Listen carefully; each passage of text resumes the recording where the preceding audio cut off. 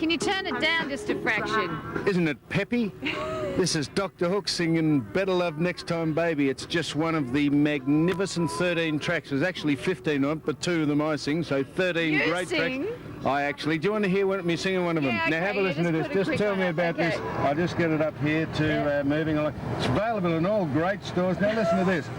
This is called Witchcraft. Now just tell me if you think this is me singing or it's digitally enhanced. All right, hang on.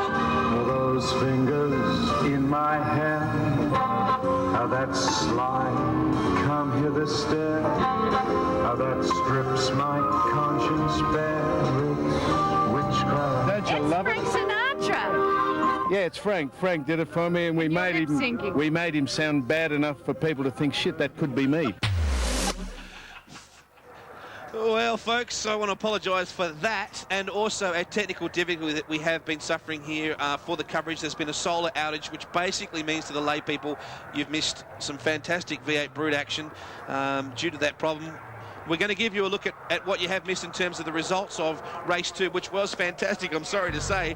Paul Stokell getting the win from a Lamborghini to a Commodore and still winning. Charlie Kovacs was second across the line. Steve Cramp was third. Andrew Mediki was in fourth place. Back then to Gavin Harvey. Young Gilbert back then to Dutton. Noel Edge in the number 21 car rounding out position 8. Back to Ian McAllister. Brad Jones. We then went back to Brett Gulden. Raj Sharma. Then Michael Brock. Unfortunately, Paul Murray suffering some trouble in the Barnes car. Back to Colin Trueblue Dunn and Peter Green in the wars, as the gruesome twosome team have been doing. So we do apologise, folks. My name is Wade Oranger, and we're very disappointed we couldn't bring you those pictures because they were fantastic. However, we promised to get back into the action very shortly. Race 3 is still ahead. You know, starting as a class back in 1964, back as a class race for production base cars last year, with John Bowes' Ferrari winning outright, Bob Hughes' Evo 5 winning the GT Performance class for cars under 150 grand, and Len Cave, the sports touring class for cars under 80,000. Classes are gender representative of the different types of road cars we see on today's roads. Ali Drower now takes a look at the class makeup of the Poolwright Sandown 500.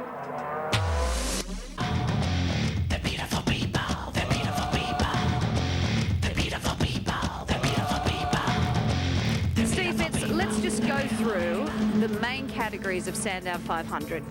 Okay, the lead cars, I guess, in the Sandown 500 are the Nations Cup cars, and they're broken into Group 1 and Group 2. There's not too many competitors in the Group 2 area, but the majority are in Group 1. Then we go into the GT Performance category, which is an exciting category, and then we've got GT Production. So it's actually a 3-part race. Well, John Bow, tell us about your new Ferrari.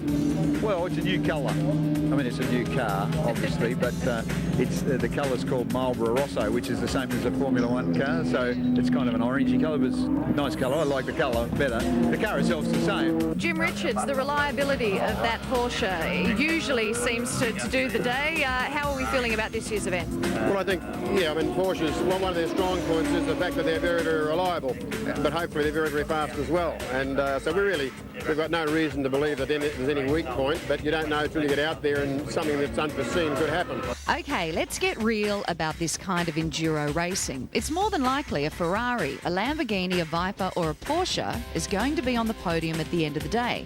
But the beauty of bringing together 28 high-performance cars is the guarantee that we can expect the unexpected. But what you're going to see is several races within the main event. We don't have the outright speed, as we haven't for a few of the sprint rounds. Already Fully and King here are setting the pace, but we're here to finish. Just how realistic is an outright win for you guys? Oh, look, not an outright win. We're going for a class win. We've got to have 4 compulsory stops. The Nations Cup guys only have to stop when they really need to for fuel. So at the end of the day, that's going to give them a huge advantage. And I guess plus the fact they're about 6 seconds off quicker than us, so it's way out of our reach. But we'd really like to win our class. With the GT Performance, how do you think they can get the edge on the Nations Cup cars?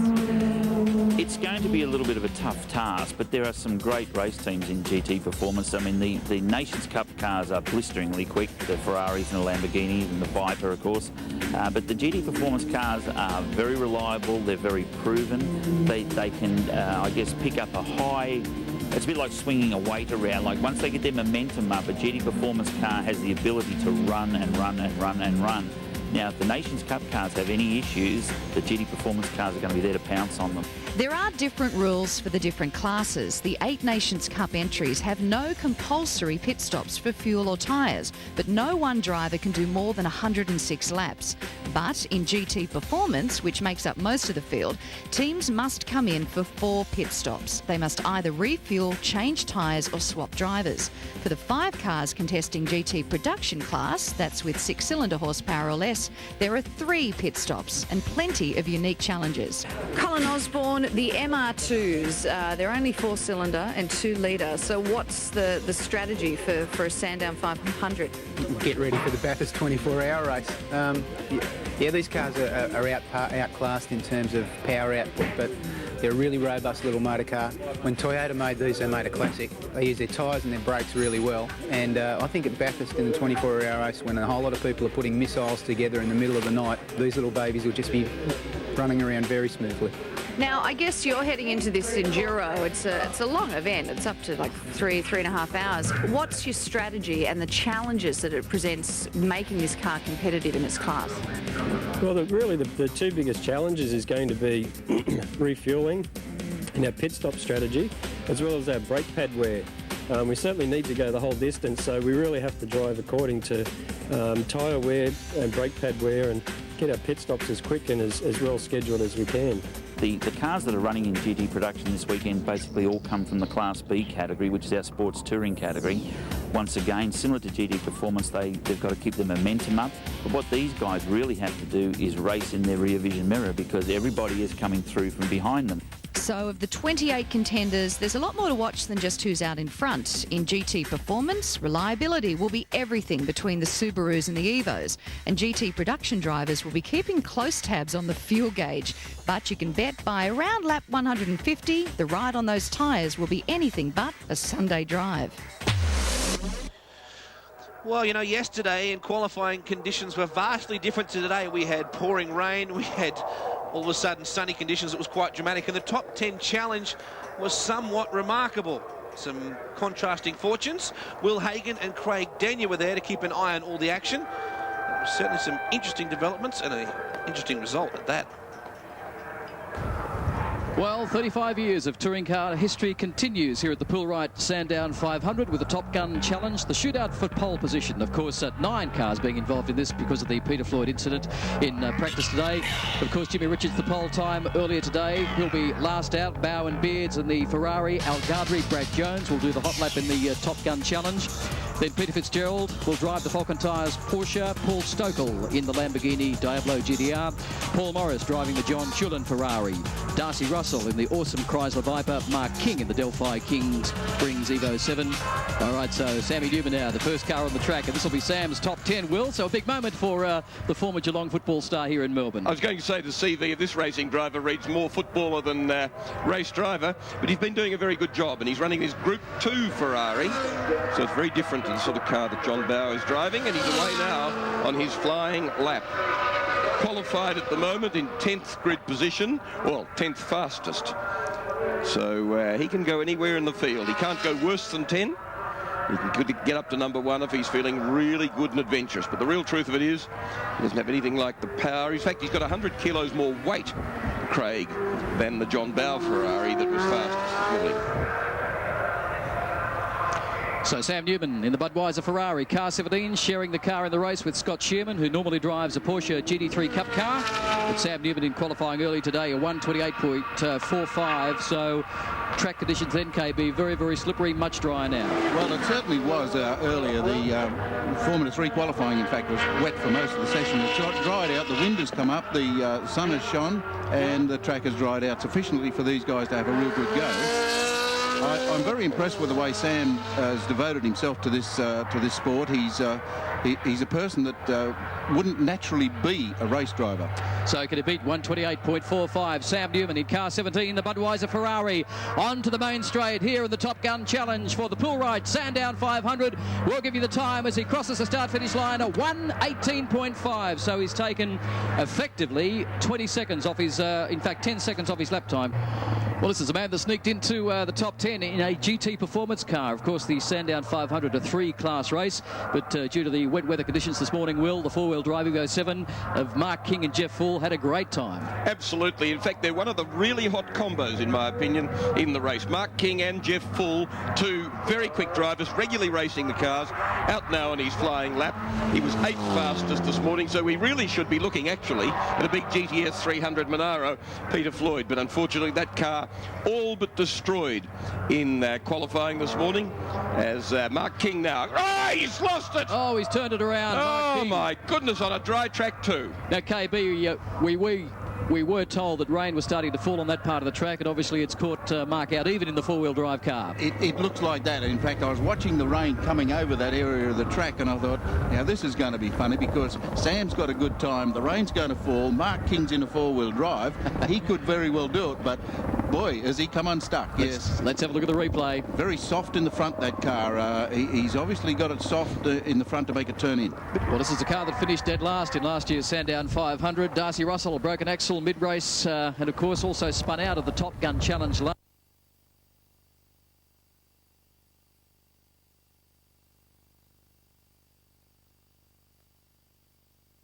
Folks, the rain pouring down at Sandown. Wouldn't it be funny if Sam Newman ended up in pole position? I said he could end up there. And you can see how slippery the track is. Yeah. A big brake lock up from Russell trying to turn into turn one. And of all the people that should be used to this wet weather, and particularly down the south, Darcy lives only about 35, 40k away from here in the country, and I reckon he'd be driving on this type of road all of the time in Victoria. Kevin, that 8-litre Viper makes your Chevy Camaro look like a round-town runabout. It does, doesn't it? Enormous torque. It's got a beautiful range of power, though. That's the good thing about it.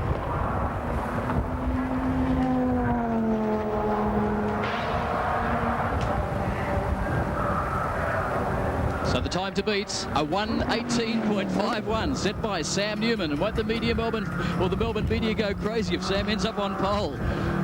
Darcy Russell set an earlier time today, 1:27.26 in fairly similar conditions.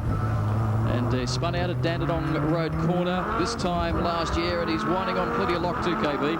Yes, he's very, very busy in there. As I say, it's got a good spread of power and good torque, but it has got a lot of torque and a lot of horsepower. And in this type of condition, when it's semi-wet, it's the worst part of the track condition. And he's gone. spun! He's gone. Well, he's half spun. He's gassed it up. He held it off the fence, though. He was right. She's not damaged. He can continue and finish his lap. But he certainly will... I think he'll actually be slower than Mark King. Well, so Darcy Russell, a very, very difficult car to drive. Now, quicker than Mark King, but a 1:34.18 and 15 seconds off Sam Newman's so far fastest lap. Yeah, just absolute lack of grip. You know, it was just getting a little bit too slippery for slicks and 650 foot-pound of torque at the back wheels. Looking a little bit nervous here, Sam. Possible pole. Yes. I've not long embraced Christianity, and I found Christ this morning, and I've been talking to him for most of the day, and you wouldn't believe it. We started off in the dry, and the rest of them look as though they're going to finish in the wet. This is Paul Morris, car 54, coming on to the main straight to take the green flag and start his flying lap. Kevin Bartlett, it looks like Paul is going to pay the penalty for going out on slick tyres. Well, I think so. It does look like it's on slick. So by the same token, the track is that slippery that you could be on slicks, you could be on treaded tyres, and the same effect will be there. It'll be under brakes where the slicks will be no good and the treaded tyres will. I think it's very hard to pick. Very, very hard. And offline. Yeah, it's more like a slick. So the time to beat, a 1:18.51, again set by Sam Newman, and you can see Morris is very, very ginger in the car, trying to keep it absolutely online. So Darcy Russell's halfway time was 44.25. Paul Morris is 47.09. So Paul Morris now through Dandenong Road corner, winding up through the gears in the sensational Ferrari Formula One style automatic paddle gear shift, as he again tries to keep the car absolutely online. Still a light sprinkle of rain. You can see the wipers going on. The yellow Ferrari now comes to turn onto this quite tight second gear corner. Rain coming down.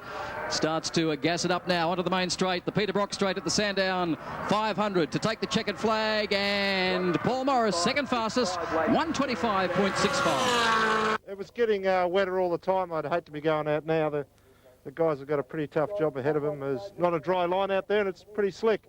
So, folks, time to go dancing with the devil. This is Paul Stokell in the Lamborghini Diablo GDR. 666 carries the devil's number and very, very fast in practice. Unfortunately, his teammate put the car into the wall. The later practice session was quite quick in the earlier qualifying session today. Not at the front of the field, but maybe this will be Paul Stokell's lap. KB, again, conditions would suggest well and truly the car on wet weather tyre. Oh, I think so. Looking at the spray pattern that's coming out of the back of it, it's throwing up quite a rooster tail, and a threaded tyre will do that as opposed to a slick.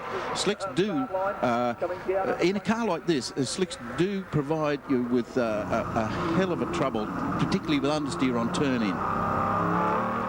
Yes, I'd say he's on treaded. You see how it picked itself up then? He was able to actually steer the car on the throttle. So Paul Stokell working away at the wheel. You can see he's fighting understeer, fighting oversteer. Very, very difficult car to drive. 600-odd horsepower in the V12 Lamborghini. Can Stokell in a very powerful Lamborghini be faster than in the wet than Sam Newman in a slower Ferrari was in the dry? I think that'd be a miracle. It would be, but there's a very good guy at the helm of this car. He really is a very experienced, both closed car, as in Lamborghini driver, but also in single-seaters. And quite awesome, Kevin Bartlett, to head out to do the speeds that this Lambo's capable of on a track as wet, greasy and slippery as this Sandown. So Paul Stokell now gasses up the Crazy John's Lamborghini. And nearly 9/10 of a second slower than Paul Morris at the intermediate. So that'll give you an idea, folks, of how wet and greasy now the track is. A very, very hard car to drive in these sort of conditions. Now he puts the power down onto the Peter Brock straight, and we'll give you Paul Stokell's time coming down to take the checkered flag. What will it be? It's good enough so far for third fastest, 1:27.28. Probably a fairly conservative lap. It was wetter than it's been since we've been out here, and I didn't want to hang it off a wall, so the guys did a big job repairing it last night. I just want to be on the grid, basically, and we've got a long race tomorrow, and I think that's where it all counts. Well, this is a man who didn't make the Top Gun challenge last year. Peter Fitzgerald of the Falcon Tyres Porsche. Gearbox problems pretty much plagued him all weekend, but he's in much, much better shape this weekend. You can hear him, Kevin, really, really feathering the throttle. Plenty of oversteer coming onto the straight. Yes, it's the way he drives in the wet. I've watched Peter in the wet before, and he does play with the throttle a hell of a lot. But he does get the car balanced nice. You see how he picked it up there on throttle to get as much power to the ground as he could to do a good, fast speed across the start-finish line. So now, desperately trying to keep it straight under brakes.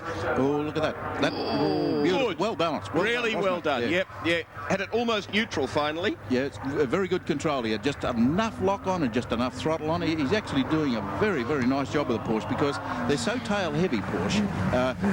They've made great changes to them over the years. But look at that. That's lost a little bit there, just dipped it into a little bit of probably aquaplaning, wheel spinning, but still going quickly. But he's a guy with a lot of confidence in his motor car. Well, Peter Fitzgerald, a guy with great Porsche credentials. He's won a lot of championships in his very successful career, and a beautiful power slide onto the Peter Brock straight. Coming down now, we'll give you the time. In fact, it's fourth fastest, 1:28.06. So slower than Paul Morris by only 0.2 of a second. Yeah, it's a bit of a handful out there on these. It looks like the conditions have just got worse and worse. But yeah, I just couldn't get the power of the ground, kept sliding in the back end, so I did the best I could with what I had. A 1:23.57 for Brad Jones in the earlier qualifying session today. This is the car that he's going to be sharing with Meher Al Ghadri, a superb $700,000 Ferrari 360 GT. Kevin Bartlett, twice Australian Drivers' Champion, winner of this race in 65, Bathurst winner in 74. Bet you'd love to have a steer of one of these. Oh yeah, Ferrari, lovely little motor. Yeah, great stuff. And Brad will do it justice too. He's quite a good driver. I've taught him everything that he does well. I thought the time to beat Sam Newman again, 1:18.51, set on the only dry lap so far. So could Sam Newman end up on pole position? I guarantee he'll be more nervous going into tomorrow's race than any grand final. And how narky will Mark King be, having spun his car when the track was just getting wet? Oh, Brad Jones lost a lot of time there. Very, very difficult car to drive in these conditions. Yes, Brad's having a bit of trouble with the balance of the car. In fact, it's tucking in just a little bit too tight on turn-in, which is actually unleashing the rearward weight of the car, and Brad is not at ease with the car. I can tell by his body English there. He's not ready to give this the utmost. He wants to take care of the car. He certainly doesn't want to bend it. There's a long way to go tomorrow. slowest so far at the intermediate point, 48, compared to Peter Fitzgerald's 47.95. Stokell 47.92. So this is the car that's leading the Nations Cup Championship at the moment in the hands of John Bowe. This is not a Nations Cup Championship round, though, the Sandown 500. So Brad Jones has stepped in it for this weekend. John Bowe driving a brand new 360, which we'll see on the track very, very shortly. Again, a nice control power slide onto the main straight at Sandown. Brad Jones is chasing a 118.51. He'll nowhere get there. In fact, third fastest, a 126.80. Yeah, I had a bit of a problem. The change light indicator wasn't working, so I couldn't tell how hard I was revving it. And with the rev limitations that the cars have, I was changing really early to try and make sure I stayed under the limit, but it's really wet out there, you know, so, you know, I'm happy enough with that. It's nice to be going a little bit quicker, but very long race, so at least we're in there somewhere. Now, can John Bowe now at least put this car on the front row of the grid? 1992, he was on the front row of the grid in a Ford Sierra. He took pole position at 15.87 10 years ago. Superb car, Kevin Bartlett. These F360 GTs, quite different specification to the 360 Challenge that we saw Sam Newman so far set the fastest time in. A lot of aerodynamic kit changes to the car. You can see this man is also one of the class acts in the wet. And he's certainly not in a PlayStation. He's in a real motor car that really knows how to drive. He's excellent in these conditions. He knuckles down. John Bowe is one of the guys that you could see concentration oozing out of him as he goes out, and I've got no doubt at all he's going to put it on pole. As you can see up the back straights, touching 190, 200 kilometres per hour. In fact, 207 in the wet. That's quite fast. 212. It's still going. This is the fast part of the track. Now winding back through the gears, back to fourth. 5,900 to 6,000 RPM. That's fairly quick in these sort of conditions, guys. And he's only 100th quicker than Brad Jones at the intermediate point. See the pedal gear shift. Great shot of this Ferrari Formula One style pedal shift. But Brad Jones made about half a second on the latter part of his lap. Let's see if Bowe can do it too. So the time John Bowe is chasing is a 118.5. He's not going to do it. Sam Newman will so far stay on pole position. John Bowe in the Budweiser Ferrari coming down now. We'll give you the time as soon as he hits the split. What can Bowe do? 126.3, so third fastest. Oh, mate, it's very slippery. You've driven on these tyres. I mean, it takes more than one lap to get the compound working on this particular brand. So, yeah, anyway, didn't crash it. Well, this is a man that set pole last year in the Top Gun Challenge for the Sandown 500. You never discount Jimmy Richards. A 121.41 in the earlier qualifying session today. The pole time last year, 116.97, Kevin Bartlett. Yes, and I said that John Bowe might get pole. I forgot about Jimmy Richards in the wet, didn't I? And you can't ever forget Jimmy in the wet. He's got such car control. Let's watch this. His car control out on the exit of each corner is just hardly any lock at all, but the throttle's on exactly the right amount. You see that? Hardly moving the car, yet it's all sliding. The whole car's sliding. So this is the car that Jimmy Richards will share with Tony Quinn, and what a beautiful control power slide. That's right, and when you compare the Porsche to Fitzgerald's Porsche coming out of the corner, Fitzgerald had a lot more lock on. Jimmy just had just the right amount and didn't care how long it went on for. And again, Jimmy Richards riding with the Master. Didn't go on to win the Sandown 500 last year, even though he started from pole. Had throttle, or in fact, gear linkage problems that took the car out mid-race. But one of the favoured combinations, certainly this year. Coming down for the flag now, Jimmy Richards in the VIP Pet Foods Porsche, a 124.56. So second fastest. Sam Newman, though, folks, the car that he's going to be sharing with Scott Shearman, will stay the pole man. It stopped raining and the sun came out as the last car went across the line, and if you think we're embarrassed, we're not.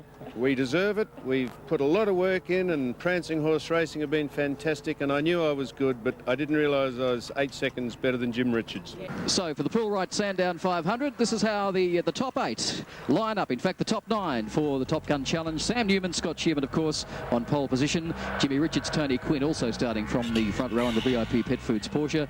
John Chulin, Paul Morris, the first of the Group 2 Ferraris from position 3. John Bowe, Steve Beards from 4. Al Gardry and Brad Jones from 5. Paul Stokell's Lamborghini from position 6. Peter Fitzgerald and the Matt Coleman Falcon Tyres Porsche from 7. And of course the Darren Palmer Darcy Russell Chrysler Viper from position 8. Well, Sam Newman, enjoy your pole position while you can. You're first in your racing career, of course, and who knows, may well be your last, but well done. Congratulations to all in the PHR Budweiser team. The Sandown 500, the Pull-Right Sandown 500, less than 1 hour away, 161 laps at this fabulous Sandown raceway, and of course 35 years of Australian touring car history in that race as well. Weather, well, cloud moving in, as you can see. It's getting darker, a little bit of breeze, but who knows, rain may well be forecast later on this afternoon. Coming up right after the break, round 3 of the Pull-Right Great Aussie Ute Race.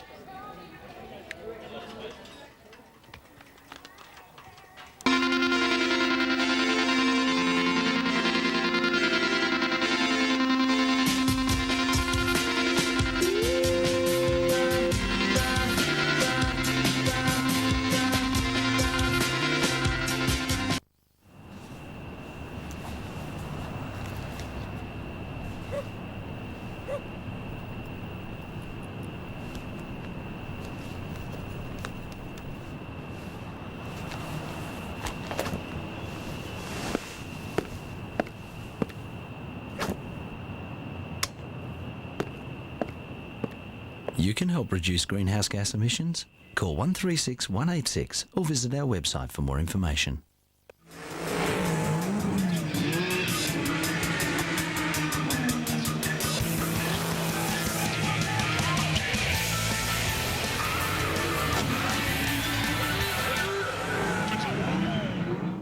If the air in the mountains gets thinner, how can the people get so thick?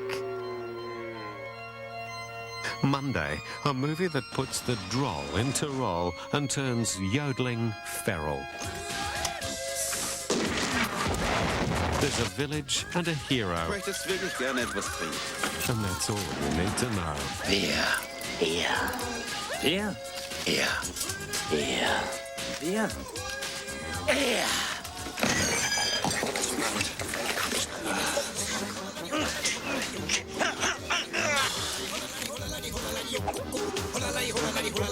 Heroes in Tyrol, 10:50 Monday. On the movie show, direct from the 59th Venice Film Festival, Margaret Pomerantz and David Stratton will be speaking to Salma Hayek on Frida, John Malkovich regarding Ripley's Game, Julianne Moore with Far From Heaven, and Miranda Otto about Waking with Julie. On the movie show, Wednesday night at 8. Your soccer withdrawal pains are over. Forget the World Cup ever ended with a totally new kind of soccer show. Join Les Murray and a host of experts for the World Game. A complete wrap of the week with news, highlights, panel discussions and live online polls with Australia's leading soccer website. Nothing is as comprehensive. Nothing is as committed to keeping you informed. I'm Les Murray. Welcome to the World Game. 12 midday every Sunday from September 15. 50 years of the World Game in Australia through the eyes of one of its most respected veterans. Johnny Warren details every stage of soccer's long wait for acceptance. From today back to a time when the only people who played soccer weren't real Aussie blokes. Sheilas, Wogs and Puftas. An incomplete biography of soccer in Australia. Out now at Demick's, all good bookstores, online or phone 1300 305 999. Cose che ti fanno fare. McDonald's new taste menu brings you the Romano chicken burger, tender chicken breast fillet, crammed and marinated, Napoletana sauce, and mozzarella on a hard bun. Things that make you go.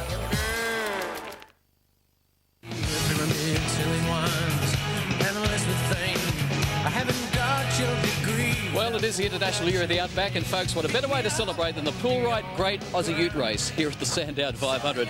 For those of you who've been watching Speed Week this year, you've seen some sensational motor racing action. In fact, we've been getting worldwide recognition, really, for the V8 Brutes. So this weekend, of course, we brought out all the stars. Can you believe the lineup? Look at this. Andrew Medicki, Brad Jones, Formula One World Champ Alan Jones, James Brock, Gavin Harvey, Elsgood Beatty Stokell. They're all there. And Ali Drower, I should say, talk to the stars about the Pull-Right V8 Brute Race.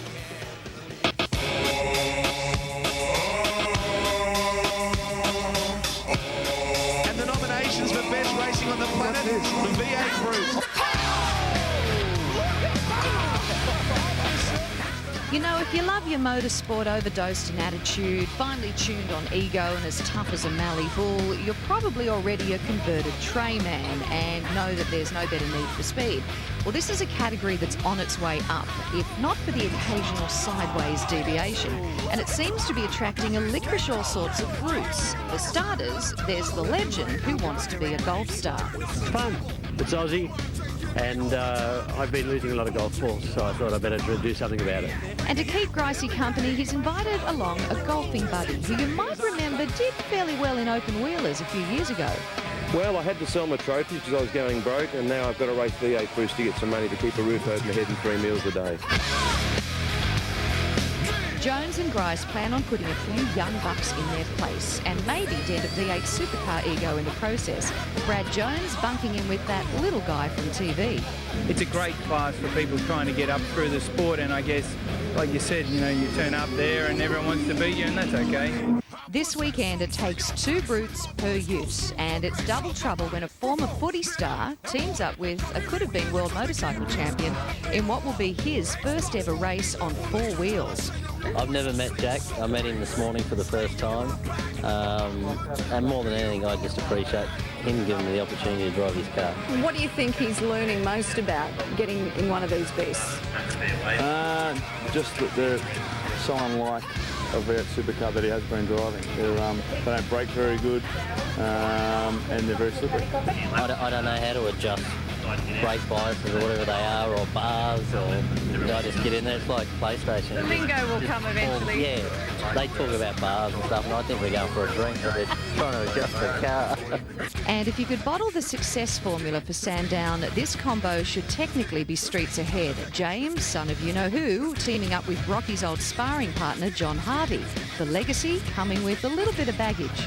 Well, the Brock name's got a bit of a legacy with the Sandown 500, hasn't it, James? It does indeed, yeah. Hopefully you won't turn up this weekend so I can have all the glory, though. We go out and do our own thing, and the old boys come and like budgies in our ears every now and then. Oh, we should have done this or we should have done that. But no, they're good. And places like Sandown and Bathurst, their experience is, is just great. Of course, if you follow the brutes, you'll be totally familiar with the antics of Handlebars Kovacs, Bad Boy Barnes, and the Iceman Damien White. You know, when you win in this class, you know, you've done a good job. You know, you've got people of varying talents, and that makes it more difficult than having a bunch of totally good drivers, doesn't it? And while this weekend will leave the hero with 0 championship points, series leader Warren Luff has plenty riding on these 3 races. The racing part of it is very, very serious, and I'm out there to win. That's all I care about.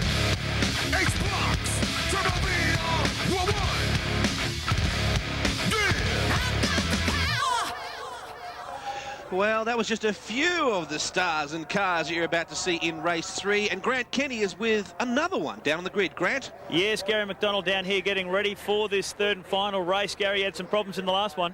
Yeah, I mean, we had a great start to the day. Rod Wilson jumped in the car and got the best start and managed to bring the car home first, so that was great. But then he had a stone come through the radiator just on the closing laps, and you would have seen him slow down there. So we had to do a quick radio change, and we missed the getting out and starting from pit lane by a matter of seconds, so it was a bit of a disaster. There's a fair amount of carnage that goes on in these races, particularly back in the field, which I guess is where you're going to be based on the result of that race. Yeah, look, it's not where we really want to start. I mean, we're going to have to work through it and hopefully get it, a nice clean start and stay out of trouble is the main thing, Yeah, well, that certainly seems like it has been the case, mate. Good luck out there for this race. I look forward to watching it. Alison Drower is over there with James Brock. Oh, yeah, I get all the good-looking, cute drivers, don't I? I did ask for him specifically. Now, aside from Gary McDonald's story, James Brock and Gavin Harvey are having a fantastic weekend. You're going to start race 3 possibly front row.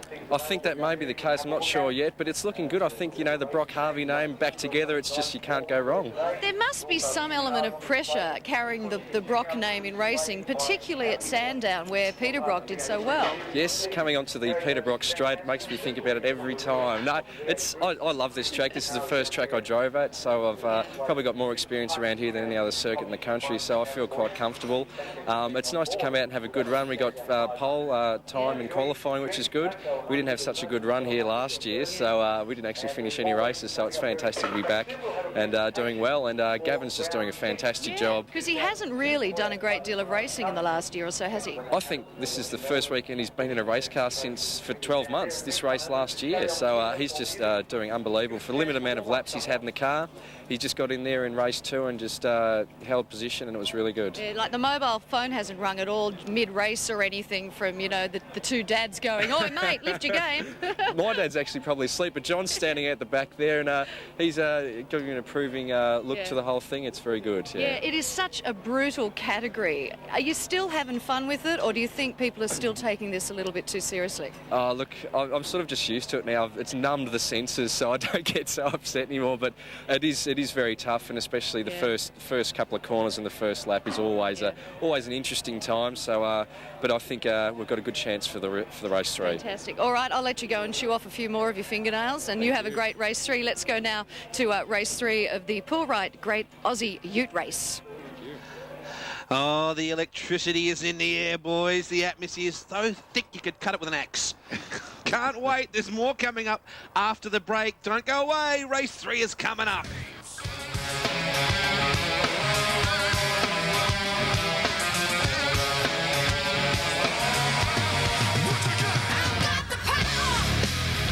Cose che ti fanno fare. McDonald's new taste menu brings you the Romano chicken burger, tender chicken breast fillet, crammed and marinated, Napoletana sauce, and mozzarella on a hard bun. Things that make you go.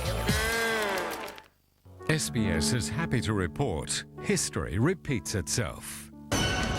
Sunday at 7:30, a history of Britain continues its 5,000-year journey. From Hadrian to all the Henrys, from Hastings to Waterloo and Dunkirk, from Ireland to Empire and back again.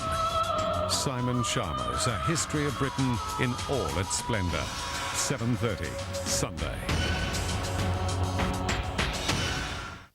That'll be the phone. But whatever you do, don't answer it.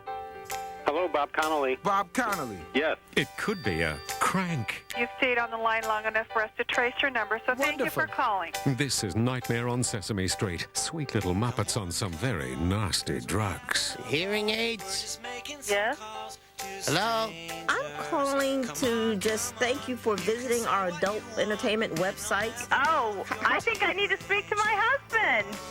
What? The club is closed. Don't play with me. Absolutely not. Real comedians, real crank calls, and some unreal comedy. Monday nights at 8:30. Every Saturday afternoon, SBS brings you programs dedicated to the arts. From September 15, we'll devote Sunday afternoons to a different pursuit.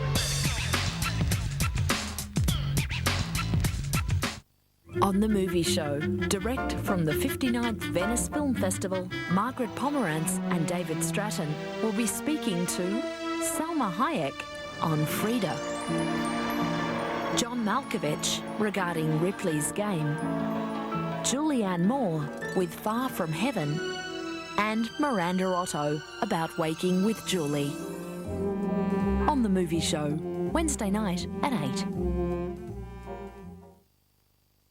Friday, the Food Lover's Guide to Australia. Without food is nothing. Serving up another mouth-watering banquet. I'm a Greek. Greeks love food. Feast your eyes, share the passion, and titillate those taste buds. Beautiful. Join Maeve and Joanna in their quest for the most scrumptious this country has to offer. That's good. An all-new Food Lover's Guide to Australia, 8 o'clock, Friday.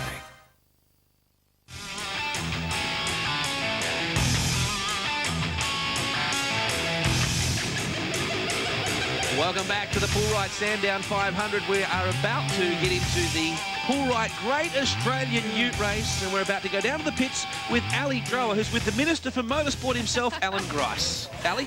I tell you what, if anyone should get a certificate for diplomacy today, it should be Mr. Alan Grice, because I'm sorry, when I last spoke with you when you pulled into the pits race 1, you weren't a happy camper, were you? No, I didn't see the funny side of it, I've got to admit, yeah. Yeah, I guess what do you take from an incident like that, Alan? Well, it just reinforces your understanding of some of the people that are out there that haven't had much experience at all. They don't know when they're past, and they do things that I'm sure if they sit down and have a think about, they wouldn't do again. But they keep doing it to me. I guess too, there's a certain element of you know, it's great to get Gricey. Do you feel that this series is taking itself too seriously? That we should put, you know, the fun back? You are out here having fun, aren't you? Yeah, certainly. And I think, you know, I don't know about that first part that you mentioned, but I know that every time we get out and go quickly somewhere, there's all these murmurs and germers, and the stewards and, the scrutineers are all over our car looking for some reason why we're going quickly. They seem to dismiss the fact that some old bloke could go quick. Well, it's great to see you back for race 3. Just what sort of work have you done on that car? The TAFE guys have done yet another wonderful job. The front chassis rails were bent on the car, and I think it's back out there looking like a motor car. How it'll handle, we're not sure, but it's back out there looking like a race car after, about an hour, you know, with front chassis rails, a new steering rack, a new radiator, new front balance, etc., etc. They do a marvellous job for Motorsport right across the country. And Alan Jones sitting in there in the pilot seat for this one. How do you think he's feeling? Well, he's sitting there wondering what he's got under him. You know, he's had one practice lap in it, wondering what he's got there. He'll find out, and whatever it is, he'll handle it. Jones is the sort of driver can drive anything. Some people are very category specialised. He can drive anything, so it won't be a problem. All right, for a couple of old blokes, you're not too bad, you know. We're battling on. You're really going to go places. A little bit more experience, I'll get there. Thanks, Alan. Oh, he's a laid-back customer, there's no doubt about it. There's the man he speaks of right there, World Formula 1 champion Alan Jones, from a Formula 1 car to a V8 Brute. Just a minor step across in category, really. Yeah, Wade, I saw him down in pit lane driving the car out to the dummy grid, and I don't think he saw anyone in front of him. He was so focused. He's taking this weekend very seriously, although I've got to say, this morning, gee, he had some big smiles on his face. Speaking of a man who was smiling very early in the day, but's not grinning very much at all now, and it's our bonus, though it's his disappointment. Jack Elsgood, the Sydney City Rooster player, who's now very much a V8 Brute star, joins us in commentary. Jack, welcome to the commentary team, but sorry, mate. Yeah, thanks, mate. But yeah, I'd rather be out there. What happened? Basically, someone had a panic attack over the back there, and Darryl ended up just running straight up the behind of someone else. Not a bad gig for you, mate, as we see the guys starting to go off in their warm-up lap very shortly. We'll get back to you in just a second. We're going down to Grant Kenny. Grant? Oh, yeah. Whatever they choose. I said to my wife... Brad, sorry, Brad and I just having a little conversation here. He's very, very relaxed, obviously, before the start of this one, driving with Grant Denyer in the VIP Pet Foods Falcon. Yeah, I am. I've already done my race where they certainly play for sheep stations in that particular category, but it's fantastic. They're good to drive, and hopefully we'll get a good result today. Well, if you can bring it home in one piece, get out there and give it a heaps. Thank you. Well, hopefully we will. It's a lot of fun, close racing, and plenty of contact. Good on you, mate. Good luck. Don't you hate it when an interview interrupts a really good conversation? Yeah, I bet you'll get back to it in a second or two. We're about to take a look at your pull right V8 Brute grid for this, the final race, which involves a driver change. Oh, this is a worry. It's got to inject a whole new degree of difficulty. Let's have a look at your pole sitter, Cribben and Krant. Good stuff.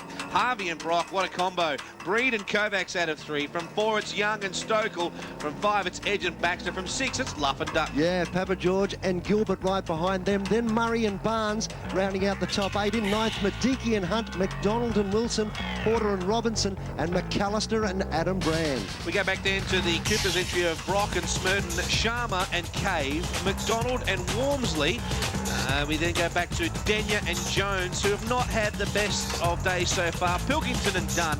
Elsgood and Beattie are unfortunately scratching, unless maybe Darryl fished the ute from the pits. Jack doesn't know anything about it. He's up here in the commentary with us. Jack unfortunately got taken out, and the car is pretty well badly beaten up. So you're going to have to watch this one with us. You're not a particularly good spectator, but I hope you enjoy it. Yeah, well, I've watched once before, and no, I didn't mind it. But yeah, like I said before, I'd much rather be out there mixing it with the rest of them. It's cheaper sitting here with us, although you will get a worse reputation. Yeah, I know.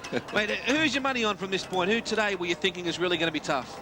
Gary Young's been really, really quick, and he's in a Holden, and they're obviously faster around here of course this time round. So, well, let's discuss parity, shall we, Jack Elsgood? Because the Holdens have seemed to have enjoyed an advantage here today.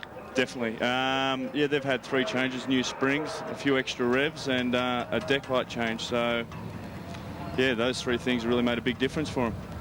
Yeah, go on, Grant Boyden. You've got this big, silly-looking grin on your face. Just trying to picture the side of your car. That is a rooster and not a goose, isn't it? Oh, that was a sledge. Well, just wait for his uppercut later, mate. He tends to get a bit violent, this Jack Elstob. Look at this grid, boys. This is a sight to warm the heart of any motorsport purist. The V8 Brutes are on the line. Gives you goosebumps, doesn't it? Oh, you just know it's going to end in disaster. You're going to feel safe this time. You're up here in the commentary box and not out there mixing it up. 5 seconds. Here we go, boys. A driver change in the middle of this race. What can happen? We get set to go green at Sandown. The Bull Right Great Australian Brute Race. We are green and out of the hole brilliantly. The Harvey-Brock combination got off the line magnificently. Further back in the order, watch for Luff. White is 4 wide after some amateur panel beating in the pit area, Grant Boyd. Very amateur it was. He had to start from rear of grid, so the Quirks refrigeration car will be on the pace right throughout this one, carving up the field. Big brake lock up. Brock and Harvey. Now there it is. Brock and Harvey leading into turn 1 at Sandown. It's look at everybody off the circuit. But that's normal for this class of racing. Yes, 3 wide as you see McDonald and Wilson, their combination moving forward in that Craftmaster Black Beauty. The Wilson Motorsport Galsmead Smash Repairs car around. Everybody drove out of it.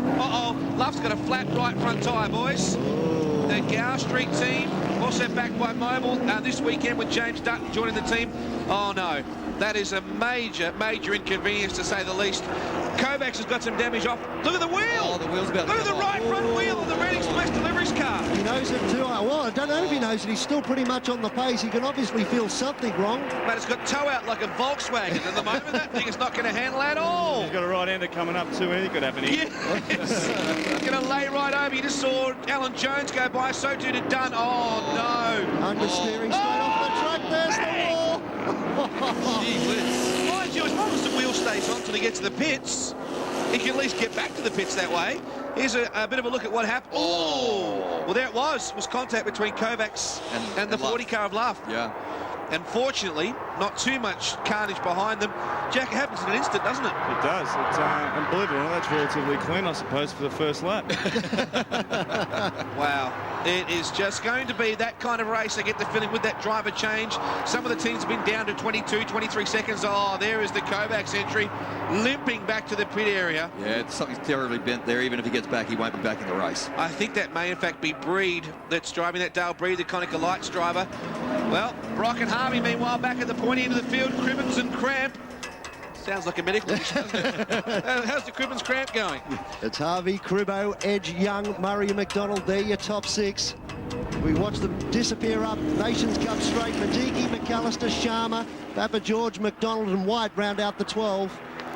Well, what is going to happen in driver changes? Look at this, Cribbins and Cramp. I think that's Cramp driving at the moment in the Dennis Cribbins Mossvale Holden, a Standard Finance entry, to go by the Brute Strength car, the Faptech entry. Not many people go by that thing. It is a rocket.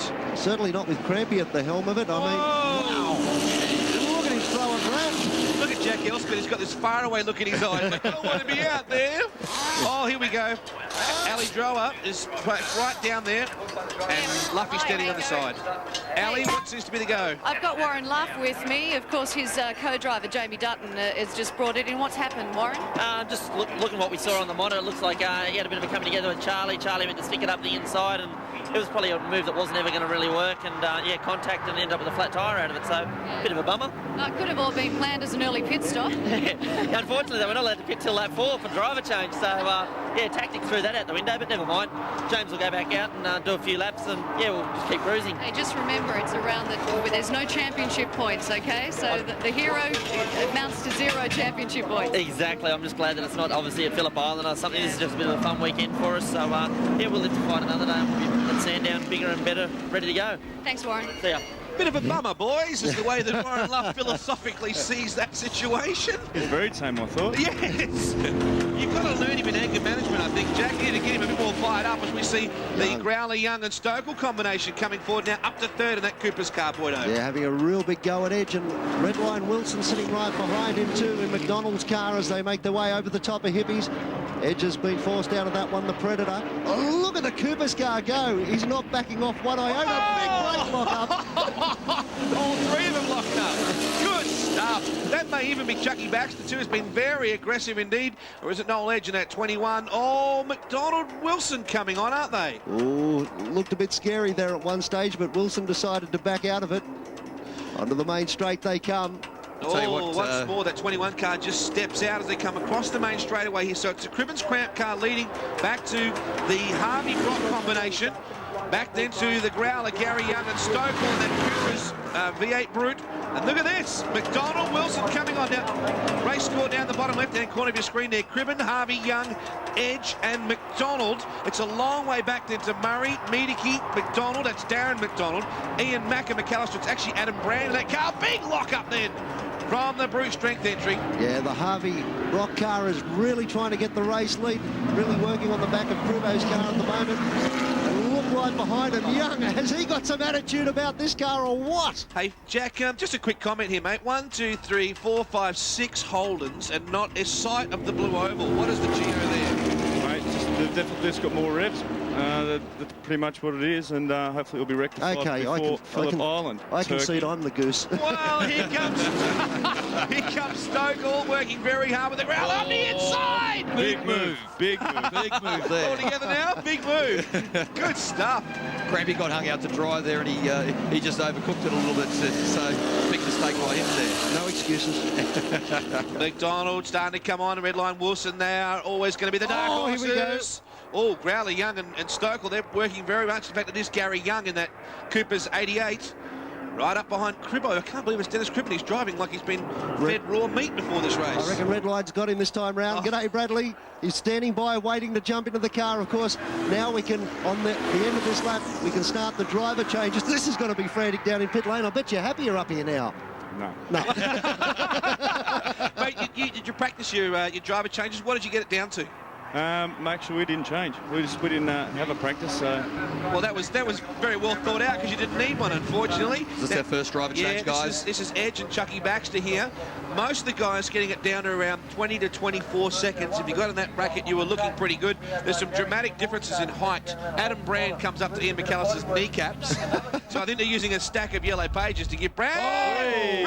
Sharma and the Pentac computers. Oh my goodness. That was close. No, that was the gruesome twosome. They have been a little bit unlucky so far today. But that won't have a filled up. I think he was awake earlier in the day, actually. Here's the battle for the lead. Gary Young now moving into second spot. Cribbin moving back to third in the Standard Finance. Mossvale hold empty. Now watch that black ute to the right of your screen.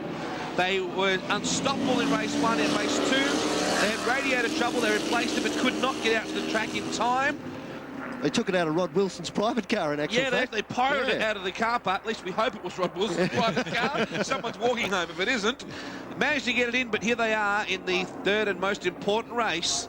And race 9 laps, been shortened to 9 laps, guys, is the word coming through. So they are affecting driver changes now. We'll see when they start to come in. Here they come. The Growler, Gary Young, bringing that 88 in. Does Stokell know how to get into a car that doesn't have the doors open upwards? I'm just thinking, if you're in pit lane, run for cover. Here they come. Cribbin, meanwhile, doing a very neat job. Now, here's the change right now. Gary Young getting out. He's only a little fella too. Stokell climbing in. Now, here is Brock and Harvey. I think that's Harvey off to the left there. This is where you become all thumbs when you try to go really fast and you keep making all these mistakes. Now here is about to climb in as Miedeke. This is Graham Hunt, the vicar, getting out of the car now. Miedeke's ready to throw him out of the car. It's like, get out of there. Out to the windscreen, you reckon? Jack, that's got to be harder. Let's have a look at how long this one will take. The clock is ticking. This is on the Miedeke Graham Hunt Ford credit team. Good shot. That was a Ford, wasn't it? They're easy to get out of. They're just not easy to win with today. That's another thing, actually. The nets on the Holdens are a lot quicker than the ones in... another reason why they've got bigger doors, so when the cars break down, you can get out quicker.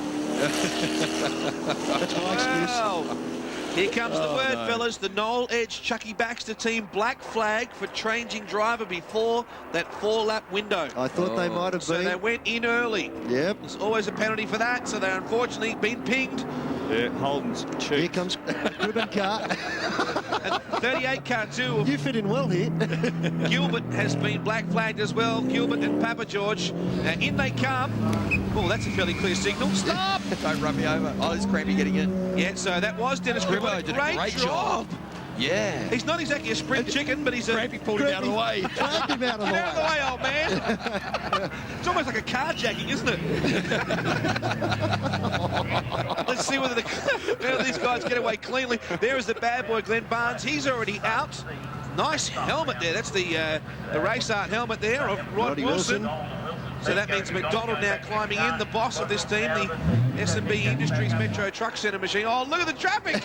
Look at this! We've got our own muster in the pits. Looks like Pitt Street. Now, I think that was Adam Brand just climbing out, McAllister getting in. Here is the McDonald Trelaws Roses entry. Oh, look at the tactics of Grice. Look at the way he's parked that car in. Ali Drower is with Adam Brand in the pits. Ali. Hey, Adam, I guess it's pretty brutal out there today. How are you finding it? How did you find the changeover more than anything? Well, we're still halfway through it, so I don't know. It looks like he's tired, smoking. Good fun, though. Must have done a lot of rehearsal there, I think. Oh, the poor thing, he's got laryngitis. He can hardly talk still. Back to you guys. You be careful down there, Ali. You're in danger territory. The remarkable part about it is that Adam and McAllister did practice for about an hour yesterday. And she says, how's it going? He said, we're still in the middle of it. So obviously it wasn't exactly blisteringly quick. Jack, this is going to be quite confusing now. They're all coming out at different points on the racetrack. You would have enjoyed racing around with not too many cars around you for a change.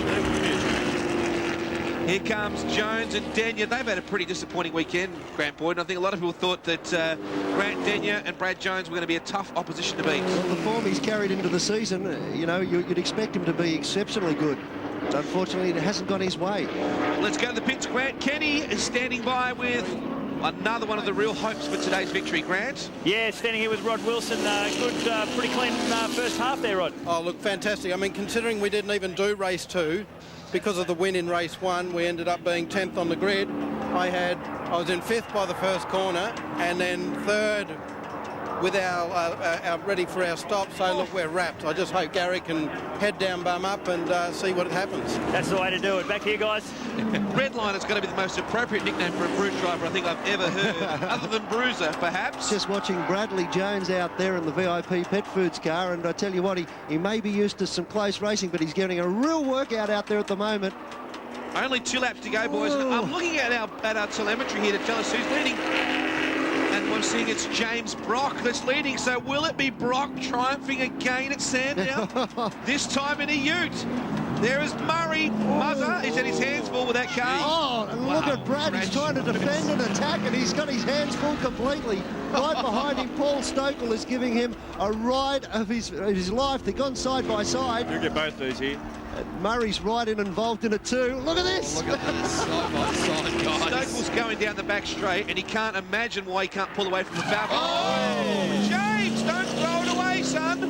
That was close. The brute strength Babtech entry, then leading. That would have been throwing the whole kit and caboodle down the line. Now, McDonald is behind him. What a battle this will turn out to be. 1 lap to go as they come across the strike now. Brad Jones behind Stokell. Murray just ahead. Oh, what's going to happen here, boys? I'm sure it's in the sporting regulations. You're not allowed to overtake a Brock at Sandown. Oh, big move up the inside from Stokell. So good job for Stokell moving forward a little further. So at the moment, our readings are saying Brock is leading from McDonald back to Cramp, back to Yulden in the ice white car. So the driver changes have been affected fairly well. I think they've done a great job, actually. For the first time they've come driver changes, they've done a fantastic job out there.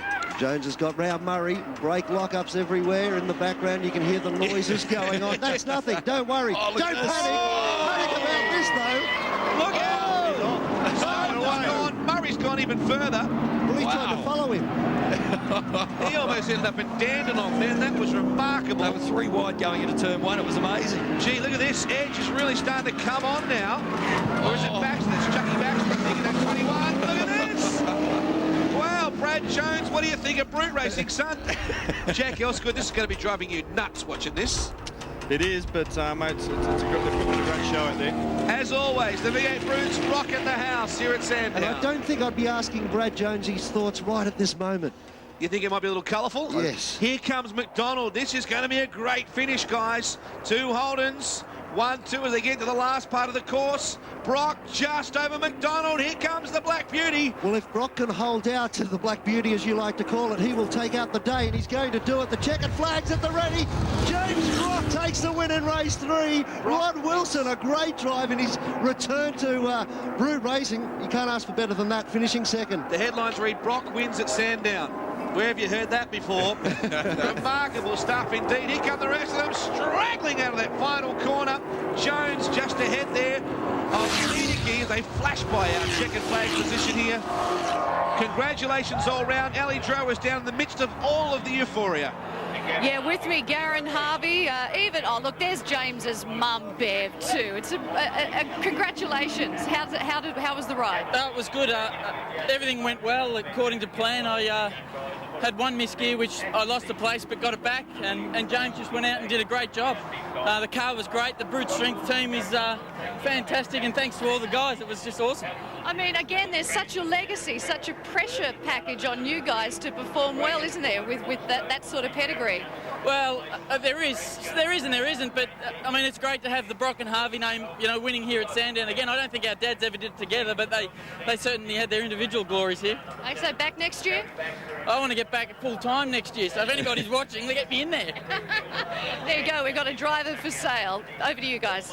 Yes, it's fantastic to see him up on the winner's roster. I'm a very happy boy. There's his co-driver, James Brock, the Brute Strength Fabtech machines. Let's take a look at your final finishing order. For Paul Wright, it's the Harvey Brock team taking the win for McDonald and Wilson. Great drive for Cribbett and Cramp. They're going to be happy with that. Young and Stokell back then to Denyer and Jones, Miedeke and Hunt. Then we go back to Edge and Baxter, White and Yulden finishing in the top 8. A good performance. Murray and Barnes, Jones and Grice, Pilkington and Dunn just outside the top 10. McDonald and Walmsley and Papagorge and Gilbert in 13th. And Brock and Smurden rounding him out with Haberfield and Green. Well, it was good stuff. It was entertaining as always. Don't go away, folks. More coming up after the break from Sandown. Going on here, you got the system for total control. Now is there any cose che ti fanno fare? McDonald's new taste menu brings you the Romano chicken burger, tender chicken breast fillet, crammed and marinated, Napoletana sauce, and mozzarella on a hard bun. Things that make you go, I'm a secret agent. I want you to meet some people and find out whatever you can about them. What type of people? Dirty, dangerous, your kind of people. You gotta be kidding me. You don't stand a chance. It must be great to go on a mission. The danger, death, destruction, mayhem. I live for this! The fate of the world comes down to one man. This is gonna be one hell of a trick. Not bad. Not bad at all. Vin Diesel is Triple X at cinema September 12. TheWorldGame.com.au is the leading soccer website in the country, regularly in the top 10 sports sites nationally.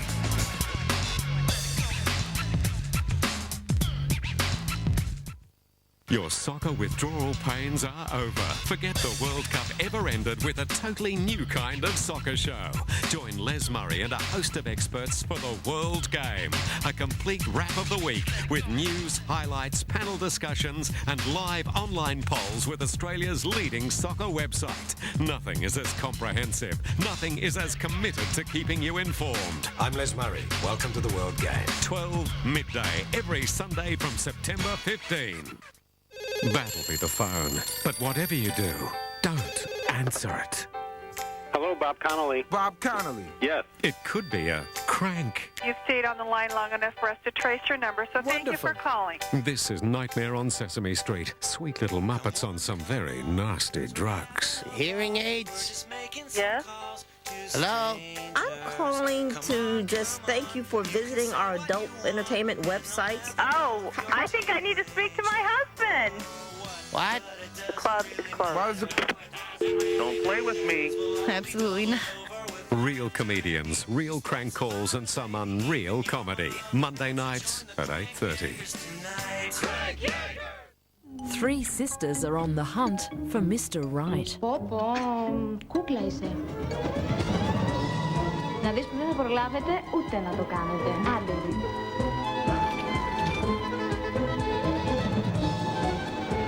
The Mating Game, 10 o'clock Tuesday.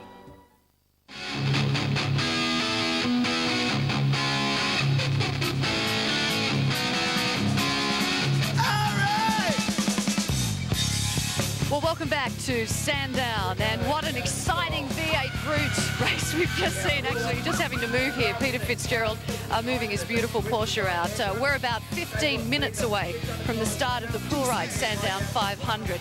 And at this stage, still incredibly windy here, which is, there's a good side to that, okay? The good news is that the wind's keeping the rain away, but still a lot of teams keeping the slicks right next to those wets just in case. Now, this time last year, a certain Ferrari man was incredibly pleased with himself. John Bowe took his third Sandown 500 title in his career, but not before a rally star with an incredibly fast car, a Porsche in fact, gave him an awful lot of grief. Let's have a look now at Sandown 2001. The 34th Sandown 500 was the first time the event had been held for Nations Cup and GTP cars. Jim Richards started from pole, while Mark King blew the clutch off the start line in the Evo 5. Richards, sharing the VIP Pet Foods Porsche with Tony Quinn, set up an early lead from the Stokell Lamborghini and the Neil Bates Steve Webb Porsche. Craig Baird's Ferrari and the Darcy Russell Chrysler Viper were soon into the top four. First casualty was Graham Alexander's Evo 5, out with a broken axle. Stokell soon made his move on Jim Richards for the race lead, the power of the V12 making the pass look easy. Murray Carter was also in trouble after being tagged by Wayne Park, the Corvette hitting the wall hard. Dennis Gilbert also having problems in the Evo 5. Stokell, the three-time Australian driving champion, was sharing the car with V8 supercar driver Stephen Johnson and was the first of the leaders to pit. Leading the GT Performance class was Peter Floyd and Cameron McConville from the Bob Hughes Rick Bates Evo 6. Paul Morris was also a guest driver in the John Chilton Ferrari. Oh, something sounded like something just twisted and broke from the sheer power. It's got a hell of a lot of torque, that car. Dandenong Road corner claimed Chilton with a spin early in the race. I just think he's, as Craig just pointed out, 17 or 18 laps in now. The tyres are getting a bit saggy and the fuel load's getting light. Richards was still leading after the Stokell pit stop, handing over to car owner Tony Quinn. By this point, Craig Baird had moved up to second in the Budweiser Ferrari. The McLeod Floyd HSV out with a broken gearbox. Mid-race, and Stokell was in for the driver change. This will be very interesting to see, Greg. It's a low, deep car this season, and Stevie Johnson's not a little boy. I mean, I know he's lost a lot of weight, but look at the size of him. Let's just see how good he does. Karting star Neil McFadden was sharing this car with John Falk until turbo failure forced their retirement. The action in the pits was hotting up with this small fire in the bow-wearing Ferrari. Peter Fitzgerald and Jeff Morgan were struggling with gearbox problems. I was actually worried there for a moment that the gremlins in the gearbox had come back to haunt them, but it appears as though it's all cleared up. The Darcy Russell Dodge Viper was back on track after a broken drive shaft, with Darren Palmer now at the wheel and a new lap record. He was on the picks reasonably late then too for an endurance race, and they're out of the featured results now, and they're just out there to get some good coverage for their sponsors, and he obviously has some sort of mission. Mid-race, and the Stokell Johnson Lamborghini was in trouble. That looks nasty. That looks like to me the whole upright has just collapsed. It's just gone. The car had put a lap on the rest of the field before suspension failure forced them out. Neil Bates and Steve Webb were the new race leaders, but Bowe had taken over from Waring and was on a charge. The Webb-Bates effort was a real surprise. Bowe in second, Richards now third. With Bates down on brake pads, Bowe made his move. It was only a matter of time. JB's doing a fantastic job out there in Tom Waring's Ferrari, but likewise Bates has been doing a good job in Steve Webb's Porsche. The Jim Richards, Tony Quinn effort then fell apart after the gear linkage failed. With no more stops to make, they were in good shape for a win. The Bates Porsche also showing battle scars, but still holding in second. After 161 laps, 3 hours and 39 minutes, Hong Kong merchant banker Tom Waring and John Bowe claimed the win, giving Bowe his third Sandown crown. Fitzgerald and Morgan finished second, with no top gears in the Falcon Tyres Porsche, and Bob Hughes and Rick Bates won the GT Performance class. Len Cave and Bob Wright took out the Sports Touring class in the Honda Integra, while Scott Loadsman and Warren Luff made the top 10 to win the V8 production car class. For the first time in 34 years, a Ferrari had won the Sandown 500. The race was now back to its roots, and just like 1964, an Italian car had claimed the flag. Well, what a great win for John Bow, of course, and sharing the drive with the Hong Kong merchant banker Tom Waring during last year's Clarion Sandown 500 here at Sandown International Raceway. Great win for JB last year, but of course back this year in a faster Ferrari to defend his title and aim for his 4th Sandown win. Let's look at a lap around Sandown in the Budweiser Ferrari 360 GT.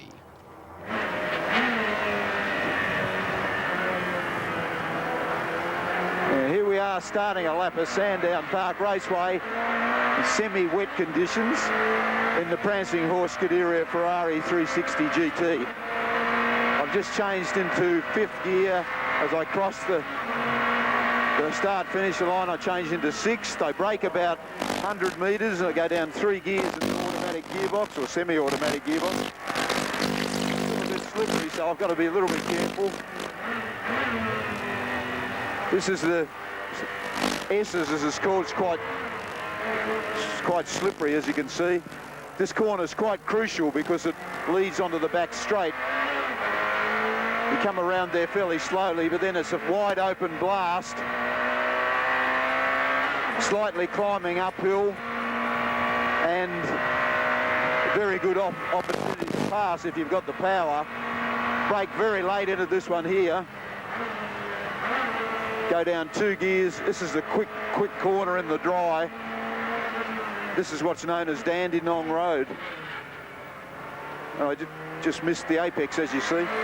2nd gear corner again, under the Dunlop Bridge. This is a slightly new section, which has probably made the track slightly quicker. Very slow corner leading onto the pit straight. Once again, very critical to your top speed, and as the Ferrari's not overly strong on top speed, we have to maximise our power down out of that corner. So ends the lap of Sandown. Covering all the action, of course, in the pull right Sandown 500. It's down to Ali Drower and Grant Kenny. Thanks a lot, Craig. And I tell you what, it's looking pretty amazing, even unusual, seeing Sam Newman out there as pole sitter. I can actually see his smile through the windscreen. Now, listen, we've got a few last-minute dramas. Always seems to happen with Sandown 500, doesn't it, Grant? Well, I think it's fairly typical of motorsport in many ways, but Mark King in the Mitsubishi Evo was out there yesterday. In fact, he's the fastest GT production car. Went out this morning in the practice session. They had a problem with boost. Yesterday it was over boosting a little bit. They made a minor change. They've come in here this morning and they've found that they had no boost at all. What it was, after a lot of hard work under the bonnet, was a flapper valve had burnt off. I can hear they've just got the car started now. In fact, they weren't even sure that they were going to be able to get it going, and they've been frantically running around. I saw Mark King give the thumbs up and a little bit of a yes and he in takes celebration. an awful lot to ruffle Mark King. He's a pretty cool character. And I guess his team's sweating there. Jeff Full, I guess we could ask you at this stage, do you think you're going to be able to make it, last the distance? Oh, yeah, no problem. We just had a wastegate snap. It's a very unusual problem. And I think the car's perfect, to be quite honest. Okay, famous last words from Jeff Full. We're not far away now from the start of Sandown 500.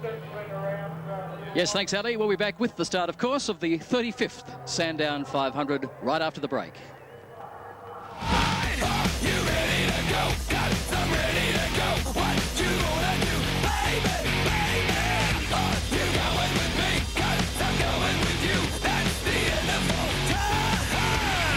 Cose che ti fanno fare. McDonald's new taste menu brings you the Romano chicken burger, tender chicken breast fillet, crammed and marinated Napoletana sauce, and mozzarella on a hard bun. Things that make you go.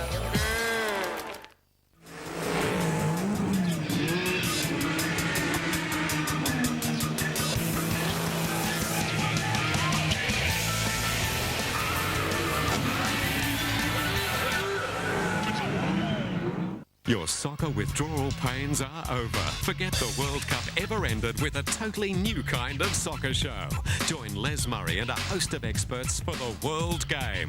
A complete wrap of the week with news, highlights, panel discussions and live online polls with Australia's leading soccer website. Nothing is as comprehensive. Nothing is as committed to keeping you informed. I'm Les Murray. Welcome to the World Game. 12 midday every Sunday from September 15.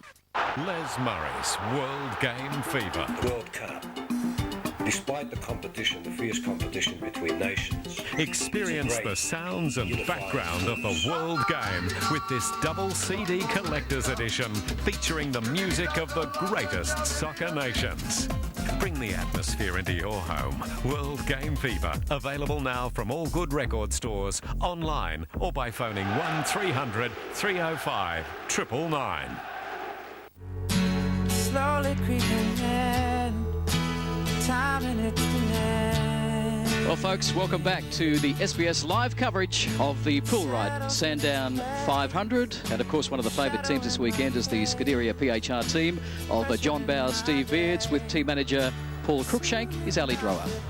Thanks, Craig. Now, I've got to ask you, Paul, just how is Mr. Newman shaping up at this particular point? He's pretty relaxed, actually, Ali. He's really good. He sort of rocked in late this morning and had a good sleep, so he's all set to go, yeah. Yeah. John Bower, do you think he's feeling comfortable with his new Ferrari?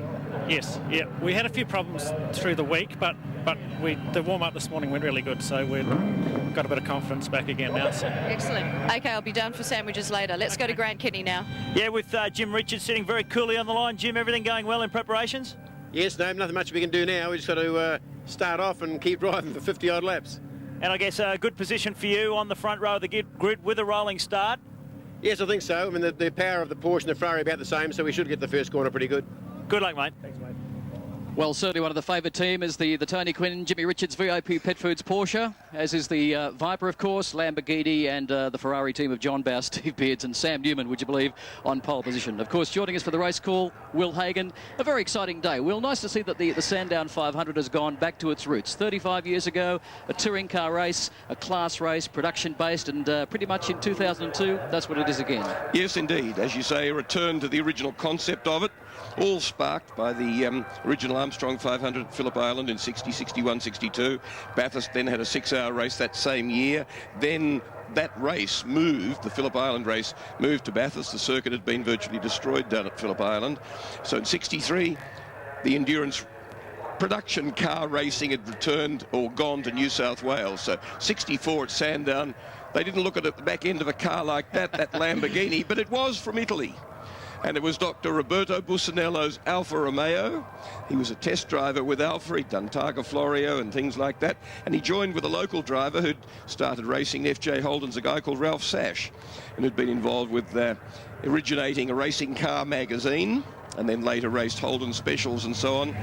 And they came out victors, and the same car came out victorious the next year. Well, as you can hear, Will's got a decent dose of the flu, but John Bower, you're in commentary. Don't worry, you're sitting next to Will, but he's so full of penicillin, every time he sneezes, he cures 12 other people. So you're right, mate. John Bower joining us very shortly. I was a bit worried when I heard that voice. My God. Let's go back to 1964. That was the very, very first race winner. Ralph Sack and Bussanello in the Alfa Romeo, Gardner and Bartlett in 65, Roberts and Watson in 68, Moffat and French in 69, Moffat again in 70, Bond in 71, Goss in 72, Brock in 73, Moffat again in 74, then Peter Brock, 7 unbroken wins, 75, 76, 77, 78, 79, 80, 81, Alan Moffat again in 82 and 83, Peter Brock and Larry Perkins also. In fact, is that not Sam Newman's Ferrari? That's the Brad Jones Mahir Al Gadri F360, John Bower. Not looking good. No, obviously it's a Formula One style gear shift, and it's semi-automatic, and it's a bit of a horror to get moving sometimes, and obviously this is a problem. So this will be, I think, as the CAM's rules are written, I think you've got to start from the rear of the grid. Way down there it is at the end of the straight, while the rest of the field moves away. 161 laps facing them, 500 kilometres of Sandown, and there in the distance, if we zoom in towards it, is that Ferrari. So quite a big field, 28 cars. In 38 cars last year. Again, that Ferrari F360 GT stopped on the grid. Car 88, fired it up now. Brad Jones, Mahir Al Gadri, we believe Mahir is actually starting the race. Is that right, John? Yes, Mahir's going to start. Mahir's a partner in PHR Scuderia, and he's driving with my teammate in the Aussie Mile team, Brad Jones. Right, well, he drives so many different road cars. He's finally found the key. The Ferrari's away. Let's have a look at the grid. Will Hagon, Sammy Newman, Scott Sheehan on pole position due to that lap, the only lap they got in the top gun shootout in the dry. Quinn and Richards alongside. Tulin and Morris, Bow and Beards, Algardri, Jones and Will Power, the standby driver. Stokell and Tratt in the Lamborghini. Fitzgerald and Coleman, Russell and Palmer. And then King and Fall, the guys that were having trouble with their Evo Lancer. Floyd and Wilson, a withdrawal. They wrote the car off yesterday. Alexander and Woodbury, Nesbit, Lawson and Rose, Smith, Cooper, Boatwright, Young and Brock, Knight and Taplin, Cohen and Polites. Haynes, Hughes at Aitken in the Tickford. Then Peters, Dean Denyer in the Subaru. Cave, Green, Turner, the Donut King Nissan. Haysom, Alford, Grounds, Robertson, second of the Donut King Haysom team cars. Haberfield, Quinn and Kilpatrick in the Honda Integra. Pulver and Brame, then Keenan Rubus, Talbot, Poulton, Dunkley and Drake, Gilbert and McGuinness rounding out the rest of the field. So John Bower rolling now behind the race car, or the pace car I should say, the Holt Monaro safety car, almost set for a start. Certainly, and a rolling start has been a characteristic of Nations Cup for the last couple of years, and it's quite an interesting concept. I mean, we don't do it in any other category in Australia, but it works pretty well under the clerk of the course, Mike Dennis. He's a pretty hard guy to ruffle. There's Darcy Russell in the Viper. The Viper's got an incredible turn of straight line speed, so I'd expect him to make a move fairly early on. Okay, clear for race start. The first of 161 laps in the pool right. Sandown 500. Around 80 k's down the main straight to take the green flag from race director Mike Dennis. If he's happy with the start, we'll soon know. So with Sam Newman on pole position, Jimmy Richards alongside in the VIP Pet Foods Porsche. Then Paul Morris, and away they go. And Jimmy Richards gets the start. Sammy bogs it down. So down to turn one for the first time in the pool right. Sandown 500. Jimmy Richards takes the race lead. Absolutely, Jim Richards gets a brilliant start there, and his race experience said he should have as well. And so it's Porsche leading now, followed then by Ferrari and Lamborghini and Ferrari, and then another Porsche. Great start for you, Fitzgerald. Teammate Steve Beards, John Bower in second spot. No doubt you'd be happy with that. Yeah, absolutely, mate. Stevie's been driving a challenge car for the last couple of years, and this is his first race in the GT, and he's been going very well, and it's quite a big step for him, and he's a very dedicated driver, so I'll expect that he'll settle down nicely in this. Stop-go penalty for car 54, Paul Morris and John Chulin. John Chulin was out of line, jump start. That's as I said, Mike Dennis doesn't put up with any nonsense. So that'll be a stop-go. That'll put them at the back of the field, unfortunately. But it's a very long race. I mean, I've competed in a lot of Sandown 500s, and it's not always the fastest car wins the race. John, it's a good racetrack and some very good corners on it.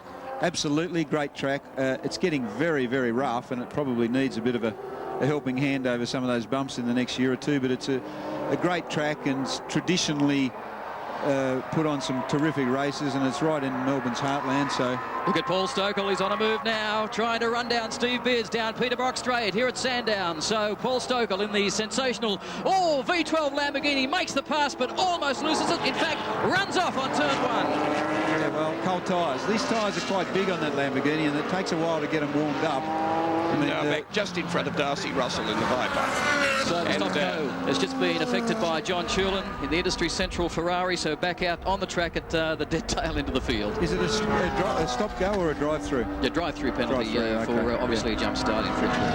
And Algardri's up to 21st place. Oh, that's good. So Richards, Beards, Stokell, Fitzgerald, Russell, in fact, Fitzgerald up to third now and mounting a challenge on Steve Beards over the back. Goes through in the Falcon Tyres Porsche. So Peter Fitzgerald, the car that he's sharing with Matty Coleman, now moves into second spot. Fitzgerald says he can't match Jim Richards' pace. They're on different tyres and they're very similar Porsches, but he's making some good cut and thrust to make up for the terrific start that Richards got at the front of the field and that Fitzy didn't get a little bit further back. Paul Stokell trying to make up the ground he lost in that corner. Well, this man was awesome last year, Will. Paul Stokell certainly absolutely dominated the race with V8 supercar driver Steve Johnson until suspension failure. Now look at the V12, wound up down the main straight at Sandown and wraps up Stevie so easily. I just noticed Jimmy's done his fastest laps are 1:13.6, which is incredible this early in the race with a full tank of fuel. I mean, I think if the truth be known, the car of Jimmy's has got a second on the field. So Jimmy Richards now. Got a break of 6 seconds over Peter Fitzgerald so early in the race. Then Steve Beards, Stokell, Russell, Newman, Cooper, Alexander and King. And to look at things another way, that Lamborghini uses 2 litres a lap. And look at Steve Beards' telemetry too, guys. There's the speed up the back straight, 210, 220, 220. Yeah, it's not that, I mean, the car is a great little car and handles fantastically well, but it's not particularly quick on the straight. And Sandown, traditionally, since it started, a couple of drag strips, so... This is a good battle coming up here. Stokell tucked in behind Peter Fitzgerald. Fitzgerald, one of the hard, experienced competitors of Australian motorsport. Stokell, young man on the march. Triple Australian champion driver. So in other words, out of single-seater race cars. Fitzgerald's always been a closed car driver. The V12 5.6-litre Lamborghini unleashes itself down the straight. 3.6-litre rear-engined Porsche against it. Lambo first down to the corner. Well, there's never been a substitute for cubic inches. Never. So Tony Quinn and Jimmy Richards, the race leaders at the moment from Fitzgerald and Coleman. Then Stokell and Tratt's Lamborghini. The John Bow, Steve Beards Ferrari. Further back in the field. In fact, we'll try and pick up the first of the GT Performance cars for you. I think you'll find that's Graham Alexander's Evo 5 from the Mark King Evo 5 as well. Nesbitt and Denyer rounding up the top 4 in the GT Performance class. So Jimmy Richards a 1:13.5. John Bow, fastest lap, quick pace so early in the race. Amazing time because it's carrying 80 litres of fuel. And the quickest lap he did in practice prior to the wet qualifying was a 14.0. So, as I said, I think Jimmy's probably got a second on the rest of the field. And it shows that as well. Jim, in fact, in 3 laps has pulled 11.4 seconds on Steve Beards. Amazing. He's not a bad... I mean, I've always had the greatest admiration for Jimmy Richards, and I still remain that way. Talking of my co-commentators up here, I've got an anxious co-driver and an anxious father. Yeah. How are you going, folks? I'll let you know at the end of the day, Will. I get a call from a bank manager about 5 o'clock. You're not doing all right. How are you doing, Mr. Bow? Mate, all we needed Toby in it, and then you could have been just as anxious as we were. So now Chilton coming back through the field too after that drive-through penalty at car 54. So Paul Morris, John Chulin, good combination in this car, did well last year. Yes, absolutely, and they've done some very, very good times, amazingly good times in the pre-practice. So they'll be around at the finish, and you know, the PHR Scuderia team are pretty well practiced in the pits as well. Now Mahir Al Gadri, that's the black 360 GT Ferrari coming through the field now. Sensational car, brand new car for you this weekend. New in the country too, John, the Steve Beards car. Yes, exactly the same. But it's just a different colour. Problems for the Trevor Haynes Tickford Falcon. This may well be the first of his compulsory pit stops. They didn't touch the car. In the GT Performance class, they have to make 4 compulsory pit stops. In the GT Production class, 3 compulsory pit stops. But of course, in Nations Cup, different size fuel tank capacities, John, means that you've only got to make the 1 stop primarily for a driver change. Well, no, you'll make 2. There'll be 2 stops. There's not a car in it that'll go through with 1 stop. Everybody's saying the Ferrari just possibly could. Everybody except you. No way in the world. It's got a 100-litre tank. The Lambo's got a 120-litre tank. The Viper's got a 120-litre tank, but it's... No, the Viper's running a small tank. Is it? Yeah, the Darcy Russell car have not upgraded to the bigger capacity, so they'll be doing at least 4 stops. Well, an 8-litre engine, I mean, it stands to reason it's going to use a fair bit of fuel. Yeah, I think it's 2 stops for fuel and 2 stops for Darcy to have a drink. Just having a look at the situation, you've got Group 1 leading taking the first 5 places at the moment. Jim Richards from Paul Stokell, from Peter Fitzgerald, Steve Beards, Darcy Russell. Sam Newman from pole position has slipped to 6th place, leads Group 2.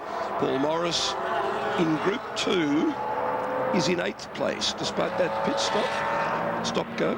He's done a good job, hasn't he? He's done a good job if he's done that. Al Gadri is in 9th. Mahir Al Gadri's done quite a good job here because the car's very new to him. He's raced at Porsche for the majority of the year, so it's all, you know, it's a bit like getting a new wife. You've got to understand it.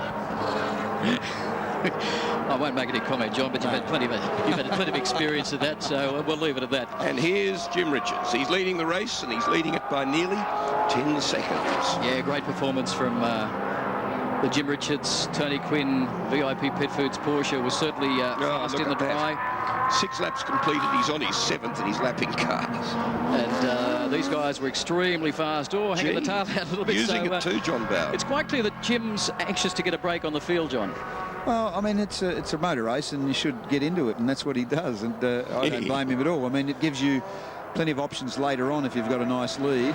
And I have to say that his co-driver, Tony Quinn, in the VIP Pet Foods Porsche has been doing a very good job. I've been keeping an eye on him the last couple of days, and since last year he's improved dramatically, and he's not that much slower than Jimmy. And as we know, Jimmy's a master, so... Yeah, no question about that. John, your car is 20 seconds behind this one, and you're going to do the last part, at the last two-thirds of the race on your own. What sort of a job is it for you? How big a task? Well, I've been saying to people all along that the Ferrari is not particularly quick here because of the long straights. It's been handicapped as the rules stipulate. So its straight line speed is not good. Its cornering speed is. He's a man we can all admire too, John, the guy that you'll be chasing later. Absolutely. I've watched him for many years. I've actually driven with him on a number of occasions. So the answer to your question, Will, is that it's going to be very difficult, but this is an endurance race, and it's called an endurance race for the reasons that you have to get to the finish. I've been round Sandown as passenger with Jim, and you say you've co-driven with him. One of the things he does, more so to me than other race drivers that I've been in with, when he hits the brakes, he hammers them. He just thumps them. That's so what they're hard. for. Do you hit them as hard? Absolutely. Do you? Well, usually I got my eyeballs sticking out on the end of my glasses, so you usually put them on pretty quickly when you like that. Oh, look at Jim Richards. This is where the master is really good, working his way through the traffic as he wraps up one of the Toyota MR2s. Jimmy Richards in car 5, riding with him now, coming up behind the Michael Brock, Gary Young, Evo 5, in good shape in this sensational Porsche GT3 Super Cup car. And Ali Drower's with Tony Quinn in the pits at the moment. Well, Tony Quinn, that's your boy out there in your car. Yeah, he's doing a good job. What's the strategy? Have you guys sort of put your heads together? Is it to make a huge break, get ahead of the rest of the Porsche pack for starters? We've thought long and hard about it, and we decided before Jim just got in the car that he'd try and do 50-55 laps and get a bit of a break on the field. I'd jump in and do 55 laps, and then Jimmy will finish. Really? I guess you weren't keen to start. Was that ever an option for you? No, I think I like to put Jimmy in the car to get a break if we can, and I'll do the lunchtime thing and Jimmy will finish. I mean, watching him in your car, are you absolutely stunned at his brilliance? No, he's the best.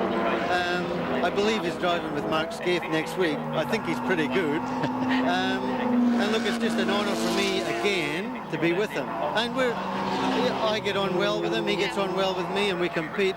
But I personally feel a whole lot easier this year than I did last year. There'd only be one thing better, Tony. It'd be if it was raining. That'd make Jimmy happy. Back to you guys. Yeah, well, of course, he is the master, and these guys very nearly won this race last year. They were in good shape coming towards the end of the race. They'd basically made their last pit stop. Everybody else had to pit in front of them.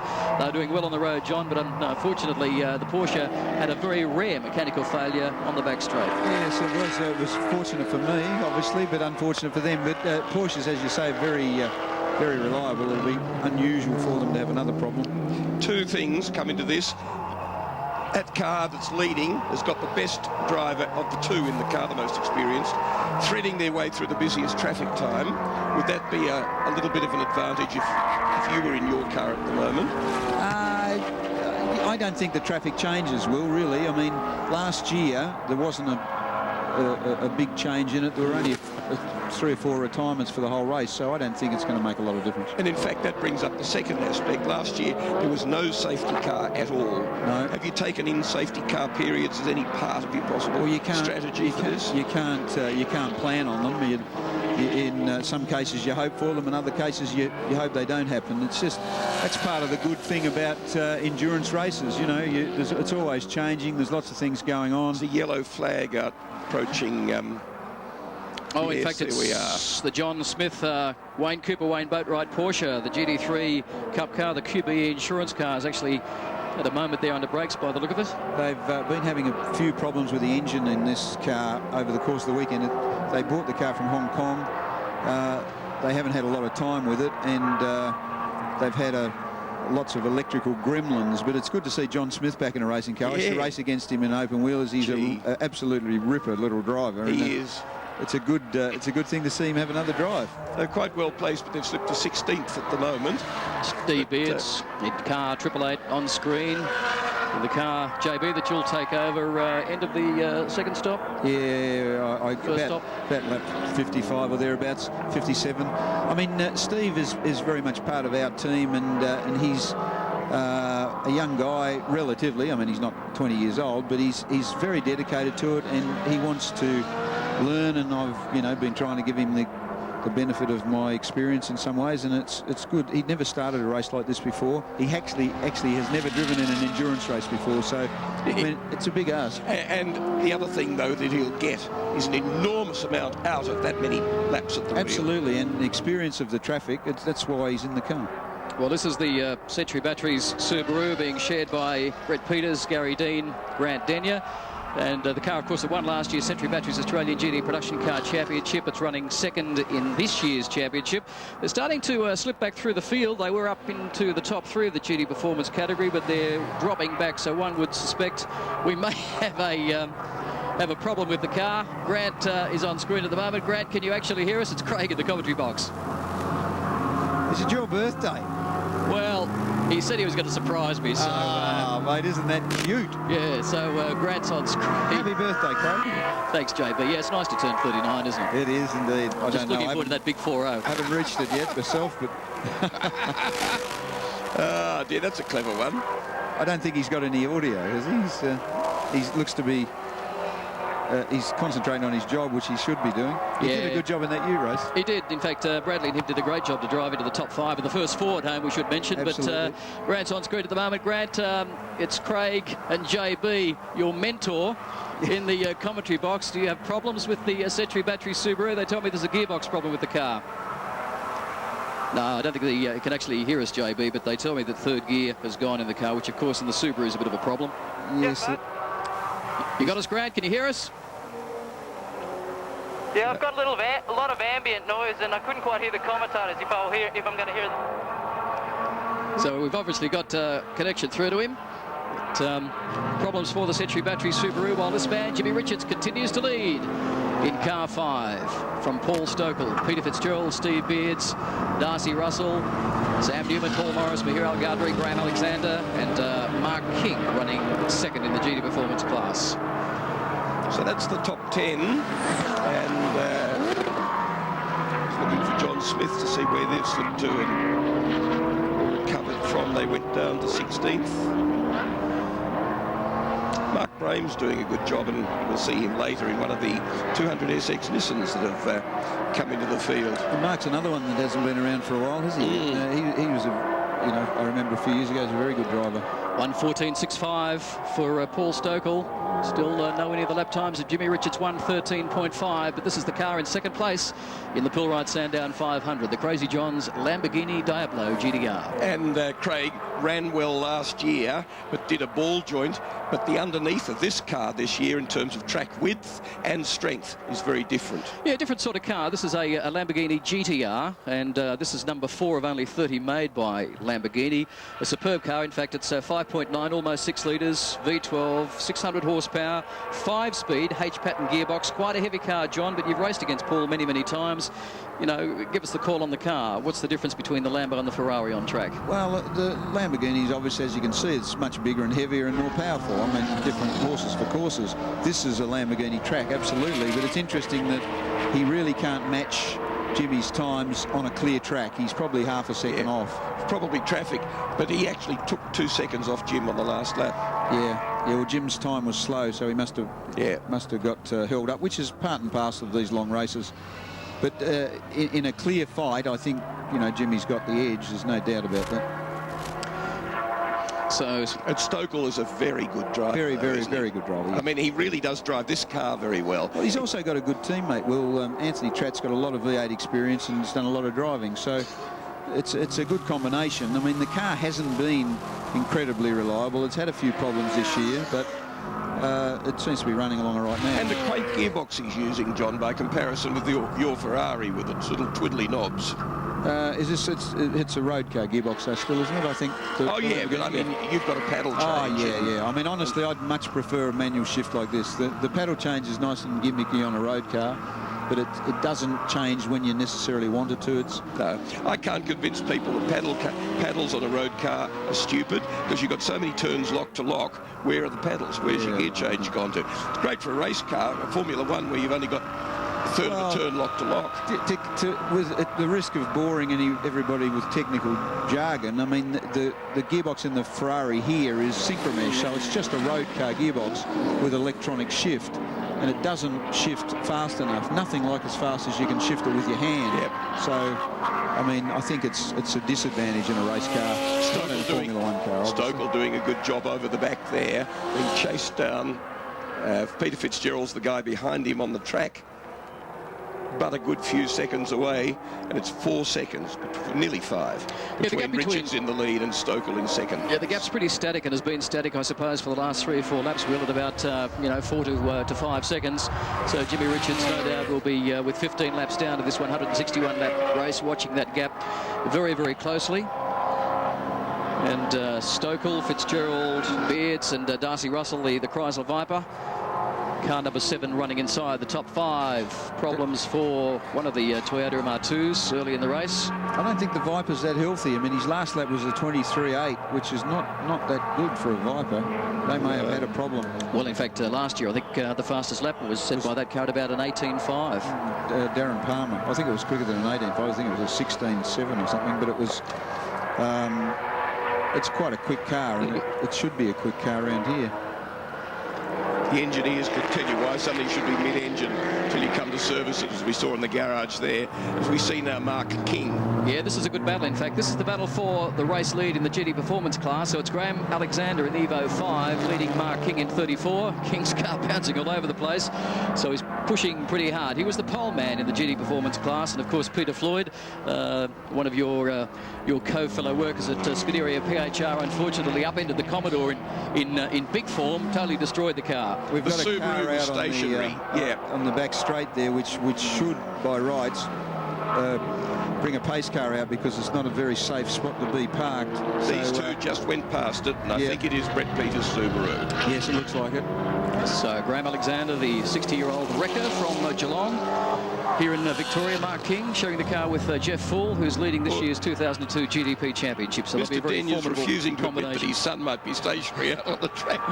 Oh, mate, we'll just leave it and see what happens at the end of the day. But, I know it'll cost me money in some form. Pit stop. So it's the Darcy Russell, Darren Palmer Dodge Viper coming in.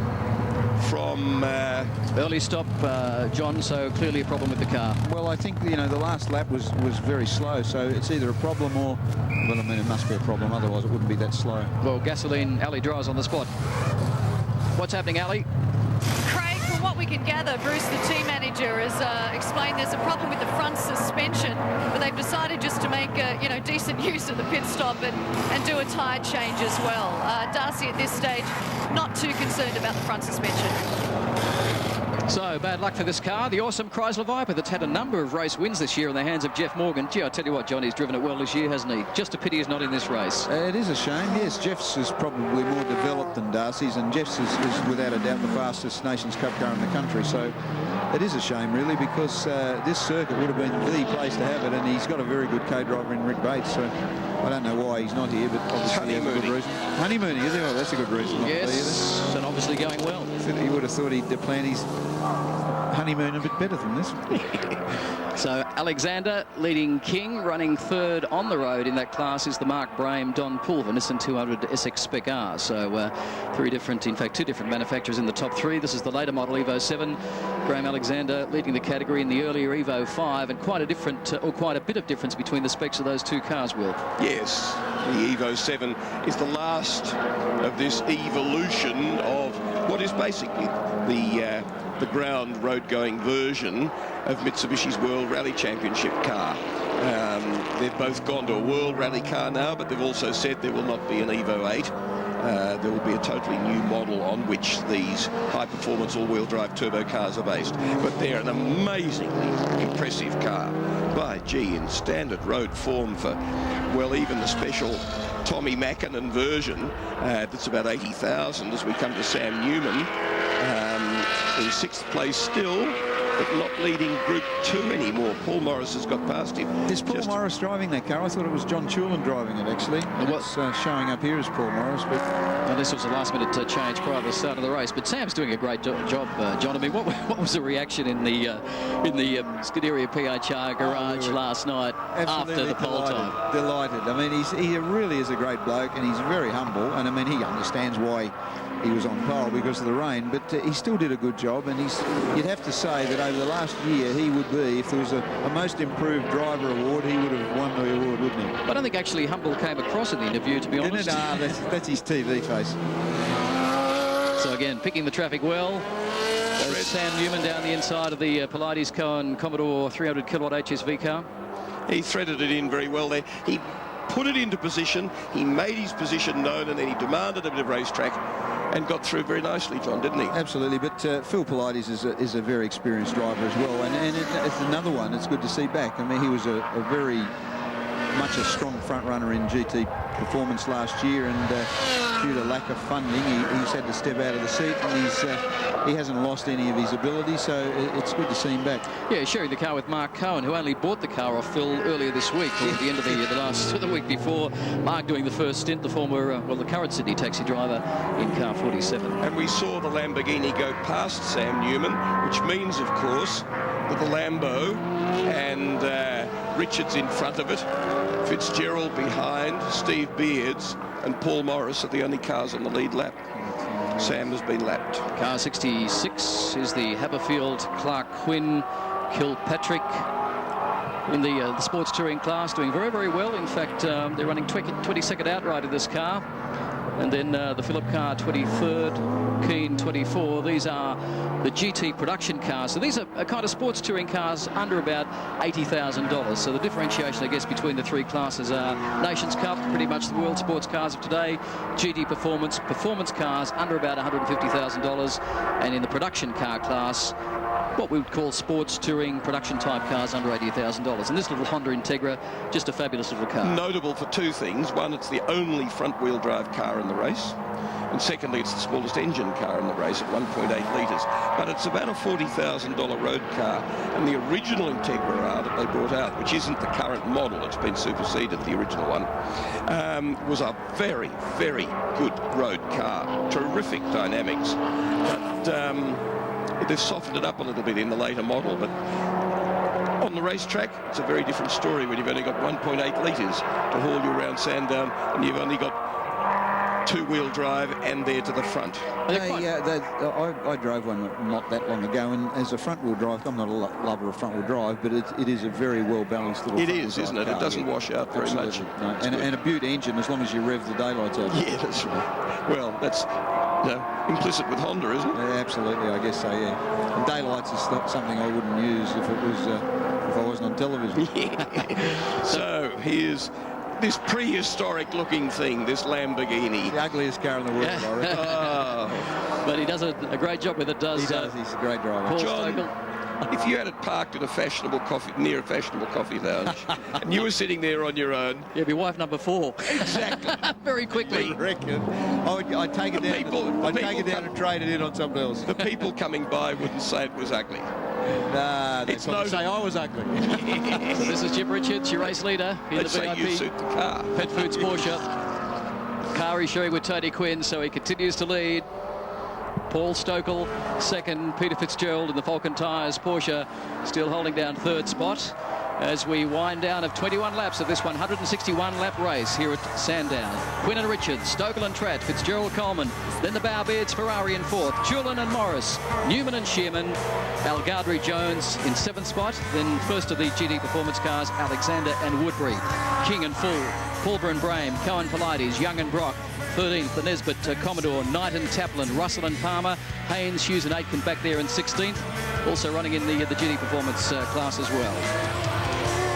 So, folks, you're watching the Sandown 500 live from Sandown International Raceway. We'll be back with more after the break.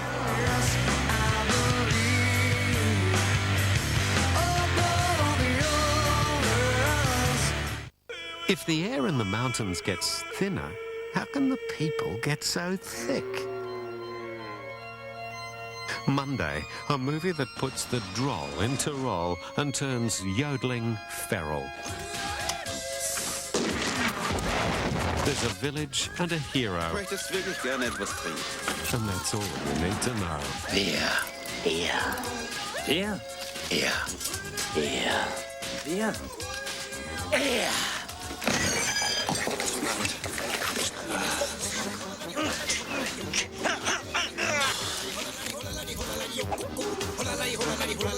Heroes into roll, 10:50 Monday. The SBS Dictionary of Soccer is available now with all the words and phrases that are unique to the world game. From accidental handball to zonal defence. Compiled by Australia's voice of soccer, Les Murray, the SBS Dictionary of Soccer is your comprehensive fact finder. And it's available from Dymocks, all good bookstores, online or by phoning 1300 305 999. Cose che ti fanno fare. McDonald's new taste menu brings you the Romano chicken burger, tender chicken breast fillet, crammed and marinated Napoletana sauce, and mozzarella on a hard bun. Things that make you go. Looking for a scapegoat, long past due. Walking down the aisle, still straining you. Welcome back to the Pool Ride Sandown 500, and John Bow, a fairly impressive performance from Mahir Al-Ghandri in car 88. Well, absolutely. He's has very little experience of this car, having raced a Porsche all year, and you know, he's done a 17.8 the lap before last, an 18.5 then, so he's obviously coming to grips with it very well, which is terrific, because he's part of our PHR Scuderia and he's a part owner. So yeah, 50% owner. In fact, there was some rumours yesterday that he wasn't going to drive. He said he had a bad back and they recruited Will Power. My understanding was he was actually sitting on his wallet during the earlier session yesterday, and it's kicked his back. No. He did have a bad back, but he felt much better this morning. So that's good. That's a good effort. I'm really pleased to see that. Working his way past the Pulver Brame, Nissan 200 SX PROCAR over the back straight. But yeah, Mahir, a very, very enthusiastic man about his motorsport. Of course, a world businessman, travels the world constantly in terms of the business commitments he has, but now lives in Melbourne, I believe. Well, he lives a bit. He shares his residences between Jakarta and Melbourne, but he's, as you say, he's all over the world. He has business interests all over the world, but he is an absolute car enthusiast. He's got some wonderful cars and a racing enthusiast, and you know, he really enjoys it, and good luck to him. Well, John Bow, you've got some fairly heavy commitments later on today, so thanks for your time in commentary. Of course, you're a three-time winner of this Sandown 500, and let's hope you can make it maybe 4. Absolutely, mate. We'll do our best, and at the end of the day, the winner will be the best man on the day. So thanks for the opportunity to spend some time here with Will Hagon and yourself. Thanks, mate. I'm just a bit worried that Will hasn't got any pizzas, though. So. Well, he's taking plenty of Stokell at the moment. We're going to rest Will's throat for a while. It's a very in joke. I'll see you later. With 24 laps down of 161 laps, joining us in commentary is Grant Boyden. Perhaps a little bit tamer so far compared to what we saw in the Great Aussie Ute Race this morning, Grant. Yeah, well, watching them dash down to turn 1 there, I thought for a moment that it was going to look a bit like a brute race, but looking at the times at the moment, it looks like Jim Richards is just holding station at the moment. He's holding a 7.02 second gap over Paul Stokell, and it's remained reasonably consistent for the last couple of laps. I noticed that the meatball flag has been given to Darcy Russell. Disappointing. They had problems at last year's Sandown 500.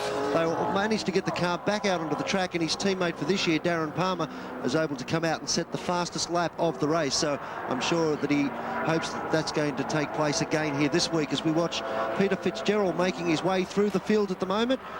Some lap traffic coming into play, currently sitting down in 3rd. Okay, problems for the Darcy Russell Viper, down to Grant Kenny. Yeah, just talking to the guys here, they're not quite sure what it is that's wrong with the Viper. There is an issue with steering.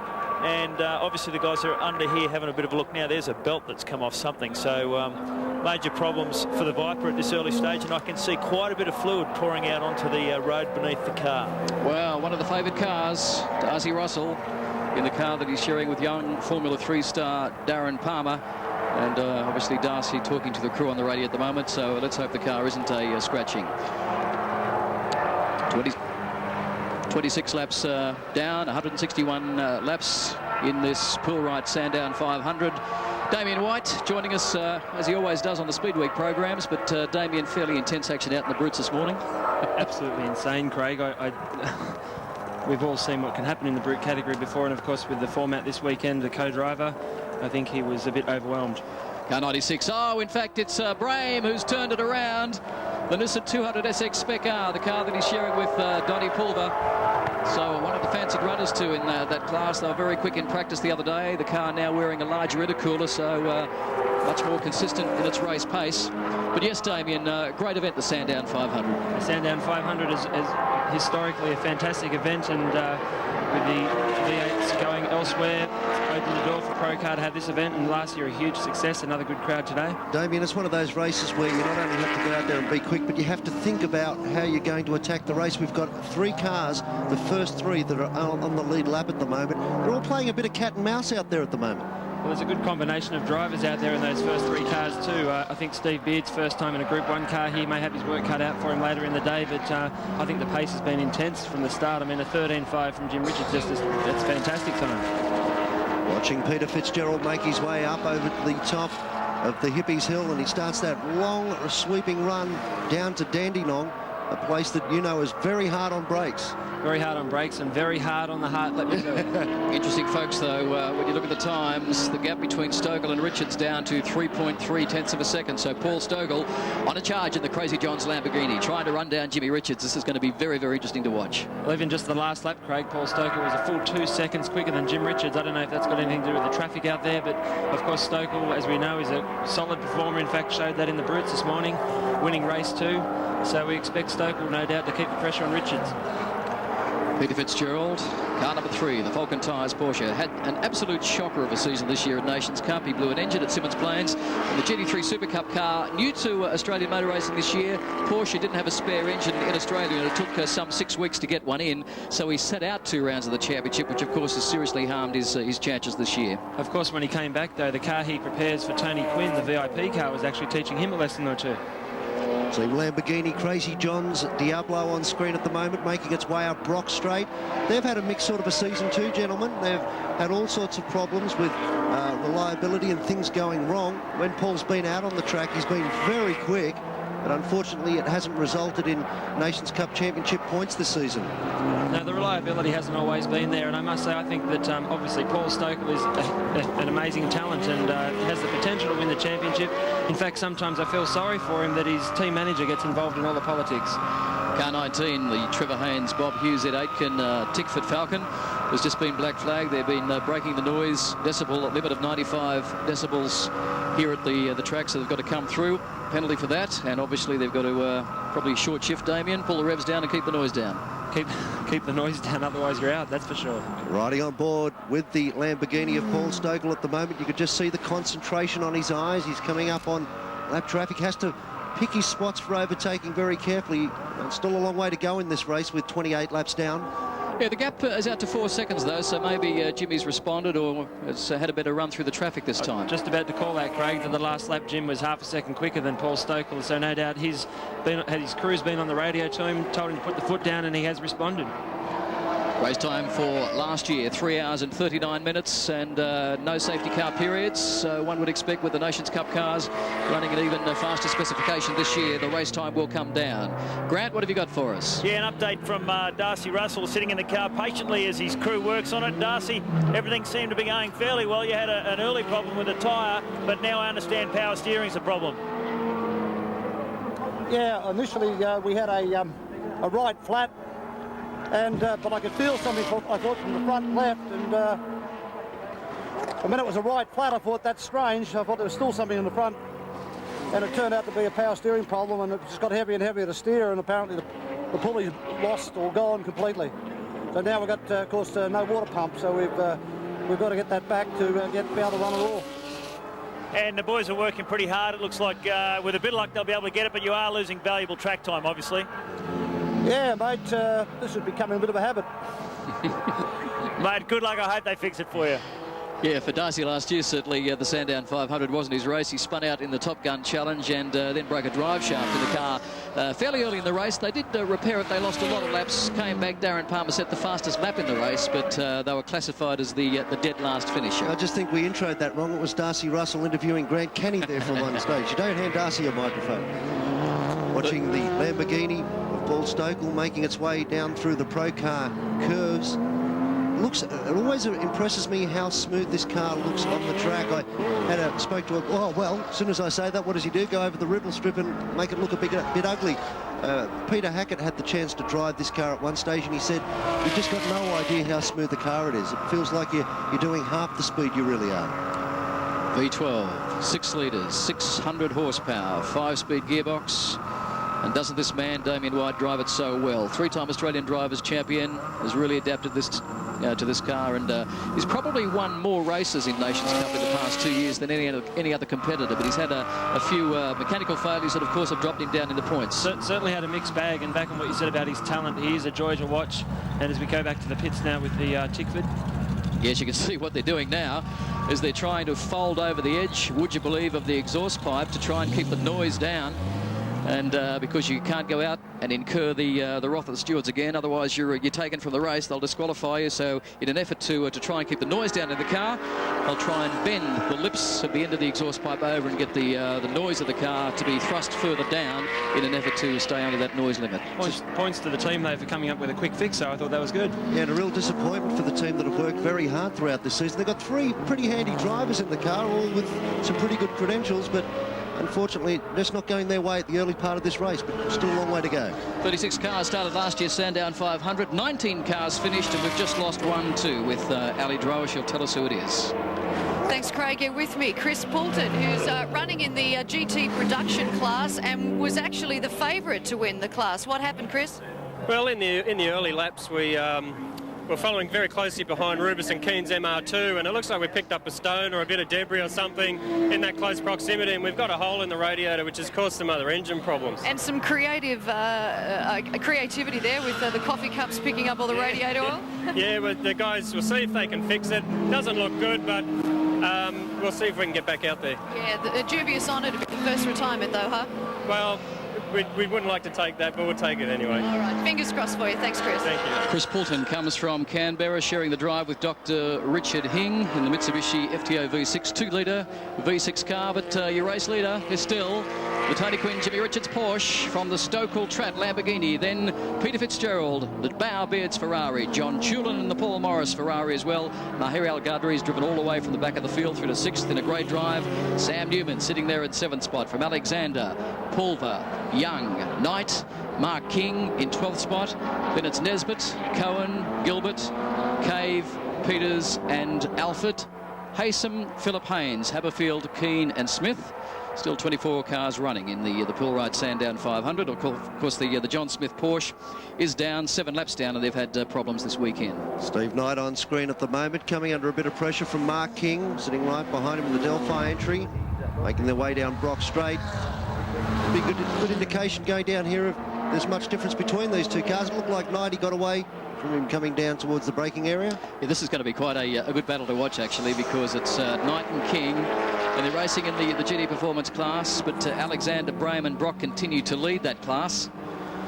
So interesting with Evo 5s, the size of the fuel tanks. They'll be stretched to make 1 hour, I believe, so definitely 4 stops for all the GT Performance cars, but one would think that the Evo will be first in. King looks very good under brakes, Damien.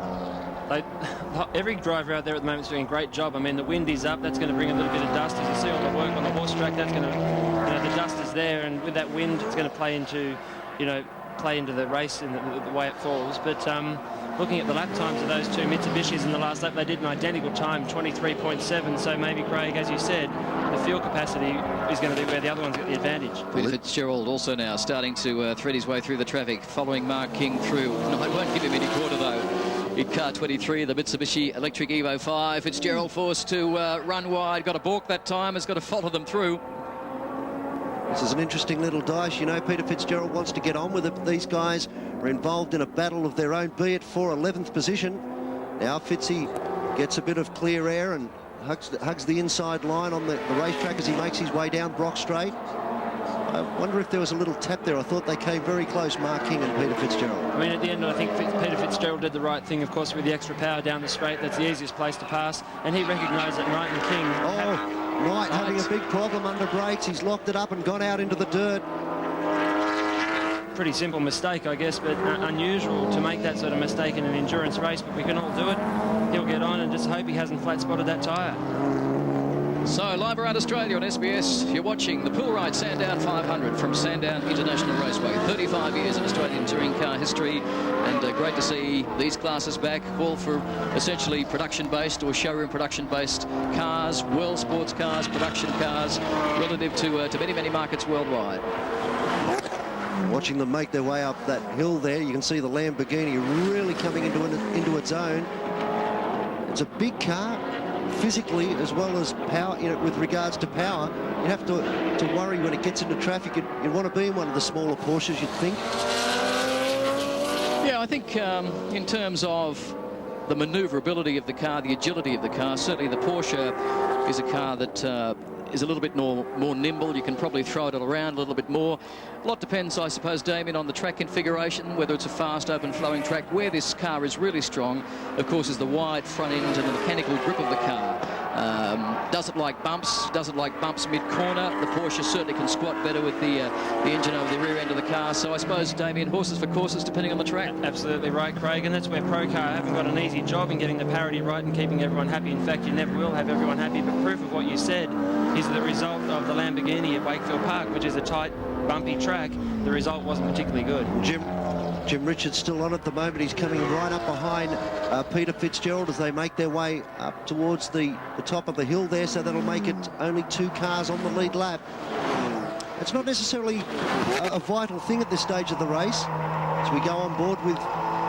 Well, what you can't afford to do, Grant, is get 1 lap down and have a safety car situation that'll keep you a lap down. So I'm quite surprised that Peter Fitzgerald is so far off the pace that Jimmy's been able to effectively lap him within 35 laps, Damien. It's just incredible that Jim, I mean, it's not his regular car, but of course for someone like Jim Richards that wouldn't make a difference, but this is pretty early in the race, Grant, for someone to be lapping, you know, someone who's up in 3rd place. I think it's incredible. Yeah, when you look at the lap times, I mean, Fitzy a 16.9 last time around, Jimmy a 15.1. That's almost 2 seconds. That's a huge margin, isn't it? It'll be interesting to see how keen Peter Fitzgerald is to fend off Jim Richards as they make their way out of Holden Turn. Getting closer, a 1:15 that time round for Jim Richards. Fitzgerald a 1:16.9. And I guess the other key thing is that Jimmy will continue to push as hard as he possibly can because of Paul Stokell's only 5.5 seconds behind him, so he's got to maintain that window between him and Stokell in 2nd place. Fitzgerald got a little bit tail happy on the exit of Pilright Turn. I think that Jim Richards is going to be able to close that gap just a little bit more. They make their way over the top of Hippies. You can see him closing the gap under brakes, having a big look.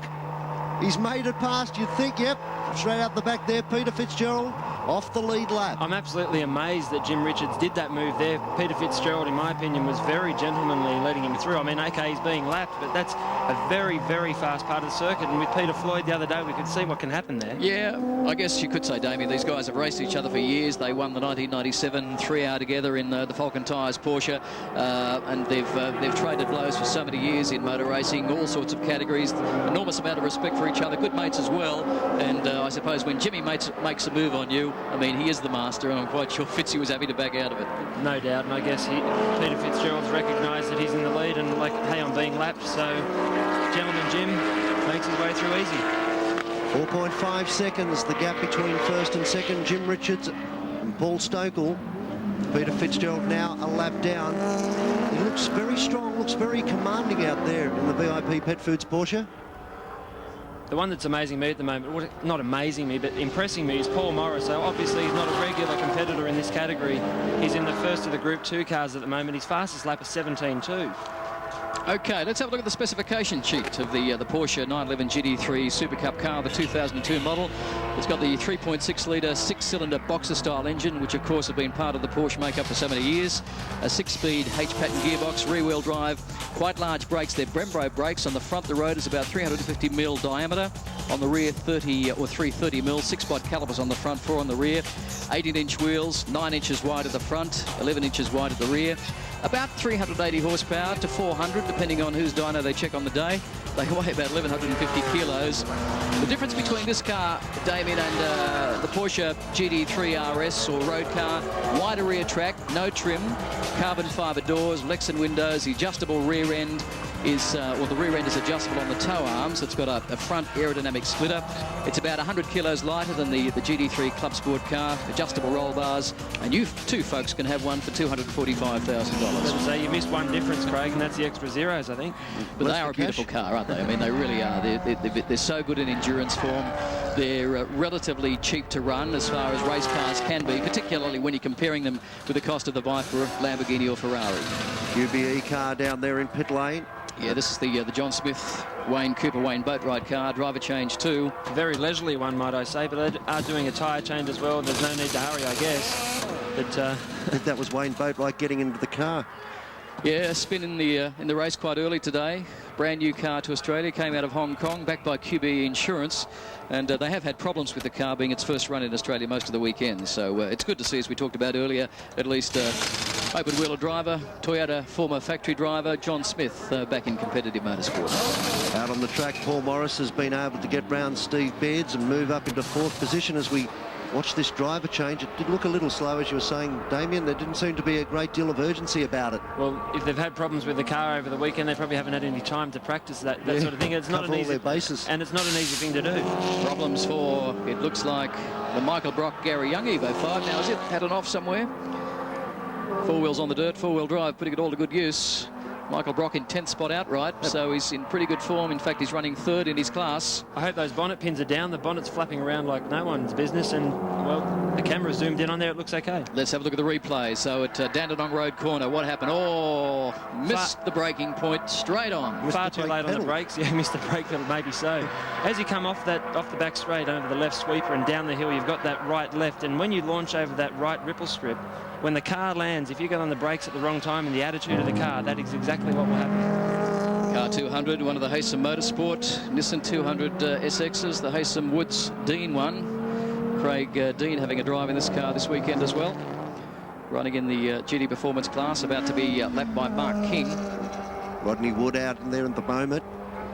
Car looking reasonably smooth out on the track, and there's the Barry Nesbitt Lawson entry. Barry Nesbitt used to race, of course, the Mirage Series and has stepped up into GT Performance this year and has done pretty well for a newcomer. He's doing very well. In fact, the car is quite famous. It won the 3-hour GTP showroom showdown back in the year 2000, then driven by Ed Aitken and John Faulkner, and was picked up by Barry at the start of the year. He's run a number of GTP rounds, and the car certainly well built. In fact, I think the engine originally was built by John Sydney Racing, and Orion McLeod had a lot to do with the development of the car in early years.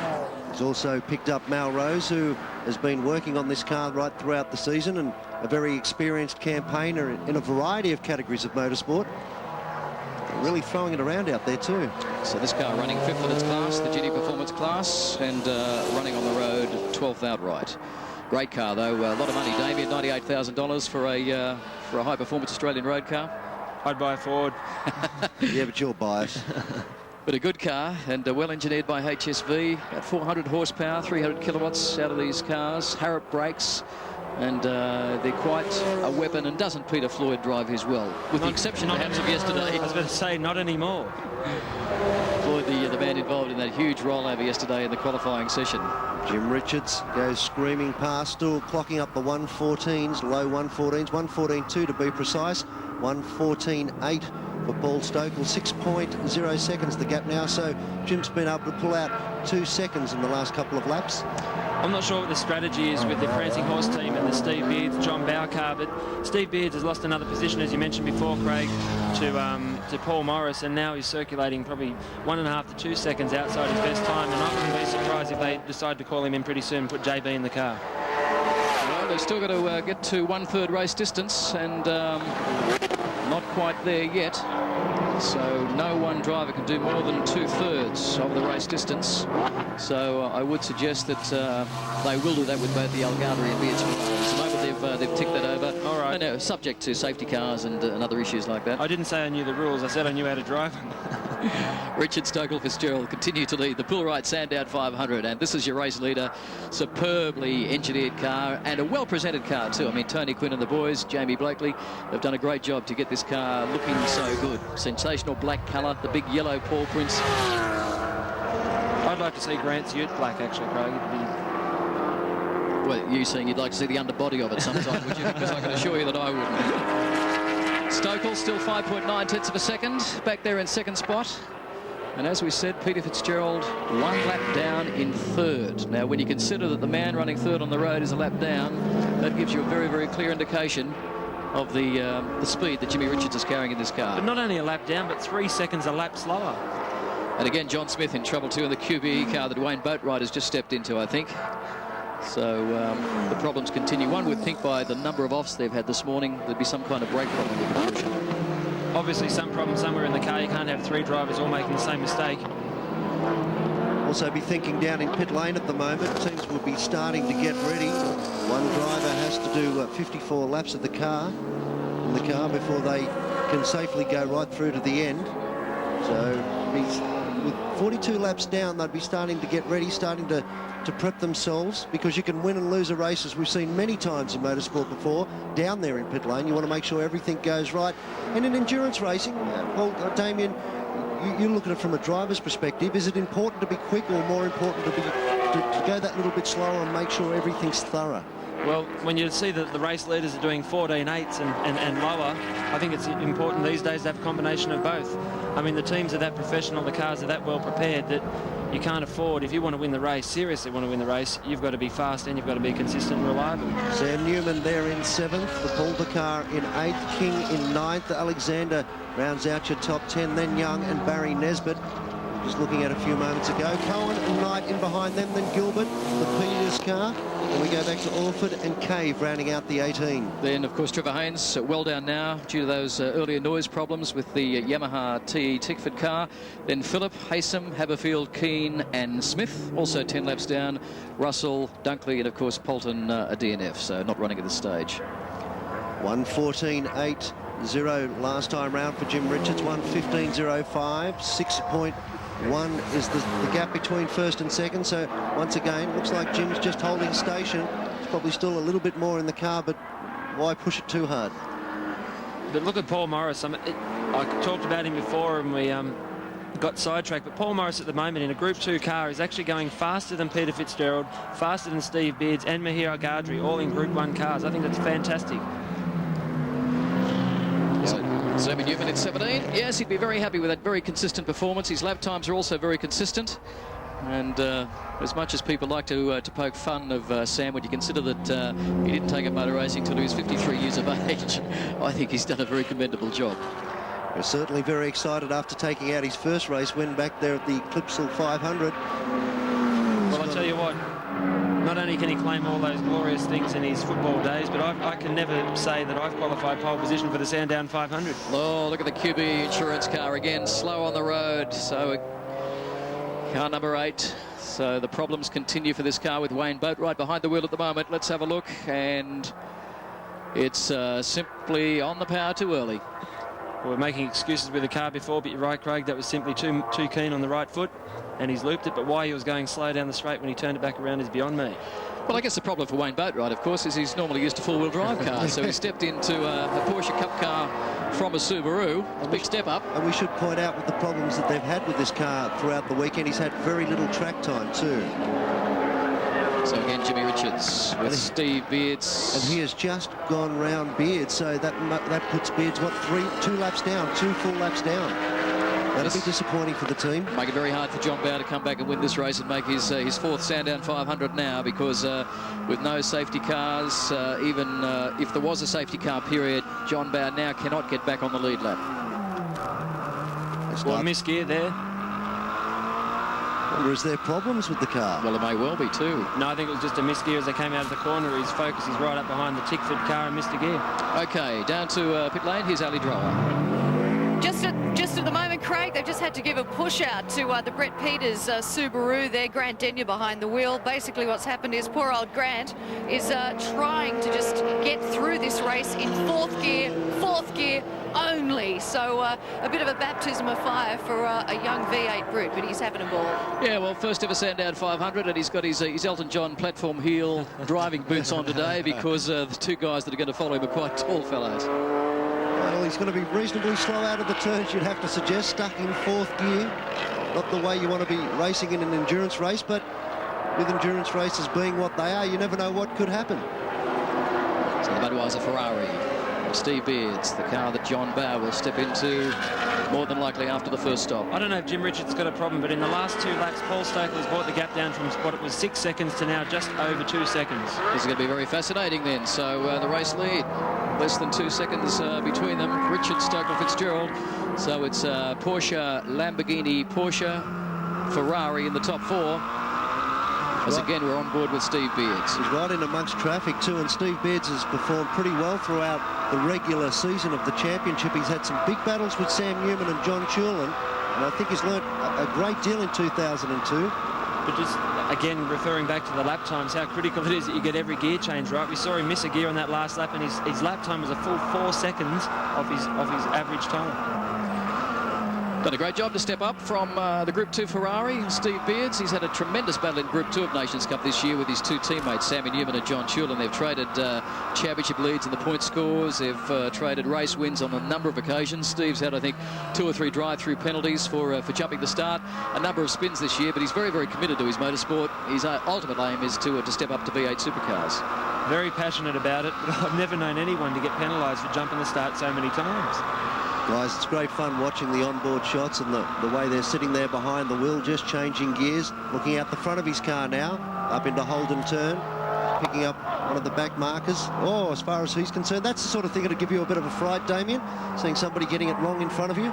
Well, because you're driving such an expensive motor car, or because you think they're going to spear off in front of you and cost you track time? Well, it is Michael Brock. It is Michael Brock at the Evo 5, and Alan Gross will probably have a few words to say about that when he jumps into commentary in just a moment. But Brocky, no, of course, relation to the famous Brock family. Peter Brock, of course, winning the Sandown 500. An amazing 9 times, 7 of them in a row. Watching Beard sitting down in 5th, and right behind him, on the timing monitor at least, is Mahir Al-Gadri, who's up in 6th position. A pretty good effort by Mahir, considering that everything went horribly wrong on the warm-up lap. Find himself up there in 6th, Sam Newman, up into the top 7 as well. Well, anyone that can be as successful as what he is in business must be a very determined man, so it was never any doubt in my mind that he was going to work his way back towards the front. Barry Nesbitt's in pit lane now, so this will be a compulsory pit stop, and it looks like a driver change.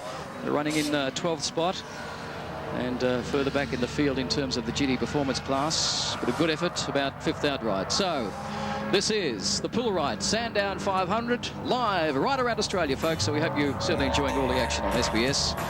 And Jimmy Richards continues the race lead from Paul Stokell, Peter Fitzgerald, Paul Morris, Steve Beards. That's your top 5, and we'll be back with more action right after the break. It's gonna take off.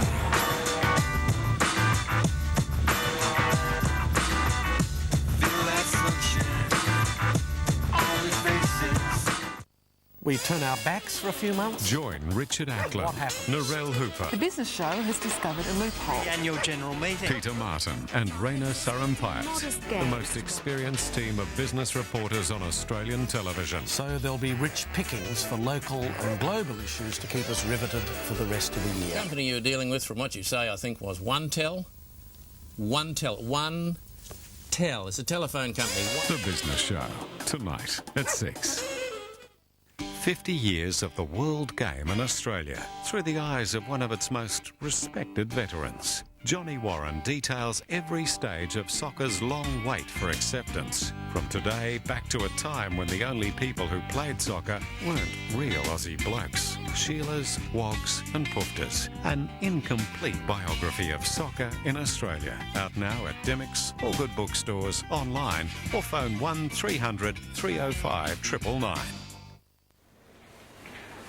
I ended up owing $4,000 on the credit card. I'm sorry, it doesn't seem to be going through. They cancelled it. Check it off. Shelley couldn't even pay for the groceries. Can we keep these? No, you can't keep those. Sorry, Kate. Making the call was a tough decision, but worth it. Trevor's helping me work things out, and Shelley, well, she's speaking to me again.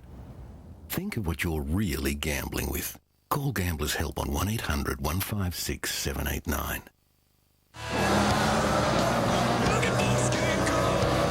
So let's have a look at the first hour of the Pilrite Sandown 500, and what a great start from Jimmy Richards. Didn't he do it well?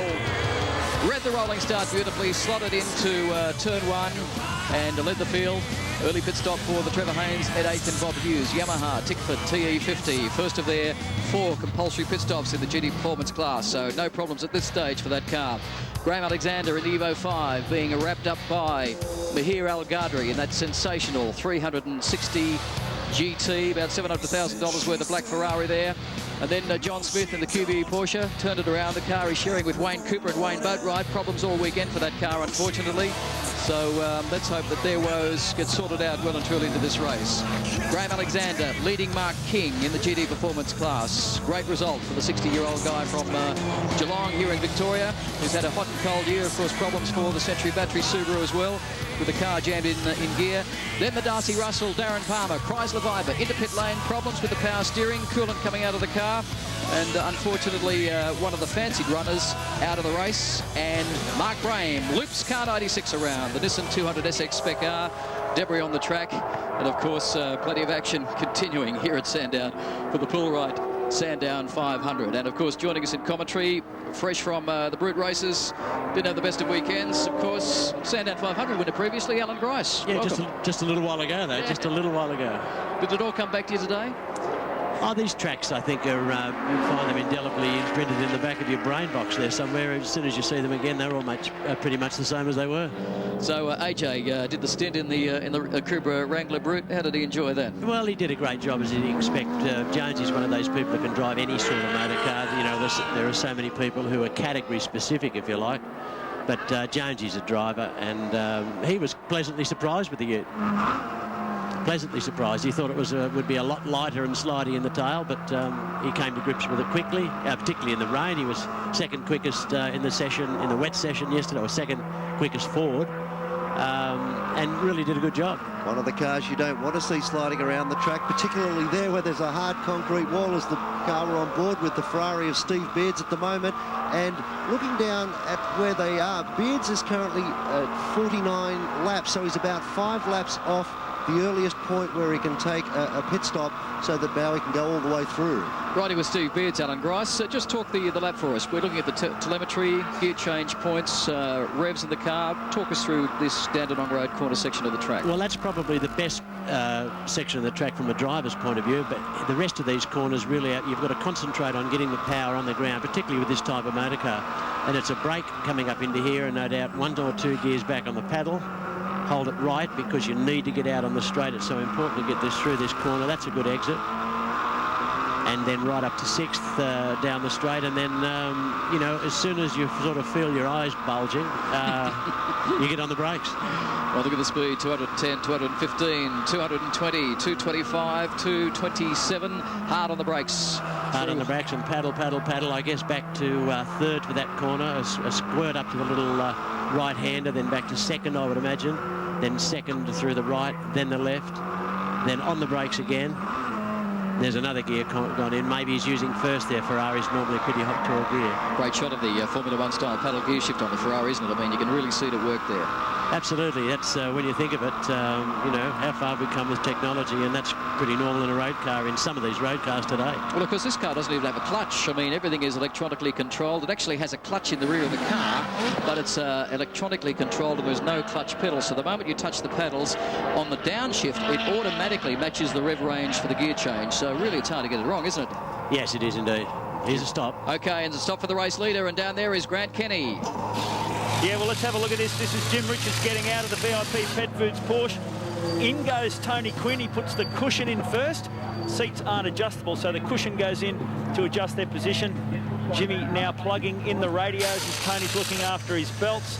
The guys are, of course, changing tyres. Fuel is going in. The fuel stop's now complete.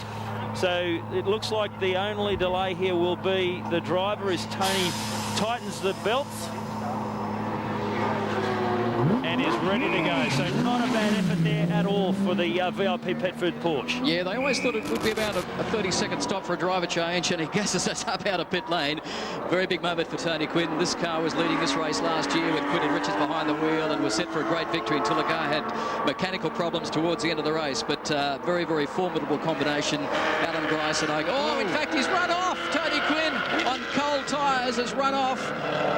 Now he's back on the road. I was about to say this is probably the most important part of the race for this car, because you've got the second driver in. He's not as experienced. He's doing a particularly good job, but it's very difficult to get in the car in a lead in a long race and keep the heart rate down so that you can just keep it together. So Alison Drower now with Jimmy Richards in pit lane.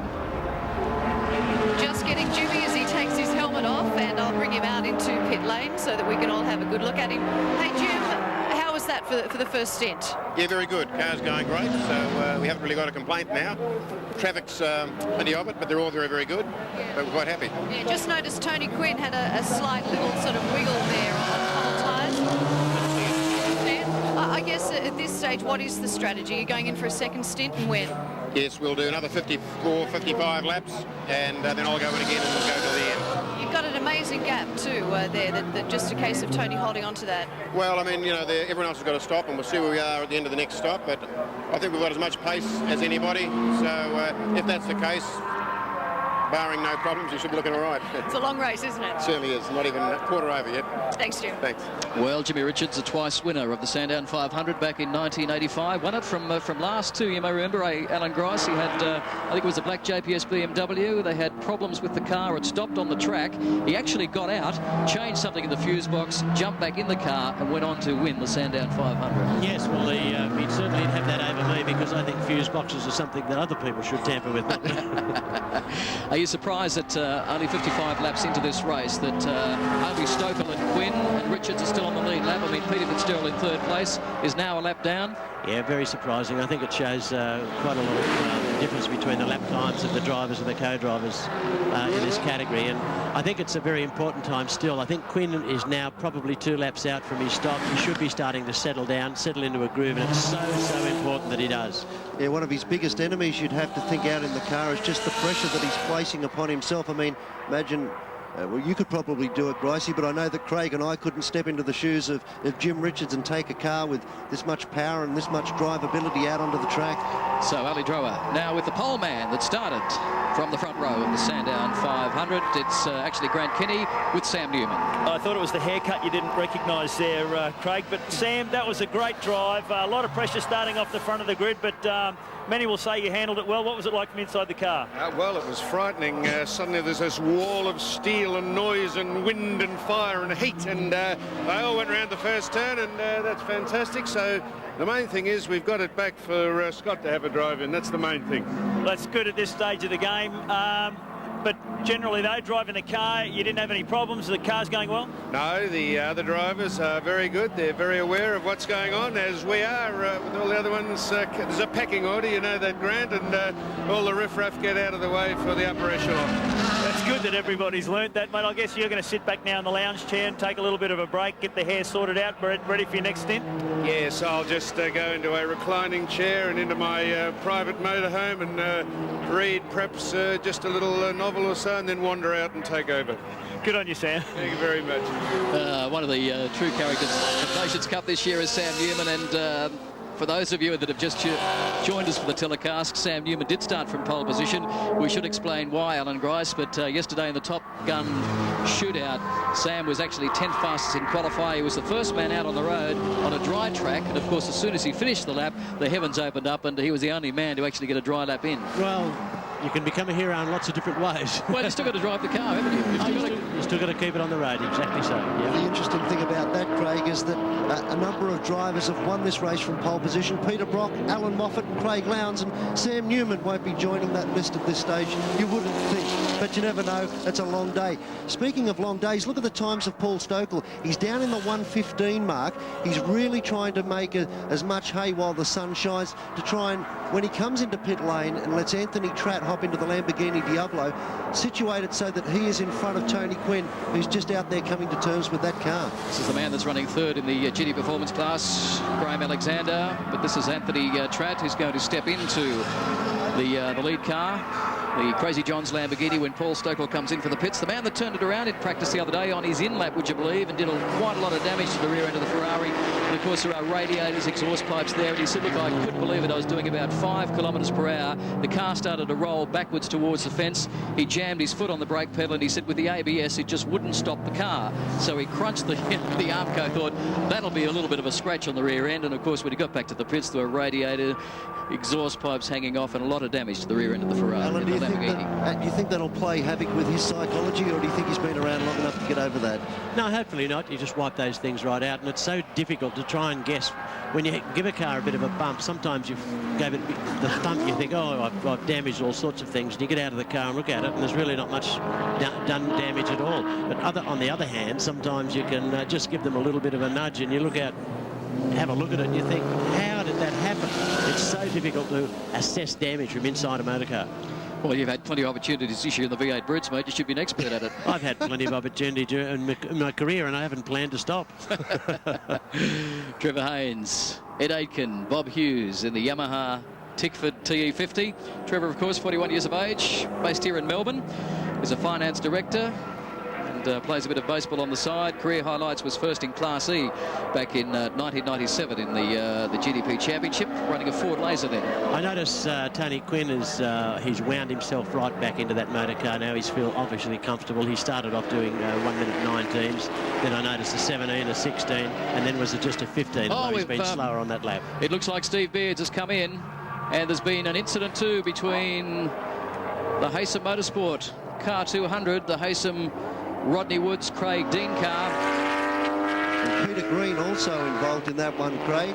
Looks like they've had a bit of an indiscretion out there on the track. This is the Bauer Beards Ferrari. So Steve Beards gasses it up, leaves pit lane. And I don't think there was a driver change there, so a very quick stop. So I'd say, no, in fact, JB has got in, so they've had a great stop. JB's in. Let's see what he can do now that he's out in this car. You can see him making his way up into turn 1 at the moment, being nice and gentle on the accelerator. Well, you can see right from that shot there, which is a great shot inside that motor car. He's settled in already. He's calm. He's just operating it. Problems again for the QBE Insurance Board. I tell you what, they've had a shock of these guys, haven't they? Big Wayne Boatwright still behind the wheel in car 8. And if it stopped on the track, will that bring out a safety car? Well, they were down in 21st position, but it doesn't look like they're going on with this one. On board now with John Bauer, PHR Scuderia Ferrari. Starting to wind it up a little bit now. Make the way up the back section. Driver change down there. Morris out, John Chulin in. Yes, this will be an important stop too. Full fuel load going in, 100 litres in the Ferrari 360 Challenge. Different sort of car, this one, to what obviously the John Bauer, Steve Beards and Brad Jones Al Gadri Ferrari is. They're running the up-spec version of the 360 GT. This is the 360 Challenge. This is our race leader, Paul Stokell. In car number 2, the Crazy John's Lamborghini, coming down pit lane for his first stop. And what looks like a driver change as well. Car pulls up, the door is open. Ali Drower, what's happening? Well, Anthony Tratt just trying to jump in. Now, this is one of the more challenging... Oh, poor old Paul Stokell literally falling out of the car there. This is a very challenging pit stop. The tyres alone weighing something like 27 kilos. And, of course, a very small pilot compartment to squeeze into. And there's that troublesome left-hand door, which is not your standard door, and more conventional approaches to entry is advised. At this stage, their pit stops in practice were about 20 seconds long. They've outdone themselves around about 18 today, so they'll be feeling pretty good. So will the race lead change, folks? Let's have a look and see where the Tony Quinn VIP Pet Foods Porsche is on track at the moment. In fact, it's coming down the Peter Brock straight now. I tell you what, this is going to be very interesting. In fact, Quinn is right behind Tratt now, coming down under Holden. He's gone through to take the race lead. He certainly has, and of course he's got hot tyres now. There's cold tyres on the Lamborghini, and he must spend the time to get them up to temperature. There's some smart thinking there from Tratt not to get carried away with the moment and try and battle for the lead. The yellow flag because of that Porsche, so everybody's got to pull up, and it could be a course car to remove that car. So Peter Fitzgerald, our third place getter, also in the pits now, handing over to young 29-year-old Matty Coleman, the ski instructor that was raced in Super 2 in Ferrari, raced VW Beetle in GT Performance last year. He's in the car now. And podium finish for Fitzgerald and Jeff Morgan, who co-drove the car here last year, finishing third outright. The Algadri Jones car in too. Looks like a driver change going on there. There's Brad Jones stepping into the car. We're here helping him strap in as the team work feverishly on getting the tyres on. Yeah, Paul Cruikshank, very experienced team manager, looking after the Scuderia PHR effort, and quite a bit of effort too when you consider running 4 cars. The logistics, Alan Grice, of running 4 cars in an event like the Sandown 500. Extraordinary feat, 4 cars in a 500k race. It's very, very difficult to do, and it's very difficult to do trouble-free. They've had a problem. They can't fire it up. So Brad Jones, now it's away. So Brad Jones in car 88. They had trouble starting it up. Remember, Maher Algadri had trouble getting the car off the grid on the observation lap as well. Yeah, it was interesting. I was watching that car from outside. You could hear them firing it up, and every time they went to go, it just had no go in it whatsoever. Jones is suffering from the same problem at the moment. It could be a clutch problem by the looks of that. You still need a clutch to start the things off and get them in motion initially. Look how frustrated he is. He's shaking his hand. He really wants to get out there, but the car just won't let him go. The team ready to push it. Oh dear, what a frustrating moment for Brad Jones. They were sitting in 5th spot too prior to this pit stop. And the seconds tick, and the seconds seem like minutes. So our earlier race leader, Paul Stokell, now in the pits with Ali. Well, Paul Stokell, yeah, just hanging on to the lead there. I noticed you've almost done your knee after... oh, you're in second now. I've just been told you're in second now, Paul. Basically, how's the foot handling up? Yeah, foot was okay. I just did my knee getting out of the car. Something got jammed in the radio department. But anyway, I think Tratty just about hauled me out. But the car was feeling okay. It was going towards the end. But, you know, generally, I think we got a fairly good package. So we just had to press on and see what happens. What's Anthony's brief? Sorry? What's Anthony Tratt's brief? Just to lap consistently. He was lapping quick in the warm-up this morning. I'm pretty sure he can do nearly as good a job as I did, if not as good. So I have no doubts about his ability, and I think we'll bring it home good. Get some ice on the knee and that toe, eh? No worries. Yeah, what a shocker of a weekend for Paul Stokell. His teammate, of course, crashing the car in practice, and then of all things, one of the pit crew dropped a wheel on Paul's foot, and he's been walking around with the foot in ice pretty much for the last 2 days. He was on barbecue duties earlier this morning too, getting the team their breakfast. So they're fired up, the Brad Jones, Maher Algadri Ferrari, but it doesn't look all that quick on the racetrack, Alan Grice. No, it does not. Maybe there's something amiss. You would think if you had to have 2 guesses, one would be in the clutch gearbox department, but the other could be a computer problem. A lot of electronics in these sort of cars, so quite often they are plagued with gear shift problems, particularly in that Formula 1 paddle-style gear shift area. I know John Shulin had a frustrating year last year in his car where he constantly had problems with the automatic shifter. And in the end, they couldn't fix it. They changed absolutely everything in the car, and at the start of this year, actually changed the car. And that was the only way they cured the problem. Well, that'll fix it every time. Expensive way of doing it, though. Oh, problems there for car 55, situated out on the track, going nowhere. David Lawson, I think, behind the wheel of that car. Yeah, David Lawson, the car that he was sharing with Barry Nesbitt, got as high as, I think, the top 5 in the GT Performance class. So, again, problems on the main straight, the Peter Brock straight here at Sandown International Raceway.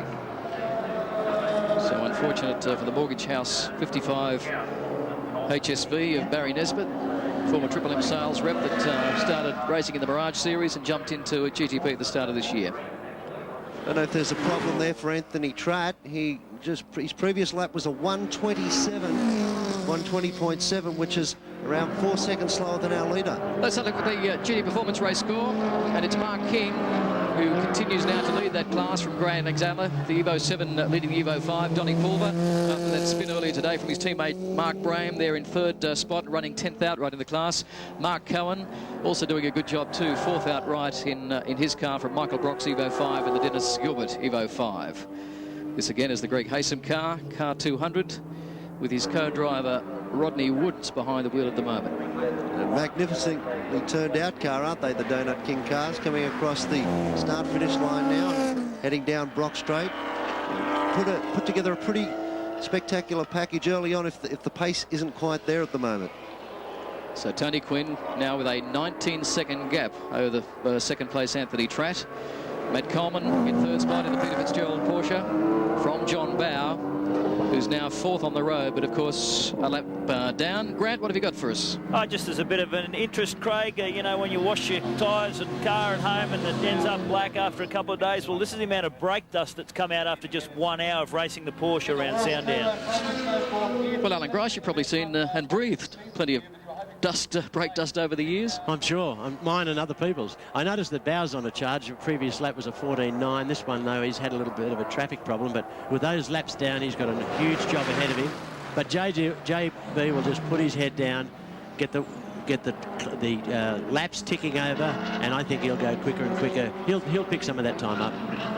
When you're used to being a leader, Alan, what's it like to step in a car like this and try and have to do those big charges through the field, and particularly when you know you've got to do it lap after lap after lap and be very consistent? Is it very demanding psychologically for a race car driver? Well, there's almost two mindsets. One is that when you're leading, you need to smoothly expand the lead and not hurt the equipment. The other one, when you're chasing, you can be a little more aggressive. Steve Knight in the pits too now in the Mitsubishi Electric Evo 5, but with Steve Beards is Ali Drower.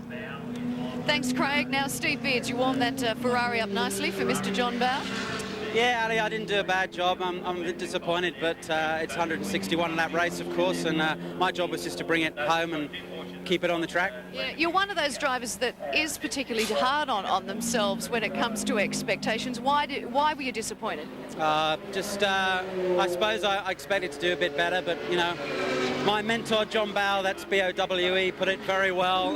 Just you sit down and, you know, do more miles and more miles, and I still haven't done. It's my first full season, so I wanted to come here and drive with him, and my job was to bring it home, which is what I've done. When are you looking at taking your second stint, Steve? That's it for me. Really? Yeah, I think John can bring it through like last year with Tom Waring, and we'll do one splash and dash, hopefully. Thank you. Thank you, Ali. So, interesting tactics then. One splash and dash for Triple Eight, the Budweiser Ferrari of John Bowe and Steve Beards here in the Poolride Sandown 500, live from Sandown International Raceway in Melbourne. Alan Grice, fairly focused individual. Steve Beards wants to move into V8 supercars, has come out of the UK, now fully domiciled in Melbourne, working for Prancing Horse Racing, so good to see him at least getting the opportunity to drive with John Bowe. Yeah, it certainly is. It's a big goal that he set himself. I mean, these sorts of motor cars to warm up on, that's a big enough goal in itself. Bowe is absolutely on a charge, making his way through some lap traffic there. Brought my heart right up into my throat, and I'm sure it did in your lounge rooms around Australia too. Down in Holden Turn, you're on board with him at the moment. The Bud Ferrari is making up a mountain of ground. Still down in the 115s, fastest man out on the track at the moment. Yes, this will be interesting to watch John Bowe's lap times. I mean, the fastest lap set by Jimmy Richards, a 1:13.5. JB's had a bit of an imbalance in the handling of the car, which they've been working on, and because of the changing weather conditions here at Melbourne the past few days, they really haven't had a lot of dry sessions. Dry in the warm-up this morning, a 15-minute session. He was much happier with the car, so I suppose Alan Grice, the lap times will tell the story. Yes, certainly. He's been consistently in 14s. That last one was a 15.3, but maybe a little bit of traffic. But you can see even from the in-car shots that there he is with an outside shot. He's picking up the curbs and he's pressing on. There is no question he's on the charge. So you've done a few races with this man over the years, a hard man? Yeah. Bowe is one of the complete drivers. There aren't a lot of them. He can drive anything, like Jonesy. As I said, a lot of people get specialised, but JB, he can drive anything, and he's doing a marvellous job in that car today. And again, gives you a great idea of the closing speeds on the production cars, the Honda Integra Type R, as John Bowe comes down under Holden Bridge, hard on the brakes, coming up behind the Pilates Cohen HSV, switches to the inside, working his way up through the gears. Beautiful shot, coming up to the S's now, absolutely online and on a real flyer. And how smooth does the Ferrari look out on the track too? Brings it out of pull right, just kisses the ripple strip, starts his climb up towards the top of the Nations Cup hill, up towards the Hippies Hill that if you take it at the speeds that you do on board these Ferraris, the car tends to want to get a little bit light. You have to really be careful with the way you're constructing it. Yeah, they're very quick, very going very quickly up there. Pit change for Mark King. Handing over to his co-driver, Jeff Full, man who's currently leading the 2002 Australian GT Performance Championship after the last championship round at Wakefield Park. So this will be a very, very quick combination. They're leading the GT Performance class. So car 34 in the pits. Had a shocker of a Sandown 500 last year where King actually broke the drive shaft, where the centre actually torn out of the clutch off the start-finish line. It didn't actually get to complete a lap. This is their second pit stop. They stopped on lap number 26 the previous time round, and they're having a much better year this year. Interesting driver combination too, because these guys have battled shoulder with each other in the GT Performance Car Championship, and looking at the way they drove against each other, you wouldn't think they were friends. No, in fact, Jeff Full will have to sit on a telephone book, I would think, to come up to the level of Mark King. But this is the Ferrari 360 GT. What a beautiful motor car. Let's have a look at the specifications of this car, because two of them in the country. They're actually built by Michelotto, which is essentially the HSV of Ferrari. Retail prices, you can see, they're not cheap. And a V8, a 3.6-litre V8, the 6-speed automatic paddle shift, rear-wheel drive, Brembo brakes, and huge brakes too. They're actually larger than V8 supercar brakes, 380mm front rotors, 6-spot calipers in a one-piece caliper cast, 355mm rear rotors, 4 spots. They've got a Bosch ABS braking system. About 420 horsepower at 8,500 revs. Compression ratio about 13:1. Quite a light car, 1,185 kilos. And certainly Alan Grice, a very, very fast motor car with well in excess of 300 kilometres per hour. Oh, yes, it certainly is. And it's so such an injustice when somebody's pressing on like that. You know, you come up particularly on turn 1, which is a longish corner. They can hold you up for half a second, so that your 1:14.2 can become almost a 1:15, and but part of the professionalism is to accept that you've lost half a second and press on and just pick it up somewhere. Very different car spec to the 360 Challenge running in Group 2, but very similar horsepower figures, because these cars actually run the FIA Group N restrictor, which of course limits the amount of air that can actually be sucked into the engine. Yes, it's a famous way to reduce horsepower, and one of the parity gods can use these things too to bring cars back. But we've got a fascinating little exercise here with the Lamborghini and Ferrari together on the road. So Brad Jones and John Bowe, now nose to tail. Yes, and we see JB and Bradley across the ripples. They're having a go. So Bradley a 1:17.6 last time around, JB a 1:15.3. So he's closing on him fairly quickly. And it looks like we've had a small fire in the pits, because you can see there's white foam, yeah, plenty of extinguishment around the Haysom Motorsport car. Bad sign. Grant, what's happening? Grant Kenny's on the spot, and he'll obviously problems there, Grant. Yeah, plenty of activity. They did have the fire extinguishers out. I'm not quite sure what the nature of the problem has been. I will try and find that out and come right back to you. In fact, there's a fair bit of fluid of some sort on the ground under the car. So this was a car that was quite quick in practice, not so much this particular car, but certainly the Mark Braham Don Pulver Nissan 200 SX Spec R. They've actually had an intercooler upgrade, so they can run about 0.9 of a bar boost now, and consistently lap after lap after lap. With a bigger intercooler, of course, they can maintain faster lap times. The battle up the back straight between John Bowe and Brad Jones. Gee, there's nothing in it, is it? Bowie's over him. Oh, yes, slipped by on brakes. I think Bradley probably doing the right thing there as well. Well, he is actually a lap down on JB as well. Yes. So the car, of course, started from the rear of the field when Al Gadri had problems getting the car off the line in the observation lap. His next target, John Bowe's next target on the racetrack, should be Anthony Tratt, to help him pick up another lap, at least as far as Tratt's concerned. Then 22 seconds further down the road is our race leader, Tony Quinn, at the moment, in the VIP Pet Foods Porsche. Yeah, Quinn doing a good job, 21.4 tenths of a second ahead of Anthony Tratt in the Crazy John's Lamborghini. And Matty Coleman hanging in there in the Falcon Tyres Porsche in car 3 as Bowe wheels the car through Holden Corner. Superb motor car, great display. drove a very similar car to the 3-hour Showroom Showdown win with Gary Walton back in, I think it was 1998. So Tony Quinn, the race leader by 21 seconds from the Stokell Tratt Lamborghini. Then the Fitzgerald Coleman Porsche. 1 lap down in 3rd spot. Bow 2 laps down in the car that, of course, he's sharing with Steve Beards. Then John Chulin and Paul Morris 3 laps down. Al Gardry 4 laps down. And so it goes on. Sam Newman still sitting in there in 7th spot. Graham Alexander, first of the GT Performance cars, in 8th spot from Don Pulver. Mark Cohen, Mark King, and Gary Young in 12th spot.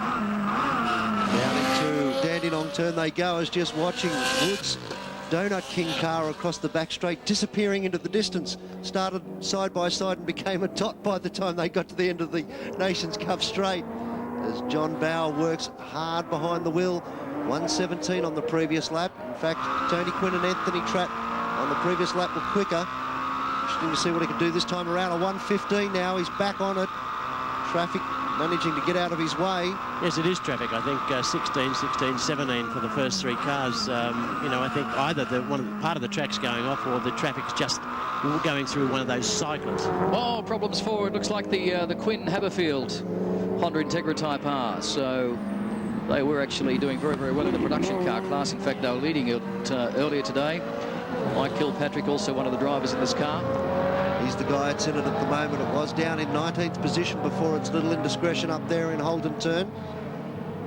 Saw the dust flying and he was out in no man's land. But thankfully, there's plenty of runoff area there. No walls to slow him down. He was able to get back out onto the track and continue on. Yeah, still running second in their class. So still a good result. And with Grant Kenny, is Mark King. Yes, thanks, Craig. With Mark King in the Delphi Evo 7, and Mark, there was a lot of frantic action around the car this morning. Just run us through what the problems were there. Oh, we lost the little paddle that controls our boost controller. It blew off actually, so we had to strip out half the engine and change the whole turbo and wastegate, and we had about an hour to do it in, and the guys done a fantastic job. We got on the grid with about 30 seconds to spare today, so it's paid dividends. We're going well. I was going to say you only literally did just make it. It was only 30 seconds in it, but you're up there now and leading the class. Mate, the car's going great. You know, I know Jeff will do a good job and just hopefully take it through to the end, but the thing feels bulletproof at this point in time. Touch wood. Exactly, yeah, you can just use my head for that if you want, but good on you, mate. Good, and good luck for the rest of the race. No worries, thanks, Grant. Yeah, young Jeff Full doing a tremendous job in car 34 with Mark King, and as you mentioned earlier, Grant, these two have had a tremendous battle in this year's Australian GT Performance Championship. The 2 Evo 7s, brand new to the championship for this year. Sensational car, 4-wheel drive, big Brembo brakes, an active centre differential, Alan Grice, which is totally computer controlled and can sense what the car is doing and change the rear-wheel drive, front-wheel drive split. So like coming out of a corner, it will sense now it wants to pull the car out of the corner. It actually disconnects the rear-wheel drive so it doesn't use up horsepower and runs full power front-wheel drive down the straight until it senses it's going under brakes again. Just amazing, the technology and how far these cars have come since the very first Sandown 250 back in 1964. Makes you wonder what will happen if you're in the middle of an elbow lightning tank slap and the brain in the car decides to do something that you hadn't planned. And that has happened this year too. In fact, one of the problems is the cars continually have locked up rear brakes coming into a corner, but they are computer controlled, therefore fully adjustable, and they can actually adjust where they want the drive split to occur. It's watching him, Jeff Full, in the car too. It looks like he's almost about to make 16 or 17 years of age. He looks like a little kid in the car, but as we said, there's a huge difference between the height of he and King, and at the moment it's like watching a young guy back out there in that car.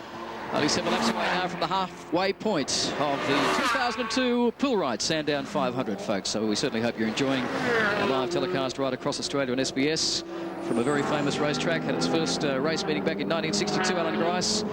50,000 people turning out to see Sterling Moss, John Surtees, Jimmy Clark, Bruce McLaren, Sir Jack Brabham, Lex Davison, 4-time Australian Grand Prix winner, Stan Jones, father of your teammate today, Alan, in the very first Sandown International Cup. Some tremendous history. Oh, there's a great tradition with this track, and I've been fortunate enough to win one of these 500 myself. But I've noticed on the track at the moment, Bradley Jones in car 88 is up in the 25s. Maybe some of that problem they had in the pits with either the clutch or the paddle or the computer is starting to show itself on the track. So again, Mike Kilpatrick in car 66 with Trevor Keane behind him in the Osborne Motorsport Toyota MR2. Mike Kilpatrick raced around in Porsche Cup racing for quite a few years. Was a strong campaigner in that category, then sort of disappeared out of the sights. Good to see him back in a car where he belongs. Yeah, pretty quick peddler too these days, Mike Kilpatrick. So he's teamed up with Trevor Keane for this car. As again, we see Anthony Tratt in the Crazy John's Lamborghini with John Bowe closing, even though Bowe, of course, some 2 laps down on the Lamborghini at this stage. Needs to get round him and needs to get on with the job, get up onto the tail of Tony Quinn and pinch back a lap. He's on a charge at the moment as they go down into Dandenong. Look at him close up under brakes. Tratt balked there by some traffic that had no way of getting out of the way of. This will be a very interesting comparison, Alan, between the specs of these two cars. Oh, absolutely. Whoa, he's going to have a charge down the inside. Yeah. Excuse me, yes. I think he surprised himself. That's pretty serious. That's a pretty serious move. I saw him do that on one of the performance cars earlier on in the race, but I don't think Anthony Tratt would have been expecting that one.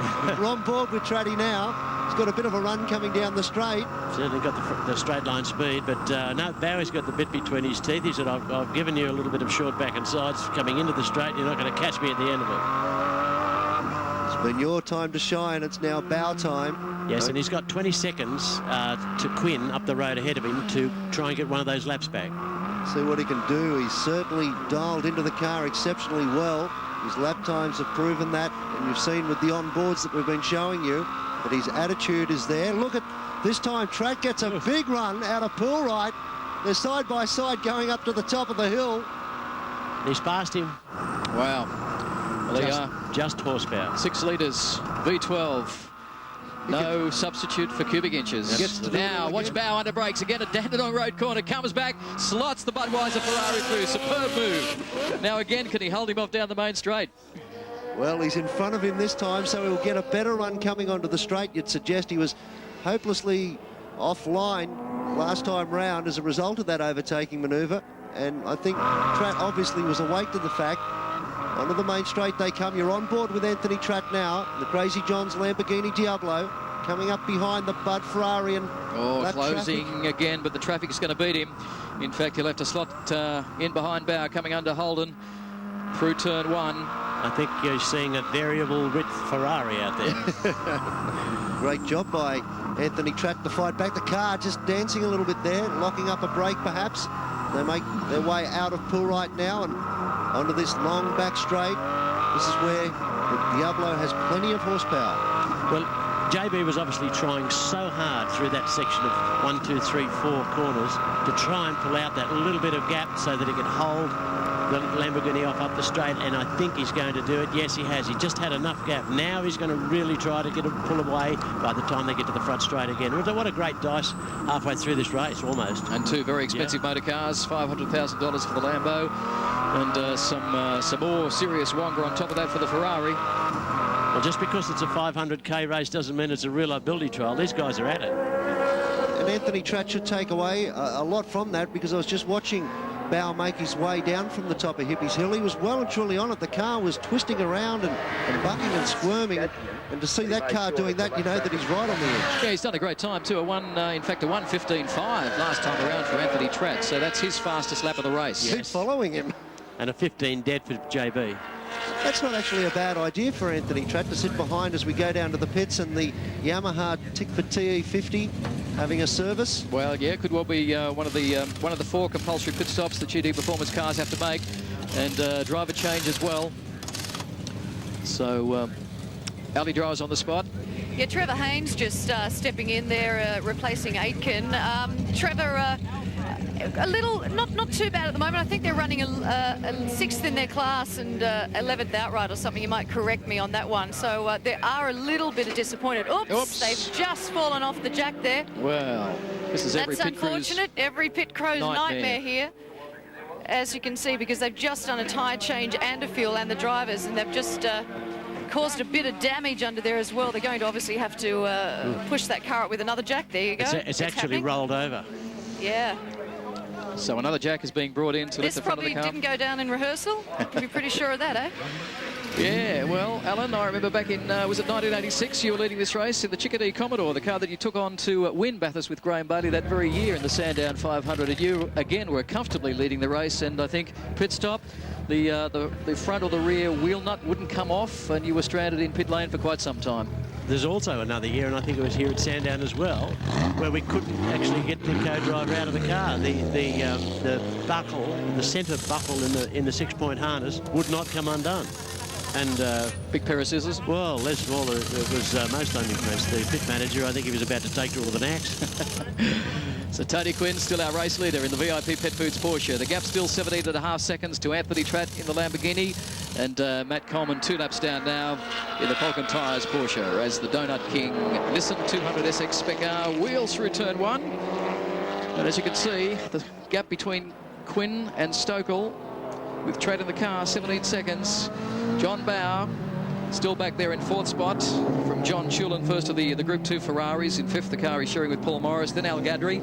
Sam Newman still consistent in 7th spot, 5 laps down. Don Pulver still the first of the GT Performance cars from Graham Alexander's Evo 5. Then Mark King's Evo 7. Gary Young doing a good job too in the Mitsubishi. Then Mark Cohen, first of the Commodores. Then Peters back there in 13th spot. That's the Century Battery Subaru with gearbox problems from Gilbert. Haynes, Alford, Cave and Phillip 14 laps down. Just watching the times continually, and we see Anthony Tratt once again in the 1:15s. He's following John Bower around, and that's not a bad move. Pick up a bit of experience, work out where Bower's lines are, and you never know, you might pick up the lead. Absolutely. There's no question that very often the very best thing you can do for yourself in your own future is follow one of these drivers like John Bower and just pick up so many little things. Well, this is the Poolrite Sandown 500, and with 80 laps down, folks, we're absolutely halfway of this endurance race. 161 laps, or 3:45 on the time clock, whichever comes first. 3 hours 45. Bad sportsmanship flag has been shown to John Bow in 888. So bad sportsmanship, perhaps crowding someone on the curbs. I would think probably putting dirt on the track, going over the very fast part of the track. I would think that that's the only thing that comes to mind, because everybody was warned by the clerk of the course about that. And John is having a big go. The Dunkley Drake car on screen a few moments ago, not sounding all that well out on the track. Looks like they've had a bit of a moment too.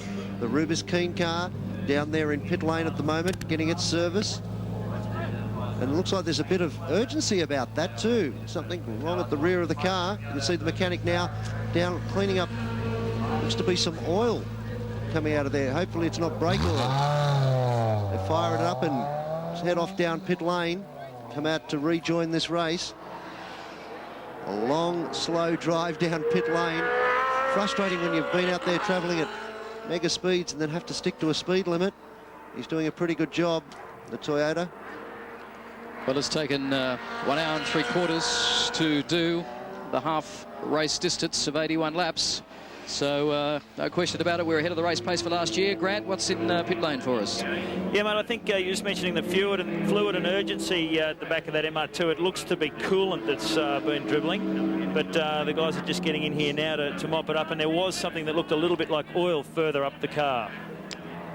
So 13 still on screen at the moment. Sensational little car, the Toyota MR2. Remember, Manuel Fangio brought one of these to Bathurst, Alan Grice, for the 12-hour race some years ago and drove it, I think, into the top 6 at the end of 12 hours. Yes, it was very surprising. We didn't think it'd go all day, and it certainly did. Oh, problems there. Big problems. A blown tyre for car number 47. This is the Pilates Cohen HSV. Look at the damage that it's caused to the right-hand front of that car. He's got to bring it back nice and carefully, otherwise you'll pull brake lines and all sorts of things off the front right corner of that car. Yeah, car was running 12th outright. Phil Pilates behind the wheel at the moment and doing pretty well in their class too. In fact, they were inside the top 6 in their class. But this is certainly going to drop them way back in the field. It's going to be a long, slow lap for Phil Pilates this time round. You can see him bringing the Commodore up into full right turn. Listen to the banging. You can almost hear the cost being ripped out of the car. Yeah, longest lap in history, this one. Exactly, yes. He's a long way from home too. good 3/4 of a lap. Sometimes it's a good idea to just edge them off on the grass there. It makes it a little bit easier on the wheel, etc. Let's have a look at the replay. So it's Phil Pilates behind the wheel in the yellow Commodore. Lights on, car 57, right of the screen. You just saw the right-hand front wheel let go. He was very lucky that it happened right there. If it had happened in the middle of this corner, he would have kept going straight ahead, which wouldn't have been pleasant. A very scary moment for him. Yeah, quick little steerer too, Phil Pilates. He actually raced with Russell Ingall and Craig Lowndes in Formula Ford in the UK. He's won just about every race that or every category that he's ever gone in. And again, a bit of the debris left on the racetrack now from obviously the plastic inner guard lining of the HSV. And gentlemen, the gap between first and second has come plummeting down. It's now down to 13 seconds between Quinn and Tratt. I think Tratt can thank John Bow for that. In following JV, he's catching up to the race leader. Sticking to him like glue, as they say. The Michael Brock, Gary Young, Evo 5, the Cooper's Pale Ale entry, also in the pits at the moment. We've had a pretty consistent run, running 4th in their class, 11th outright. Michael Brock was behind the wheel, so he'll get out and hand over to Gary Young. These two guys race against you, Gricey, in the V8 Brutes, and you've had a number of comings together with that famous name Brock this year, haven't you? Yeah, it does tend to happen from time to time. I don't know why that is. Some sort of magnetic thing there, I think. You've got such attraction. Do you think that's it? That'll do. That'll do. It's good fun watching the pit crews in these cars. I mean, they don't get much of a chance to go through and do these fast pit stops, and you can see that there's always a great deal of urgency and a great deal of pressure on them, and sometimes that pressure does make them buckle. This is a beautiful little car too, the Honda S2000. James Phillip currently behind the wheel, and a glorious little car running in the production car class for essentially cars under around $80,000. Well balanced, about a 50 weight distribution in these cars. They rev, Alan, about to 9,000 RPM. Glorious little engine. Yes, just a shame that it's not bigger. So Phillip and Talbot here to get, as we see, Pilates still struggling to get back to pit lane at the Glenford's Tool Centre HSV. Yeah, it's just soul-destroying when you have to bring them home, wounded cars home like that. But you've got to do the right thing. I mean, there's a chance they'll finish the race if he doesn't go ripping all the brake lines out and stuff with that flailing rubber. So that's the reason he's doing it. Albert making his way down Brock straight down towards Holden turn. Car sounds nice. At the moment, sounds like it's still pretty much on song. Check out all the action of the ProCar Championship Series at www.procar.com.au on your internet.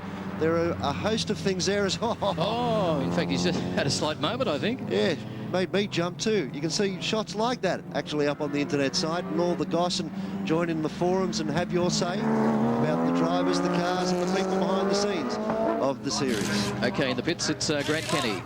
Yeah, this is Phillip Pilates' Commodore, and that tyre, as you saw, did let go. Now, I just run you through what's going to happen here. Obviously, the tyre needs to be changed, but while the wheel is off, they wanted to have a quick look and make sure there was no damage to the brakes or any of the other mechanical components of the car in and around the wheel. Obviously, the speeds that the cars are reaching and around some of these corners, it's very important not only to fix the tyre, but to make sure there's nothing structurally wrong with the car.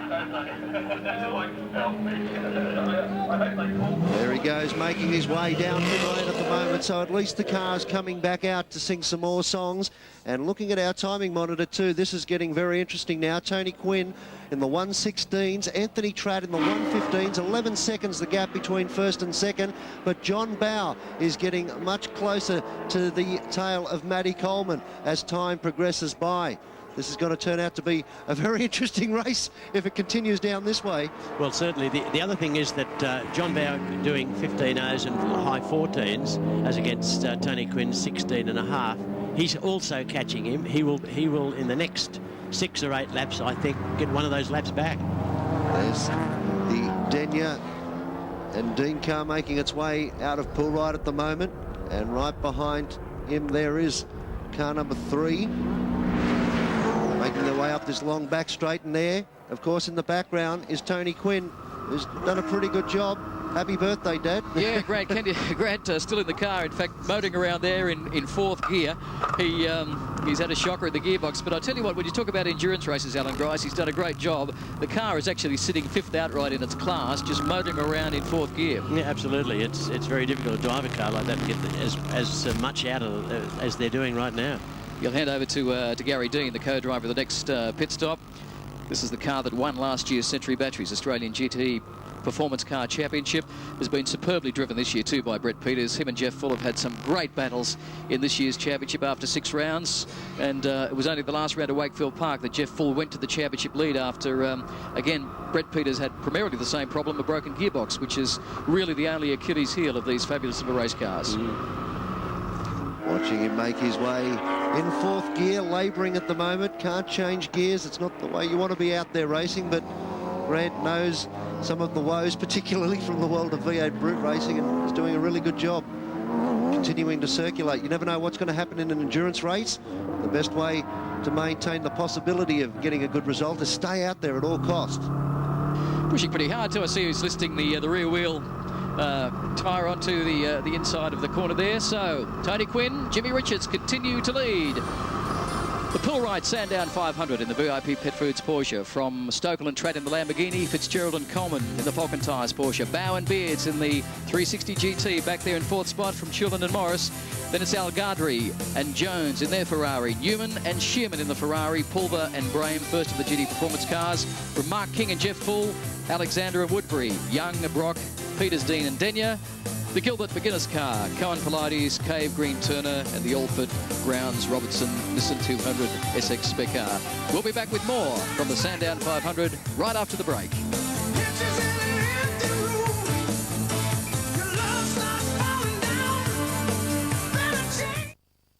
Cose che ti fanno fare. McDonald's new taste menu brings you the Romano chicken burger, tender chicken breast fillet, crammed and marinated, Napoletana sauce, and mozzarella on a hard bun. Things that make you go. That'll be the phone. But whatever you do, don't answer it. Hello, Bob Connolly. Bob Connolly. Yes. It could be a crank. You've stayed on the line long enough for us to trace your number, so thank you for calling. This is Nightmare on Sesame Street. Sweet little Muppets on some very nasty drugs. Hearing aids? Yes?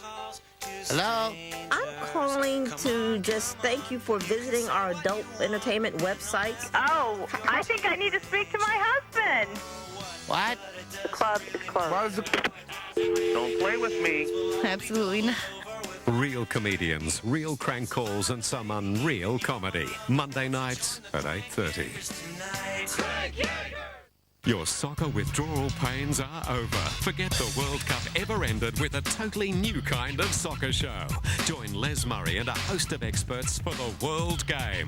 A complete wrap of the week with news, highlights, panel discussions and live online polls with Australia's leading soccer website. Nothing is as comprehensive. Nothing is as committed to keeping you informed. I'm Les Murray. Welcome to the World Game. 12 midday every Sunday from September 15.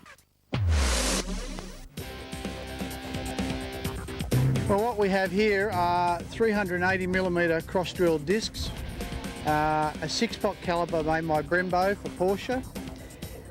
We have behind here a double adjustable shock absorber which allows us to adjust bump and rebound via this canister in the back. This particular car is running Motec dash on it, which allows us to monitor various things within the car. And one of the things that we monitor is the travel of the suspension. And here we have a potentiometer, which is $1 million each, and they actually allow us to measure the travel of the shock absorbers. Okay, in the back we're running a double wishbone suspension. We're running a 330mm rear cross-drill disc.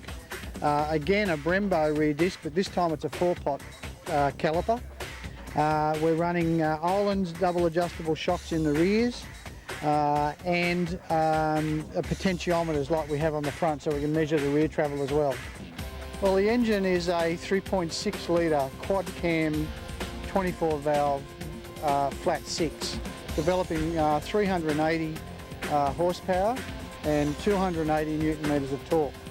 Okay, on the front we're running a one-piece spoiler that goes the full width of the car. In behind here are housed the radiators, one on each side of the car, with an oil cooler as well up the front. On the rear of the car we have a rather large wing, which is to create downforce over the back. These cars have a habit of wanting to be a bit taily, so Porsche have fitted a rear wing which is where it really steps away from the road car. Okay, what we've done here is we've actually fitted for this particular long distance race dry brake fittings. This is a carbon fibre bonnet which was allowed for us to run to save weight, and we have now dry braked the tank, which enables us to have fuel going in one orifice, and this is the breather unit. This car is fitted with a Motec dash, which you see right in front of me, in front of the steering wheel. It gives me full readout as I go around to the track besides revs. It'll give me speed, it'll give me corner speed as I exit a corner. It'll also tell me what my maximum speed was as I went down the straight. So the driver gets a lot of feedback off the dash. The car, to make ease of getting in and out of the car because of the extent of this roll cage, the car has a removable steering wheel. So we can, by a quick release mechanism, we can remove the steering wheel and we can place it either on top of the dash, but for the purpose of this, I'll just slot it down on the top of my legs. The car is supplied by Porsche with this roll cage fitted in.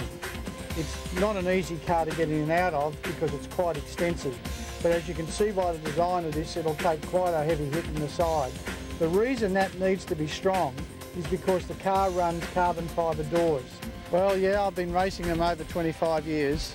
We've had a very successful relationship, and I've always wanted that to continue, but the major reason is they over-engineer a car. It's the best engineered car in the world. It's reliable. It may not always be the fastest in the straight line, but over any given point of A to B, it's normally the quickest car. Well, of course, Peter Fitzgerald, Alan Grice won the very first Mount Panorama 12-hour race with you in a Toyota Supra, of all things, not a Porsche. Yes, that's right. The first 12-hour, we enjoyed that. Hit the front and then improved our position. Yeah, I think you dominated pole position and led all the way in a tremendous drive. 12 hours, a long time to, of course, keep it together. What about the 24-hour race at Mount Panorama, the PROCAR 24-hour race, November 16, 17 this year? That tempt you? Yes, it does. I mean, they're the classic motor races, 24 hours. I've raced at Le Mans in 24 hour in France, and the Spa-Francorchamps race in Belgium, and they're a different discipline of motorsport. You have to go quickly, you have to still keep doing the laps, but you've got to be very nice and kind on everything, and it's just another little style of driving. Well, mate, let's hope the race fans see you there at Mount Panorama. We've enjoyed having you in the commentary booth with us today. More importantly, mate, we've enjoyed you back on the track in the V8 Bridge. You've taken us to a completely new level. I don't know about that. Thanks, Okay. thanks, Alan Grice. Down to the pits now. Here's Gasoline Alley. Oh, that'll be a name that'll stick. Like the phoenix from the ashes, so too is Russell Darcy and his Chrysler Viper. Of course, they'd have all sorts of problems. Sorry, Darcy Russell. He'll forgive me for that. Also, Darren Palmer, his co-driver, yet to actually get a stint behind the wheel of the Viper. But there she goes. They're back in the race at Sandown 500. Yeah, we saw this last year, and we saw Darcy come out then, of course, Darren Palmer, and put in some sensational laps. You're watching Matty Coleman in Peter Fitzgerald's car at the moment. Sitting right behind him now is John Bowe, and this is for position. Third position outright on the racetrack. We've been watching Bowie lap after lap, putting in the hard charges. Oh, problems there for car 88 of Brad Jones. It is stationary down in Dandenong Turn. The Ferrari doesn't look like it's going to go anywhere. They saw that we had problems in pit lane, Craig, that once it had stopped, they couldn't get it going, and maybe he's suffering from the same problem now. Well, you can only think there must be some sort of terminal electric or electronic gremlin with the car, Grant, because we saw that Maher Al Ghadri had problems getting it started on the observation lap before the start of the race. When it came into the pits, as you said, they couldn't fire it up, had an enormous amount of difficulty getting it out on the track. Safety car is on standby to go out, but not called as yet. And problems too again, for it looks like the Pilates Cohen Commodore also stopped as our race leader Tony Quinn continues to lead the Pilbara Sandown 500, and the safety car has been called, so you can see the yellow lights, the safety car boards, the yellow flags waving at the moment, so this will certainly bunch them up. How good is this going to be, Craig? When we go back racing, Tony Quinn and Anthony Tratt nose to tail. Matty Coleman, John Bow, nose to tail, all for position. This is going to be a thrilling restart to this one. Well, in fact, no safety cars during last year's Sandown 500, but certainly one this year now. And with Tony Quinn only 6 seconds on the road ahead of Anthony Tratt and Paul Stokell in the Lamborghini. Matty Coleman, of course, some 2 laps down, as is John Bow. The battle really for the outright race lead can only be between Quinn and Tratt, the Porsche and the Lamborghini. On current pace, if that safety car had to come out in a few laps' time, maybe John Bow could have been in front of Tony Quinn and regained another lap. But when your luck's not in, your luck's not in. Well, joining us in commentary is the president of the Confederation of Australian Motorsport, Colin Osborne, who also is leading this year's Australian GT Production Car Championship. And Colin, safety car conditions, always an interesting play in terms of endurance race strategy. Well, it is, and it's a shame actually that it's been caused by 2 cars that have simply become disabled on the circuit. I mean, I think it's a testament to the quality of the drivers out there and the job that they're doing, and that they're not spearing off all over the place. But from a race fan's point of view, it brings another dimension into what's required to be a skillful race car driver. Well, it's certainly going to make the sprint to the finish pretty interesting, isn't it? Certainly is. Shaping up for an absolute ripper. 2 cars, or 3 cars in actual fact, if you include the one that's on the main straight of Barry Nesbitt and Lawson that's sitting there. You can see this car starting to bunch up now behind the safety car. A magnificent looking machine, that one too. Up over the top of Hippies. The magnificent Monaro leading the field around at the moment, the Sandown 500. 95 laps completed. Tony Quinn is your race leader. Anthony Tratt in second, Matthew Coleman third. John Bow sitting right behind him in 4th position. Yeah, following the Monaro safety car now, and John Smith in the QB Porsche, car number 8. Behind the wheel of a car that's been plagued with problems right through this race. Darcy Russell also back out of the pit garages and on the racetrack in the awesome Chrysler Viper. Just a shame, Colin, we don't get to actually see this car running at the front of the field this weekend, because Jeff Morgan has had a great year so far in Nations Cup, a number of race wins, and the fans just love it, don't they? V10, 8 litres, full of testosterone. Absolutely, it is a spectacular motor car, and it's a shame that Jeff wasn't here. I really think that he would have been able to take it up to the other guys. Down in pit lane, here's Ali. Craig, with me now, Paul Cruikshank, actually just interrupting a Red Army conference here in light of the safety car. Still talking with John Bow at the moment. Paul, can you let us in on just how fortunate this safety car is for John Bow? It may be okay. We've got to get a couple more laps, and then we can go through then. So just making a decision if we come in or not. So because we're still 1.5 laps or 2 laps down, so we need to plug that back. So yeah, can I get back to you in a minute? It's pretty busy here. No worry, we'll leave you to it. Thanks, Paul. Well, Paul Cruikshank, as we talked about, one of the very experienced engineers in Australian motor racing. He's worked overseas for Rubens Barrichello, Mika Hakkinen, Pedro de la Rosa, and engineered also John Bow and Dick Johnson's touring car champion and Bathurst, or touring car championship and Bathurst victories in the Ford Sierra days. So a very experienced man to be heading up the Scuderia PHR racing team. He's bringing in a hell of a resume. So, Colin, how's your team going? You've got a few cars out there too to look after this weekend. Yeah, we've actually been running 4 cars here this weekend, Craig. 2 in the Production Car Championship yesterday, and then 2 MR2s in today's event.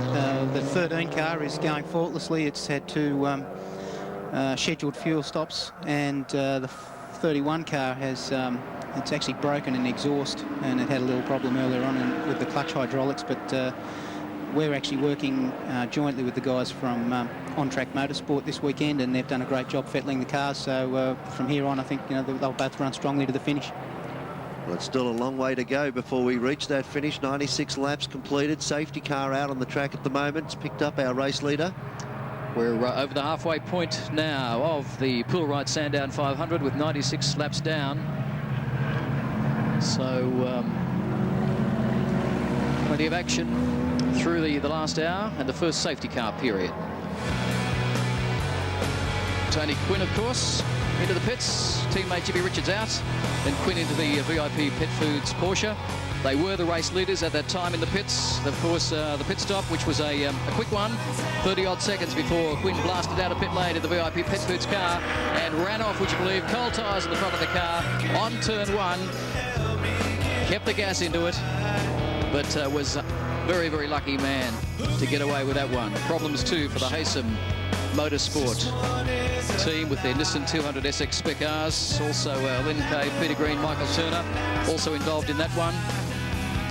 The Crazy John's Lamborghini into the pits for their first pit stop, and Stokell out of the car. Anthony Tratt being strapped in, the V8 supercar driver, and they came out in the race lead, but barely. Tony Quinn going through Holden Turn to regain the race lead in the VLP Pet Foods Porsche, and to this point still holds it. Then, of course, car 88, the Brad Jones Bahir Al Ghadri car in the pits. Problems, couldn't fire it up. Same problem we believe they had on the observation lab, and a very frustrated Brad Jones behind the wheel at the time. Just couldn't get the car fired up. Then Mark King came in, leading the GT Performance class. Driver change, handed it out to Jeff Full. So problems also for the Phil Pilates Mark Cohen. HSV Commodore with a blown right-hand front tyre, and the longest limp back to the pits. Colin Osborne, which I'm sure has happened to you before as well. Yeah, it's a terrible feeling. So this is the Brad Jones Al Ghadri car back in the pits as well. So lights are out on the safety car. We're also just about to have a restart. There's the Pilates car in pit lane now. Battered and bruised. Not looking all that well. Gee, they've had a torrid old time with that one. Safety car now in, and also John Bow coming into pit lane as well. Yeah, under green, so they're away. And it's Tony Quinn. Peter Fitzgerald, of course, is behind him on the road, but running 2 laps down. But Anthony Tratt, lights on in the Crazy John's Lamborghini. He's the man that's second on the road. And now can he put pressure on Tony Quinn for the race lead? Well, he's got some traffic between him. Of course, Matty Coleman sitting there, lap down, as we watch John Bow in the pits getting some fuel. Ali, what's happening? Well, John frantically telling us to get out of his way because he thinks this pit stop's going to be pretty quick, and he's spot on there. That was a good 13 seconds. He almost ran over his team manager there. Yeah, Craig. in fact, it's surprising, Colin. They actually left it probably a lap too late to call the pit stop. He should have perhaps pitted a lap earlier, and he would have got an advantage of the safety car more. Well, yeah, and I can just see one of my cars looking as though it's looking pretty second-hand. Looks like back of the circuit there as well. It's lost a right-hand rear wheel. Was that what you saw? Looks terribly like it's trying to be a Morgan at the moment. So Tony Quinn from Queensland. Very, very fast driver in this car at Nations Cup, and been an extremely successful competitor too in Targa Tasmania. Second to Jimmy Richards the year before last, and was running second on the road today, but this year I should say. But unfortunately, in fact, the safety car's been recalled. So we've had half a lap, and it's due to your car, Colin Osborne. So whoever did up the right-hand rear corner, I'd say it's the unemployment line Monday morning. What do you reckon? Well, that's the left-hand rear. Left-hand rear, sorry. Craig, but we'll need to obviously see what's happened there. It's hard to tell whether the studs have sheared or what, but it's certainly that is not a part of the car that's been touched during the course of the event. Stephen Drake sitting in the car at the moment. You can see him, he's going absolutely nowhere, and quite frustrated by the way he's looking around, waiting for somebody to come out there and give him a hand. Tow truck just arriving there now. The second safety car in a matter of moments. Now let's have a look and see if we can pick up what actually happened bottom right-hand corner, and you can just see the wheel departing the car. So unfortunately for your Toyota MR2, car 31, brand new car for your team too, this one, isn't it, Colin? Yeah, we only took delivery of it last weekend, and to be honest, you know, we really haven't had the time to prep the car and check that it was exactly as it would be to our team's specifications, unfortunately.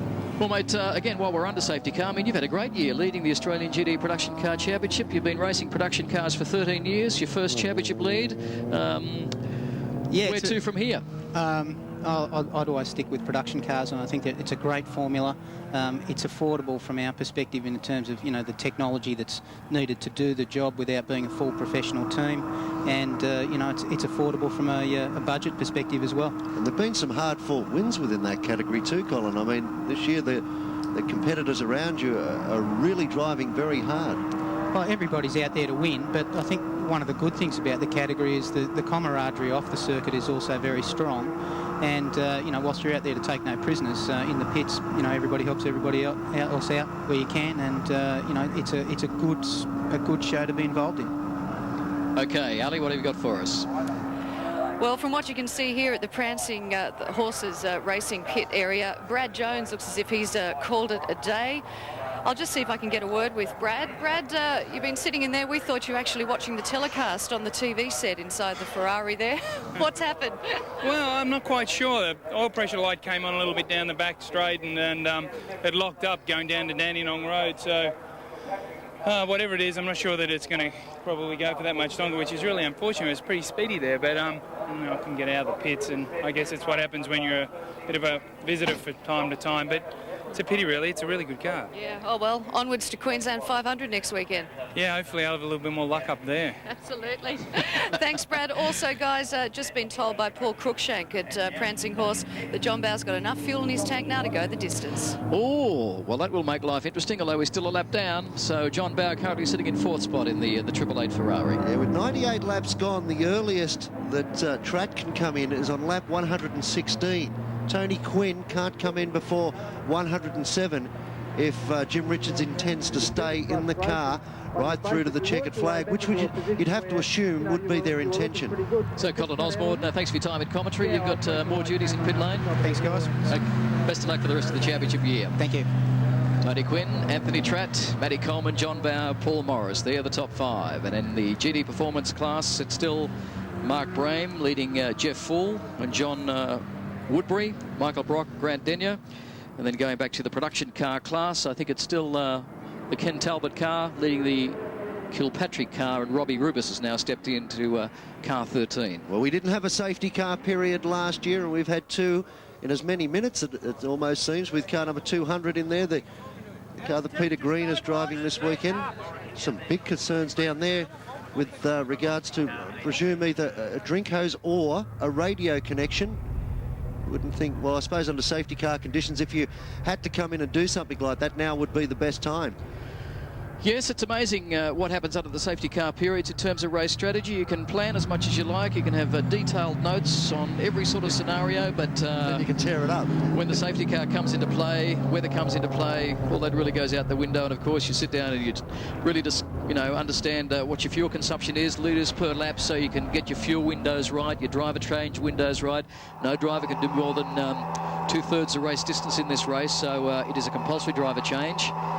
Some credit where credit is due, and this car that we're on board with at the moment being driven by Tony Quinn. After the safety car came out, Tony really put the power down very well. He drove within the car's limitations, and Matt Coleman, who's sitting right behind him on the track, be it in 3rd position, who is a very accomplished race car driver, has got a great deal of skill, had a bit of trouble keeping onto the tail of Tony Quinn, so hats off to Tony. That was a great effort. Oh, yeah, Tony's a good driver. In fact, he's come along leaps and bounds this year, 45 years of age. Used to race Formula Ford when he was in Scotland, living over there before he moved to New Zealand, then came to Perth, then moved to the Gold Coast. As we look at the Drake Dunkley Car 31 MR2 being brought back by the tow crew. But yeah, Jimmy Richards has done a tremendous job. So, in tutoring Tony Quinn, they've made absolutely no setup changes to the car. The only real difference between Jimmy's car and Quinny's car this weekend is the fact that Quinny's racing on Michelin tyres, and Jimmy for this year has been running on Pirelli. Tony Quinn celebrating being an Australian for 1 year now under citizenship rules. And his son Clark also racing this weekend too in the Honda Integra Type R. Doing a great job, was leading his class earlier. So good to see the Quinn family well represented. Oh, lights out on the safety car. We're about to go green. You can see Anthony Tratt is very keen. Anthony Tratt has got 1 car between him and the race lead. Currently held by Tony Quinn. You can see now the black Lamborghini with the lights on. The Devil, the Diablo, down hard under brakes under Holden Bridge, down into turn 1. He's now on the tail of the VIP Fetch Foods Porsche. This could well be a very, very interesting couple of laps. Tony Quinn taking it down through Holden. Tratt running just a little bit wide, but no ill effect. Coleman up the inside of him as they go down through turn 2. Oh. Side by side still. Team tactics coming into play here, no question about that. Porsche want to win, so even though Coleman is 2 laps down, he's going to make it as hard as he possibly can for Anthony Tratt. 100 laps gone in the Poolwright Sandown 500 here at Sandown International Raceway. The Viper in amongst that sandwich too. There he goes, Darcy Russell coming up the back straight. Puts pave to Matthew Coleman's chances of having another go back at Anthony Tratt this time around. Yeah, problems for two for Scotty Shearman in car 17. A black flag for jumping the start. So another roll-through penalty in pit lane for Scott Shearman in the car that he's, of course, sharing with the earlier pole sitter today, Sammy Newman. Or Darcy Russell not having much luck. They got the car back out onto the track, and this is his first chance at having a real go at the see what the Viper can do. Yeah, come on, Darcy, give it heaps. Let's see what it can really do. Darren Palmer, the co-driver, in the V10 8-litre car, which, of course, is now going to be sold in Australia by Chrysler. In fact, September this month, they go on sale. 2 models brought into Australia, and 5 nominated Chrysler Viper dealers have been appointed around Australia. Just listen to the sound of this machine. V10. 8 litres, 6-speed Hollinger sequential gearbox, huge brakes.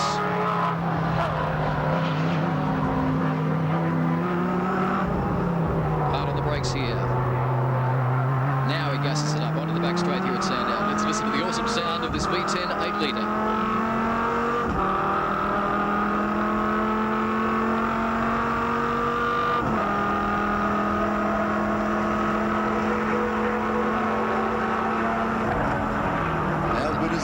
Darcy Russell. I was about to say, what an awesome machine. And then the camera turned on Darcy. What an awesome fellow. He loves his racing. I remember when they first thought about running a Viper here in Australia, Darcy, at a few years ago at the Australian Formula One Grand Prix, I bumped into him. He said, guess what we're doing? We're bringing a Viper in. I can't wait. It's going to be terrific. He loves the cars. He thinks they're unbelievable machines, although under braking after a couple of laps, they do start to struggle a bit. Let's have a look at the race score. Of course, Tony Quinn continuing to lead in the VIP Pet Foods Porsche from Paul Stokell from Lamborghini, then the Fitzgerald Common Porsche. John Bow back there in 4th spot in the Ferrari from John Tulin. Sam Newman, Scott Shearman, 6th outright, but of course that drive-through penalty to come. Donnie Pulver, first of the GT Performance cars from Alexander, King, Young, Al Gadri, then the Peters Denya Dean Subaru. Good drive too for Trevor Haynes. Here's the stop-go penalty for Scott Shearman. First of the production cars, of course, still the Honda S2000 being driven by James Phillip.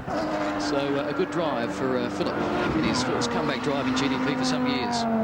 Very frustrating time to have to come in and do a stop-go penalty, but he's back out on the track now as we watch Matthew Coleman making his way up towards the Hippies Hill. And the action continues in pit lane. Grant. Mate, I'm with Grant Denya, and he's had a few little dramas out there in the WRX. Mate, your gear changing arm has not been exactly worn out. Not too many gear changes, Grant. Mate, I lost 3rd, then I lost 2nd, then I lost 5th and 1st. So I only had 1 gear left to drive around with. It was pretty much an automatic. So the only real problems were coming out of the tight turns coming onto the back straight. It was a real low groan, and it sounded like my girlfriend when she wakes up in the morning, actually. Congratulations. I guess it's also limiting in terms of top speed, but the other drama is that then getting out of the pits, whenever you've come in to make a pit stop, you've had to get pushed out, which has incurred a penalty. Tell us about that. Yeah, well, pretty much if you can't get into neutral or pick another gear, like we can't even put it in neutral, so what we do is we leave it in 4th, we roll and we turn it off when we do a driver change, and then just turn it back on with the clutch on and clutch start it out with a push. And well, they don't like it, the officials, because we used too many to push and it wasn't starting under its own steam. So they're going to make us do a drive-through penalty. They can't make us do a stop-go because we can't stop. So, you know, we're happy to take that. Look, if we just keep pedaling around, we might even end up with the top 3, you know. That would be magic with 1 gear. That might set a new precedent. Congratulations. Yeah, thanks, Grant. Cheers. Good on you, mate. Well, car still sitting in 6th spot in its class and 12th outright, even though with only 1 gear. And we've just been advised by race control the car will come in for a drive-through penalty with Gary Dean now behind the wheel. They've elected just to have the 1 stop in this race due to the fact that the car, of course, is... well, in fact, they're still going to make the 4 compulsory pit stops, but that's really going to handicap them towards the second half of this race. Well, they could always do a stop-go penalty. It's just they'll get another one when they do, and another one, and another one. We'll go on forever. 105 laps of 161 in the Pullwright Sandown 500. 3.4 seconds, the gap between 1st and 2nd. Out on the track, Matthew Coleman still sitting in 3rd, John Bow in 4th, still rocketing around in the 116s, but so is our race leader, Tony Quinn. Gary Dean's now behind the wheel of the Century Battery Subaru, up over the back straight, down through this quite technical part of the track. The car really gets quite light as they float across here, downhill. You can see how he's feeding in the lock on the car so gingerly and so lightly. And Gary Dean quite competitive at Bathurst in the 3-hour showroom showdowns in a similar car over the last 2 years. Hasn't been doing any of the championship rounds to date this year, so it's good to see him back. And very easy to get caught out doing these sorts of things because you know you're not going to have much power coming out of the turns. You try and carry as much speed into the turns as possible, and if you overdo it, you're going to get into some very ordinary situations, and if it stops out on the racetrack, they're going to be going absolutely nowhere. Tony Quinn continuing to lead, but the gap is still only 3.4 tenths of a second between Quinn and Tratt, and Tratt, in fact, last time around was 1/10 of a lap faster than Tony Quinn. So this race is certainly not over yet. Tremendous battle between Porsche and Lamborghini at the Sandown 500. A couple of laps away, Matthew Coleman has John Bow still trying to find a way up onto his tail and get up into third position, be it a couple of laps off the race lead at this stage. We know that John Bow is going to try and stay out there, so if all goes according to plan, he's sitting in a reasonably comfortable position, and it's going to be a mathematical calculation as we get down to the last couple of laps to see who is going to take out the 35th running of the Sandown 500. Mark Braham, 7th outright in car 96, and now leading the GT Performance class. The car that he's again sharing with Donnie Pulvergy. I tell you what, he's a great steerer, Mark Braham. He had 5 class wins in the 5 12-hour Enduros that were held at Mount Panorama and Eastern Creek in, of all things, a little Suzuki Swift. Had a class win with Chris Caspara some years ago, also in the Subaru WRX STI. But Mark Braham, a very, very quick little steerer. Gary Young at the moment, making his way around the track, doing a good job. I spoke to him earlier on today and I said, are you trying to get the most amount of kilometres around this racetrack this weekend than anyone else? He raced in the Mirage, he raced in the Brutes, and he's racing in the Sandown 500. Yeah, Michael Brock owns the car, crewed again by Chris Desparis, who was the team tactician and strategist, if you like. And he's done a tremendous job in getting this team together. Also prepared the car, which has had a full rebuild prior to the start of this race, and obviously very much got their eyes on the 24-hour race. Folks, this is the battle. It's the race lead, the pool ride, Sandown 500. And it's Tony Quinn and Anthony Tratt, Porsche and Lamborghini, and they're down to 1 second. So Tratt, in just 2 laps, has picked up 2 seconds on Tony Quinn. And last time around was, in fact, 1.2 tenths of a second quicker than Quinn. You're on board with Anthony Tratt as Quinn just gets a wheel out onto the dirt, starts the run down the hill towards Dandenong, using the ripple strip as much as he can. Tratt turns the car in. Look at the view back. That's exactly what Tony Quinn will be seeing in the revision mirror at the moment. A monster, a beast of a car, quite literally, in the Lamborghini Diablo. Yeah, riding with Tony Quinn now. You can see Tratt again closes up under brakes, but wait till we get on the straight. The Peter Brock straight here at Sandown. This is the point of the track now that it will make the difference. You'll see V12 versus flat 6-cylinder boxer engine down the main straight. The Lamborghini will start to close. Will he do it? Be able to do it before they get to turn 1? I don't think so, but now he's right up behind the VIP Pet Foods car. I think I can. Tony Quinn brings it out of turn 1. Tratt just getting a little bit loose there. The exit of turn 1 up onto the ripple strip, power on hard. Back wanted to dance away on him. Yeah, a lot of pressure now on Tony Quinn. Now Tratt gets another chance. This long back straight of Nations Cup straight up towards the top of Hippies. But Quinn wasted no time and got out of there very cleanly considering the amount of pressure he's under, Craig. Yeah, V12 versus 6-cylinder, 6-speed versus 5-speed. And again, John Bow. For third position too, up against Matty Coleman. The Budweiser Ferrari, yeah, so the battle is still on for the podium as well and truly, even though we're 107 laps down of this 161-lap race. We'll keep our eye on the Quinn Tratt battle at the front of the field. Coleman, Bow, Morris, still pretty much the top 5. Plenty of different manufacturers in there too. Ooh, big go down the inside. Dive down the inside of Fitzgerald, runs wide. Fitzgerald comes back. In fact, it's Coleman behind the wheel. Comes back in car number 3. The young versus the more experienced. I was going to say old, but then might get into trouble for that. There goes Bow down the inside. Seizes an opportunity. It does the same thing. Whoa, the back steps out on Coleman's car. Now it's a drag race down the main straight, side by side. And frankly, I think you'll find the Porsche will have the legs down here. Is this a 5-lap sprint or a 500-kilometre endurance race? There's a great example, even though the Porsche is only carrying 380 horsepower. In fact, the Ferrari, because it runs the FIA Group End restrictor, it actually runs out of puff, and you can see that the Porsche could actually pull away from it, but this is where it closes up. Closes up the tight, twisty bits of the track, hard on brakes. Bow thinks about a run down the inside, no, stays there. And again, you'll probably find that Coleman will pull away up the back straight. Now over the top end of the track, as they head down towards Dandenong Road corner, that's where the Ferrari is really quick. And don't forget, we've seen Bow overtake a couple of cars in the final couple of turns coming onto the main straight a couple of times. Here's our race leader. Battles for first and second, battles for second and third. This is fabulous, folks. Absolutely great racing.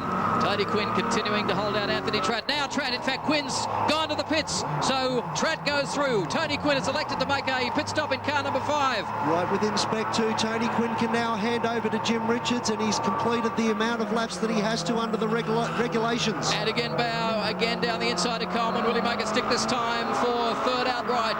The Budweiser Ferrari winding up through the gears on the Peter Brock straight here at Sandown. John Bow now in third spot, 107 laps down to Anthony Tratt, our new race leader, 109 laps completed. We've seen him overtaking people there all day long, and he's wrapped up Matty Coleman, who's trying to fight back coming towards turn 1, but not close enough to have a decent sort of a go at John Bow and the 888 Ferrari.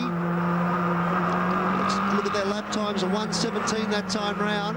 Anthony Tratt still in the 1:16s. Okay, Jimmy Richards now in the VIP Pet Foods Porsche. Tony Quinn out of the car. So let's see what's happening, Grant. Yeah, there's a problem with the left rear. There's a problem getting the wheel nut on. I'm not quite sure what it is. Also, there was something loose under the car, a bit of plastic. It seemed only aerodynamic, so I don't think that'll be a problem. But what is a problem is this wheel nut, because it is just not going on. Oh, dear. Tony Quinn is basically visibly upset, is I think the best way to describe it. Oh, this is shades of last year too, Grant, when they were leading in this car. Well, they now have it back on, and Jim Richards is off, and if anyone can make up the time, I guess it's Richards. But I'll tell you what, that's just an absolute tragedy for this team. They've done so well. Tony Quinn did such a good job of driving the car throughout that stint under a lot of pressure against Tratt. But I guess there's another hour or so to go to see what the end result will be. Yes, in fact, just on probably just over an hour for the final laps of this race to be run. Another 51 laps to go. And now Jimmy Richards again, cold tyres, runs off, wraps up Coleman, goes past him and loses it again. Damien White just jumping back into commentary, and I guess an event like this in pit lane, Damien, when you're doing it so comfortably, really does rattle a team all round. The whole team, and when you see someone like Jim Richards who's been obviously affected by that to go out and sort of spear off the track on the third corner, it's obviously affected him hugely too. It is a tragedy, as Grant said, for Tony Quinn. Well, with just Tony Quinn in pit lane is Ali. Tony Quinn, just a look on your face. You're all right, you're Mr. Smiley Man, aren't you? Just what was the obstacles there in that pit stop? They've taken off the wheel nut and put it cross-threaded, I think, on the way back on. You look disappointed. You've got to be disappointed. I am very disappointed. 2 years in a row, we've been well in the lead, you know, and that was good. It was well thought out, well planned. We'll see how we go anyway. We might still win. The only consolation, you got the best pilot doing the job out there for you. Yeah. I'll leave it to the master now. Yeah. Thanks, I'll go and have a sandwich. Okay. Just watching further down the road from Tony Quinn too, you'll find that you'll see John Bow up ahead, and those two are on the same lap, so Anthony Tratt is out on his own at the moment. So this is now Jimmy Richards chasing down Matt Coleman in the Falcon Tyres Porsche, and John Bow, of course, now in third spot in the 888 Ferrari, and you'll probably find that Matt Coleman may well make it as easy as he possibly can for Jimmy to go through. Well, maybe not, giving him he's 2 laps down. You know that, I know that. It's just Matty doesn't know that. Come down into Dandenong turn, you see Richards closing up right under brakes. I don't think he's going to have much choice in about a turn or so.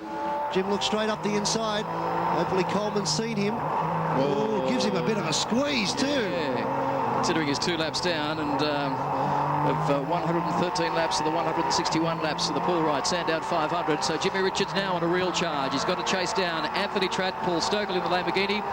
And of course, Tratt still has to make a pit stop and hand over the car to Stokell. Grant? Well, just to prove that some people never give up, Steve Knight and Andrew Tamplin, car 23, that's a Mitsubishi Evo 6, have spent 1 hour and 2 minutes in the pits and just rejoined the race. Well, that's dedication for you, isn't it? Never say die. They're getting ready for the 24-hour race, and when I did that in Germany in 1998, we were out for 3 hours, and I tell you, it's just a matter of the accomplishment of finishing. You know, if you know you're not going to win, just to finish is a big accomplishment. Okay, guys, let's look at the gap between first and second on the road. Jimmy Richards, 24 seconds now behind race leader Anthony Tratt. So it still can be done, Damien, with so many laps still to run, just on 50 laps. Well, I don't want to put the mockers on the Lamborghini team, but we remember last year they had a front suspension failure, and the reliability of the car, you'd have to say, is not as good as that of the Porsches. So certainly Richards and Quinn haven't given up, but it's just a great shame that they've been handicapped as they have been. And I think the other thing that you have to remember is that while we look at the race score of Stokell, Quinn, Bow, Fitzgerald, Churl and Newman, you've got to remember that Jimmy Richards should well be the fastest man on the track. He was the fastest Porsche in the dry practice. He was the fastest in the early stages of today's race when he led it. And so...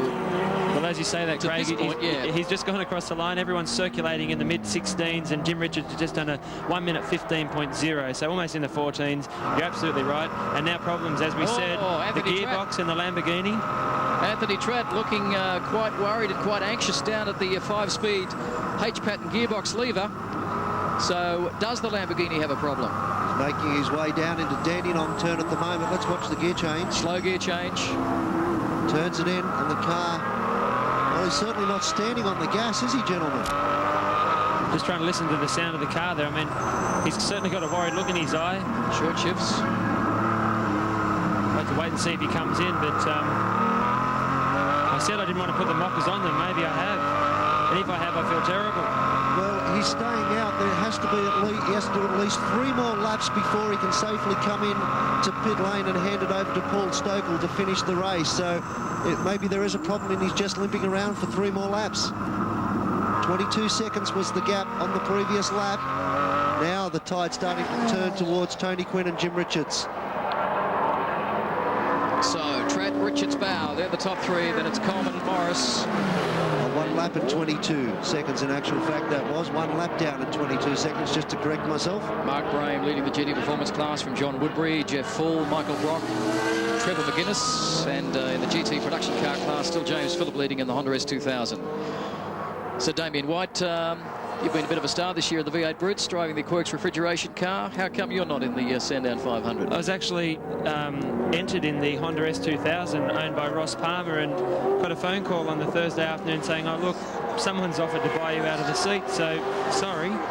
But thankfully, Peter and Annette Boylan, the Quirks refrigeration team, said, no, still go down, send you down with the ute. And I teamed up with Brett Yulden, and we had a very ordinary weekend. Would have been asking, what was I worth? Oh, I actually asked the figure, and he said, go away. Never mind what he said. Oh, again, the Smith Cooper boat ride Porsche, again in trouble at the end of turn 1. But they've stuck with it, Craig. They've taken all the obstacles before them and just kept out there as we see one of the Ferraris down in pit lane. Ali? Yeah, Sam Newman almost casual as he strolls his way to his final stint in his Ferrari this afternoon. It's almost laughable, isn't it, really? I guess for these guys, it's just a case of getting out there and maintaining position. Scott Shearman, not really used to driving this sort of car at all. We usually see him in Nations Cup in a Porsche, but he's done a good job. Not quite pole where they started, but I think they should be happy this afternoon. So Sam Newman getting in for the final stint in the Budweiser Ferrari from pole position to still circulating in the top 6 in car 17. Second in the Group 2 of Nations Cup, the Paul Morris, John Chulin Spec 360 Challengers leading that class. But Craig, look at Jim Richards, a 1 minute 14.6. He's circulating a lot quicker than anyone else. Mark Brame, our GT Performance class leader, also now in the pits. Grant. Problems for these guys down here at the moment. He was unable to get out of the car. There's a problem with the seatbelt. So this is a great shame for these guys because they are leading the GT Performance category. and it's going to be very tight as they exit pit lane as to where the current two second and third place cars, the two Evos, will be as they run down. I think they may just be able to hold out first place though. Oh, and a good battle too further back in the field between Graham Alexander and Mark King. In fact, it's Jeff Full and John Woodbury, and this is the battle for the class lead, folks, in GT Performance now. So John Woodbury, who won last year's 2-hour showroom showdown with Graham Alexander in this very car, now under a lot of pressure from Jeff Full. Huge amount of pressure, and he got a huge amount of air underneath the inside wheels as he bounced off the ripper strip to defend the corner. But Full, as we've seen in the championship this year, he won't hold back. He's not afraid to bend panels and swap paint, is he? Yeah, now damage to the rear end of the Alexander Woodbury car and damage to the front of the King Full Evo 6. So one would suggest one's hit the other. Well, could well be. Obviously. Surmising as we see that. It's yellow paint. It's got to be Jeff Full. Dragging. You can see the little sign on the front of his car. The hippie sign is all bent out of shape too. Yeah, I think that says it all. The evidence is there. Guilty as charged. Now Jimmy Richards threading his way through the slower traffic. And he's got a big job ahead of him now. That's John Bow on the road in front of him. Jim Richards is actually circulating a second quicker than John Bow, so you'd think that he'd make easy work of getting past. And I'd be very surprised if John Bow wanted to challenge, as Matthew Coleman did before. And yeah, 1:15.5 for Jimmy Richards that time around. So John Bow 1:16.7, and Anthony Tratt, the Lamborghini, in pit lane. Ali. Well, I guess for Paul, he told me the knee's holding up okay after he less than gracefully got out of the car in the last pit stop with Anthony. The foot, though, is giving him some drama at the moment. He reckons it's black and blue. They were thinking about bleeding it, can you believe it, during his stint out of the car. But for now, Team Lamborghini on their way out for what will be the last stint for Paul Stokell. Now Jim Richards and John Bow side by side, and the Porsche GT3 Super Cup car goes through up the back straight here at Sandown Raceway. So John Bow graciously moves over, lets Jimmy Richards past, and of course Jim now effectively one lap off the race lead by virtue of that long pit stop. Yeah, I'll just sit here and follow you for a couple of laps and see where you're quick so I can get you on the final lap. That'll be going through John Bow's mind. He makes his way underneath the bridge down towards the final group of turns. Stokell in the car that leads the race now back out onto the track quite comfortably ahead of Jim Richards, who's coming down across the start-finish line now. So the 2-hour 37 mark of this 161-lap race, which is time to start, or time to finish, I should say, at either the checkered flag fall at 161 laps or 3 hours 45 minutes.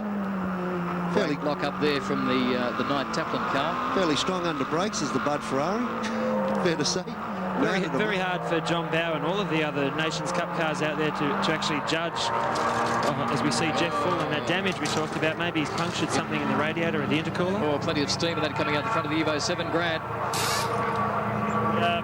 Quite a bend in the bonnet for some laps now, so that's not new. But what did happen was there was a front tyre, front right, that was flat. They ran off the track on the very last turn of the circuit and came straight into the pits. That obviously is not going to be the cause of the smoke and steam coming out. In fact, it smells a little bit more like smoke rather than steam, so perhaps some fluid getting onto the engine and overheating there. Car that was running second in its class, 8th outright, the Delphi King Springs Evo 7, and again jack problems. No air jacks on these cars. They're GT Performance cars, so they run pretty much a road-going specification all round, including the spares in the boot. We can probably safely assume now that there was no problem with the gearbox in the Lamborghini. Perhaps Anthony Tratt just grabbed a handful of nothing.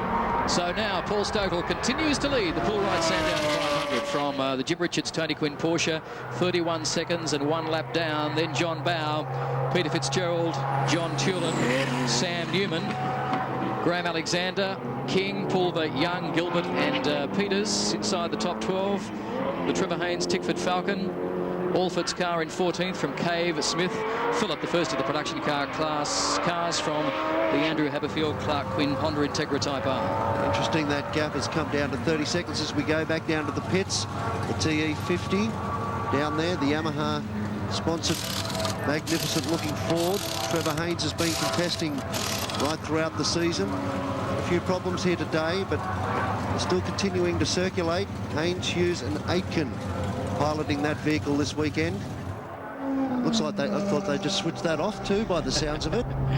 Problems with the Dodge Viper again, and when you've got a Toyota MR2 pulling away from it down the straight, it's got problems. Well, I think the interesting turning point of this race, folks, is since the Anthony Tratt Paul Stokell Lamborghini has pitted, Jimmy Richards has actually got back on the lead lap and is now only 31 seconds off the race lead. Darcy Russell looking down at the dash more than he's looking out the front window of the car, so that tends to suggest to you, Damien, that it's going to be terminal. I think it's about time they put it away and said, look, we did our best, and they have done that, but they're not going to see the checkered flag today, unfortunately. Car 54, the Chulin Morris Ferrari in the pits. Ali. Craig, yeah, interesting scenario this. Paul Morris is quite tall. He's about 6'1", but John Chulin is 6'3". So for the first time in his motorsport career, Paul Morris having to use a little seat insert there.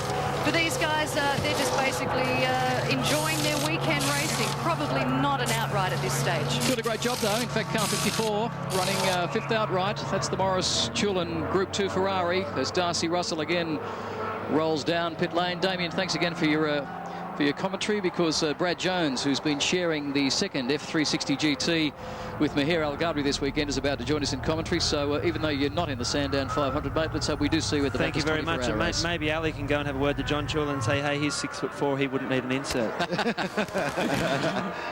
Damien White joining us to chat. We're about the Sandown 500. Grant Kenny's with the Darcy Russell Viper. Yes, Darren Palmer's just about to get in the car, and they've had enormous amount of problems here so far today. Obviously, laps and laps down. But Darren I was talking to before, he said the big problem they had was a broken drive shaft. Their concern is that it's likely to happen again. They said the amount of torque, the massive amount of torque that this car puts out is really causing that drive shaft some problems. Well, it doesn't surprise me, because you should have seen the number of burnouts that Darcy was dropping here on Thursday in the media day. He was absolutely lighting up the rear end of the Viper. And I said to him before the start of this race, I said, Darcy, have you changed the drive shafts?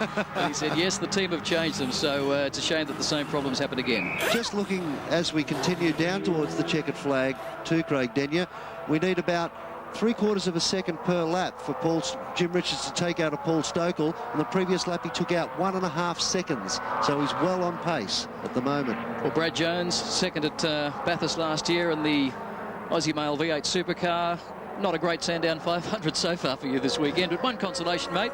First Ford home in the V8 Brute Final. Well done. Yeah, thank you very much. Well, no small part due to your son, I'm sure. So, yeah, it was been a busy day for me, really. Just a bit disappointing that it's finished the way it has, but those Ferraris are fantastic little cars to drive.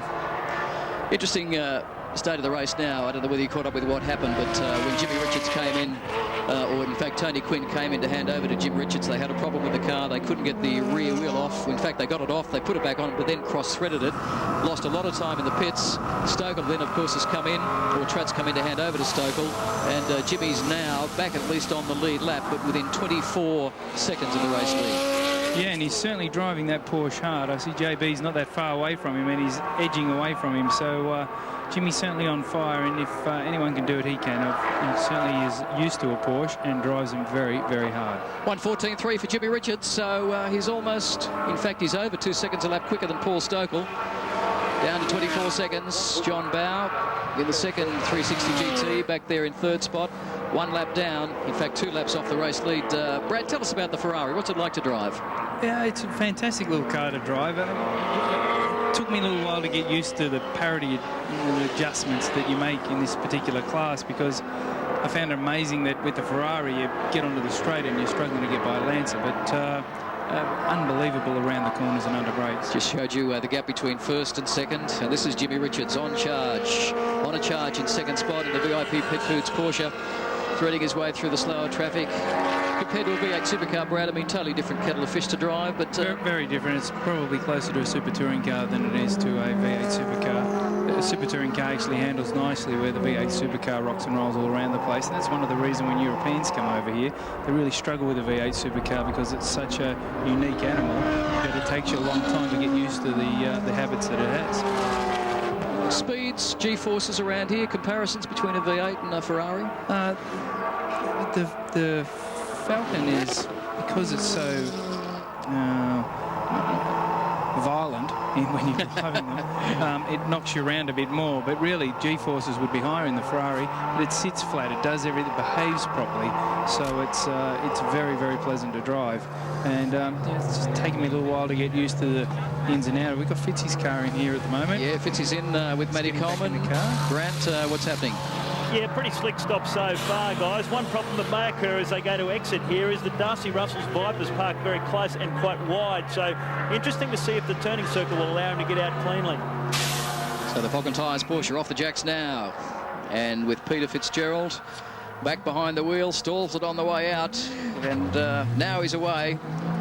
Very easy to stall coming out of the pits, let me tell you. How angry does it make you?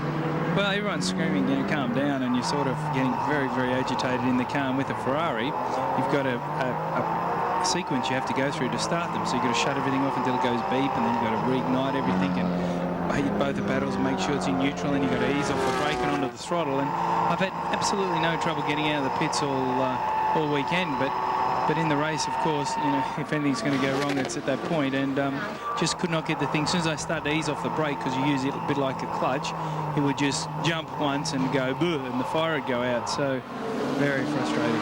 So Brad, how's this for a class act? Jimmy Richards now on a charge, 22 seconds off the race lead. Talk us around the track with Jimmy. Well, this is second gear here. He's on the throttle quite hard. You let it run right out to the ripple strip there. There's a number of lines you can take through the corner we've just gone through. Just ease the car through there, up through the gears. We'll be in fifth gear. Probably get down to about 150 or 120, hard on the brakes. Back down to third gear. Late apex here, turns in, just clips that, runs up on the outside there. Into fourth. Brake back to third. Around the S's, little squirt of the throttle. Onto the brake again, back to second. Nice smooth run out of here. This is one of the most important corners on the track, even though it's a second gear corner, because you need to get it nice and smooth to get a good run up through this kink and down along the back straight. It's obviously the longest straight on the track, and it's important to carry as much speed as you can. This is the technical part of the track here? This is the most enjoyable part of the track. You brake at about 50 metres, back a gear, and then drive the car down through these S's. All the way back down to second, on the throttle, let it run up onto the curb, into third, grab fourth, weave through the traffic here a little bit, back to third or second, definitely back to second for this one, on the throttle, and there's your hot lap really. It's a not a very technical track, but it's got a good combination of high speed and second and third gear corners, so it's a tough racetrack when you don't get it right. And a slow lap that time too for Jimmy. In fact, he's fallen back by about a second. So a 15.8 to Stokell's 15.4. There was 4/10 in it, but Jimmy got caught up with a little bit of traffic just coming onto the straight, which has certainly cost him time. This is the race leader, three-time Australian Drivers' Champion Paul Stokell in the Crazy John's Lamborghini, unleashed here at Sandown. That's the first time in quite a few laps, Craig, that he's actually been quicker than Jim Richards. So the team obviously on the radio with him at the moment saying, go hard, go hard. Must be difficult, Brad, when you're in a situation like that. You know you've got somebody closing the gap on you. The team are urging you on, but by the same token, you can't do anything stupid. Well, yeah, you know, you get some guys in some of the teams you drive for that haven't got any experience in a race car, and they're telling you to go faster, and what they don't realise is you are going as fast as you can. So Paul's lifted his game a little bit with the car, and it's a balance for him between going fast enough that Jim doesn't catch him, but not going too hard where he can possibly make a mistake or have something go wrong with the car. So he's been around a long time, pretty clever operator. I think they'll have a pretty good idea of what's required. The Smiths have been in the business for a long, long time, and I'm sure that they'll work it out. And if Jimmy gets down to within 2 seconds at the end, who cares, as long as they win. This is car 222 with MK behind the wheel at the moment. The car is sharing with Peter Green and Michael Turner. And they're running quite well down in the GT Performance class. Had a spin earlier with the Greg Haysom car, which has dropped them down. But these were sensational, the road car. Brad, I mean, you've driven all sorts of cars in your career. Super Touring Championship, Oscar Championship, great second at V8 last year. It's really good to see. I've driven all sorts of different cars today. Yes, yeah, well, you have done. I mean, you don't get anything more different than a Falcon V8 Brute and a $700,000 Ferrari. But these guys have been really good today, I've got to say. There's always, when you've got a huge disparity in speed, there's always guys that are, don't know when to let you by. But I've got to say, the other competitors today have been really well behaved, trying very hard to get out of the way, and there hasn't been too many incidents between fast and slow cars. And great to see a class race back at Sandown too, for essentially showroom production cars. It is. It's really good. It's a good balance, and I can remember all the arguments people used to have to say that if there's a big difference in speed, it's way too dangerous. But I think today has proven that that's not the case. As long as everyone's a bit sensible about what they're doing, then it can be good. It looks like they've got a bit of a brake problem or something here. Well, we just had word from the Peter Fitzgerald garage that Fitzy may well have a problem with the car, a fuel leak, but we'll keep you posted on that. I think you'll find that might well be Michael Turner getting into that car now, a former Porsche Cup racer who stepped up and raced a few rounds of the Nations Cup Championship, I think it was last season, and good to see him back in the ranks. A pretty handy steerer from Coogee in Sydney. Well, Peter Fitzgerald and Matty Coleman in the Falcon Tyres Porsche, still flying at the moment. They had a shocker last year. He actually shared the car with Jeff Morgan last year, had gearbox problems all weekend, soldiered around pretty much in 4th gear in the entire Sandown 500, and Brad still ended up on a podium, 3rd outright. Yeah, well, I've got to say, usually Porsches are very reliable cars, and really Fitzy and Matty, both great little drivers.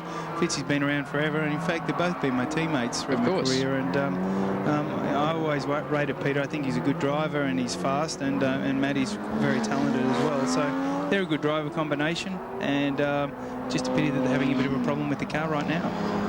Brad, you've had a good year this year with the Aussie Male Falcon. Your teammate John Bauer currently sitting 3rd on the road in the Ferrari, but certainly the team has come along leaps and bounds. Your thoughts going into the Queensland 500 next weekend, and ultimately the Bob Jane Team Art 1000? The team has come along in leaps and bounds. I think that it's so hard to try and make a prediction when there's only a second between the top 32 cars, but we're going to do some testing tomorrow, and really I'd like to think that we're definitely a fair to reasonable chance to finish in the first 5 of both of them. It's tough out there, but John's brought a lot of experience to the team, and he's clever.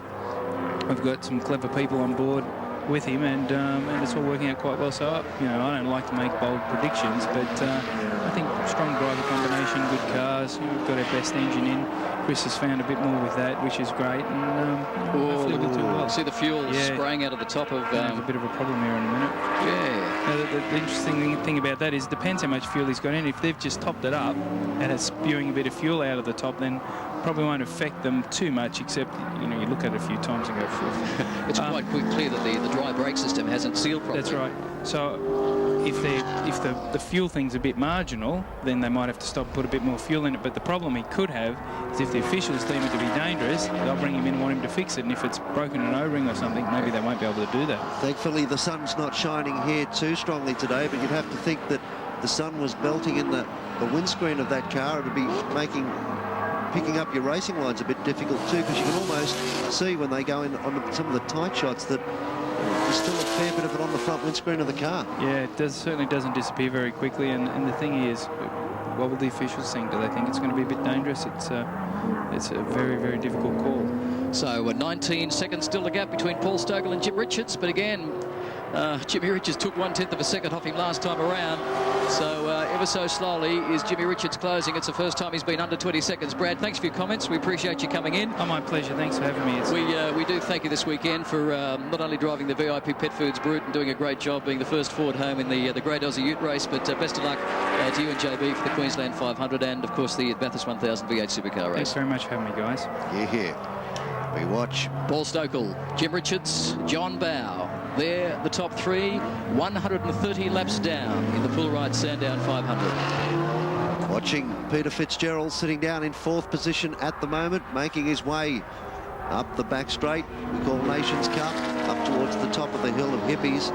The car still continuing to circulate. Fitzgerald has had an up and down sort of a season, has always been up there in the top dozen or so cars, but we're used to seeing him a little bit higher up. At the moment he is driving this car really well, still riding the ripple strip, still pushing pretty hard, 1:18 the previous lap, but still Jim Richards 1:14.5, half a second quicker than Paul Stokell, gap 19.2 seconds. Fitzgerald making his way onto the main straight. Clock up another lap. This time around, he'll come down and complete 128 laps. Oh, drama's down in Holden Turn by the look of that. Yep, certainly is. The first turn, either they've had it coming together or they've outbraked themselves big time. Car 66, it's the Clark Quinn, Clark Quinn, Andrew Haberfield, Mike Kilpatrick car, and it's Quinn behind the wheel at the moment. Now remember, his father is co-driving Jimmy Richards' Porsche, so let's see what happens under Holden Bridge, and lapping one of the slower cars, gets squeezed, two wheels on the Ripple Strip, they both go off. In fact, it's Gary Deans in the Century Battery Subaru and Clark Quinn, so it really was no fault of his, he just wasn't seen. And I think he's got the reason why he's parked to the side. There's another replay of it. Oh, that was kind of big. Both cars getting airborne. Look at the steering wheel. Look at the direction the wheels are pointed. You can't see the steering wheel, of course, but the front wheels, one of them, the left-hand side wheel, is pointed off into no man's land, so maybe he's broke the steering. Well, bad luck for Clark Quinn, because he was doing such a tremendous job, and that's Gary Dean, who's on screen at the moment, the guy that he just hit in the Century Battery Subaru. Now, Dean is still going, so unfortunately Quinn has stopped, and he was doing a great job too. In fact, he was running second in the class.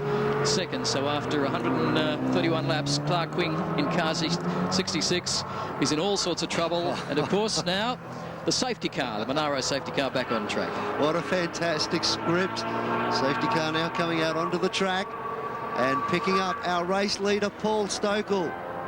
Well, Jim Richards will be able to close up. There'll be some lap traffic between the two, but after 132 laps, it looks like it's going to come down to be a sprint to the checkered flag. You couldn't have written a better race finish than this year's Sandown 500, proudly brought to you by Poolride. I mean, I could be cynical. I could say that Tony Quinn has walked up to his son, Clark, talked to him on the radio and said, listen, we need a safety car. Can you help me? What can you do about it? No, I'm sure that wouldn't happen. This is the Poolride Sandown 500. And, of course, Paul Stokell continues to lead, but only just from Jimmy Richards and Tony Quinn in the VIP Pet Foods Porsche. Third on the road, still the Bowerbeards Ferrari, but 1 lap down, 2 laps down, the Fitzgerald Coleman Porsche, then the Tulin Morris Ferrari, the Newman Shearman Ferrari, our original pole sitter today. First of the GT Performance cars, Alexander Woodbury, and then Pulver and Braham running second, of course, in the Nissan 200 SX Spec R. Folks, we certainly hope you're enjoying the Poolride Sandown 500. We'll be back right after the break.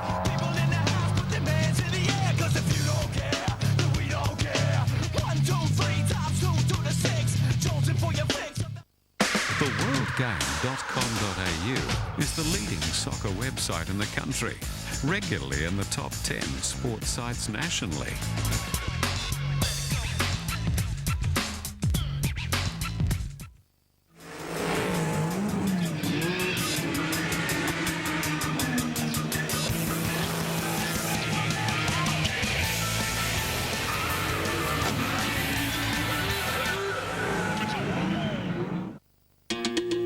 Remember how it felt when you were 6? Feel it all over again. Introducing the Mazda 6 sedan, hatch and wagon. Sporting a new engine with SVT and new Active-Matic transmission. Because what fun is getting a present if you can't open it up?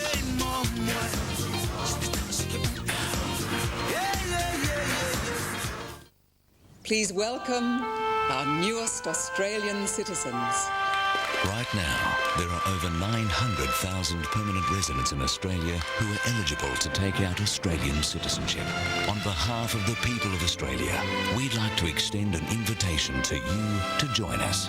To find out more, phone our information line or visit our website. There's never been a better time to become an Australian citizen. Authorised by the Commonwealth Government, Canberra.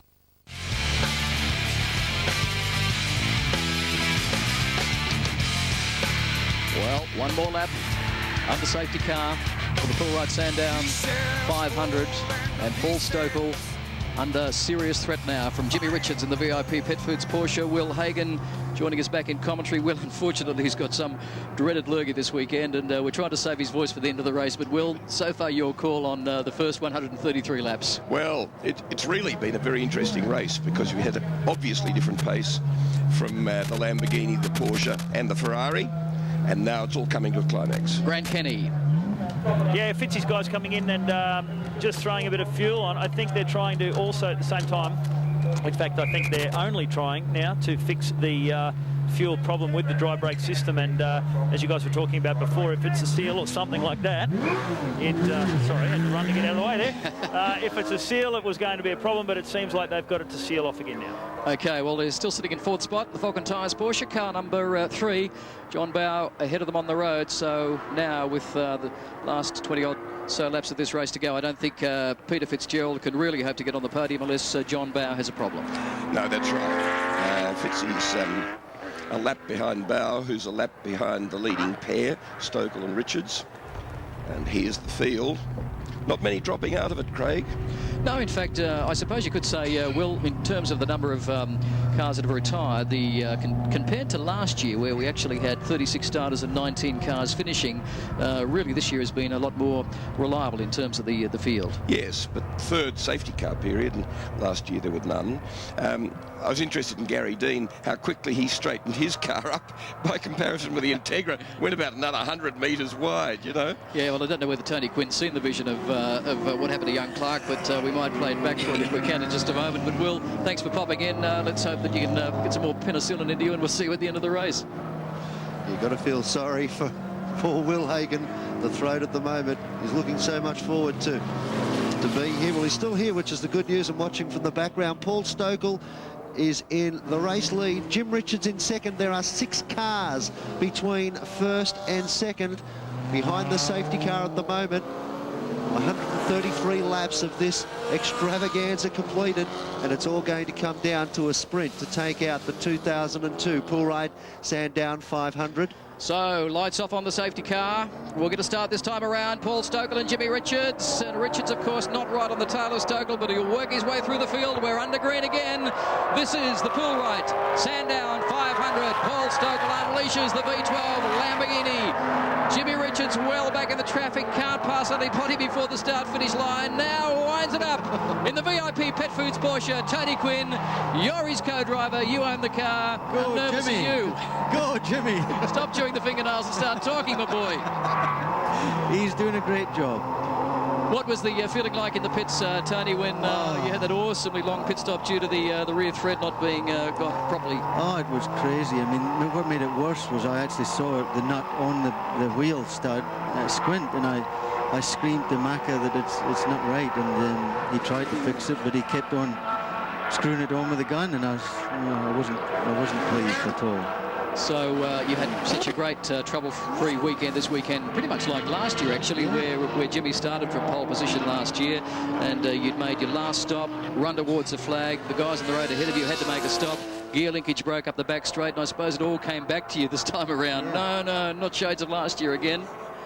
Yeah, I think that our advantage with the Lamborghini is under brakes. I think we can go into the corners deeper and get out of them quicker.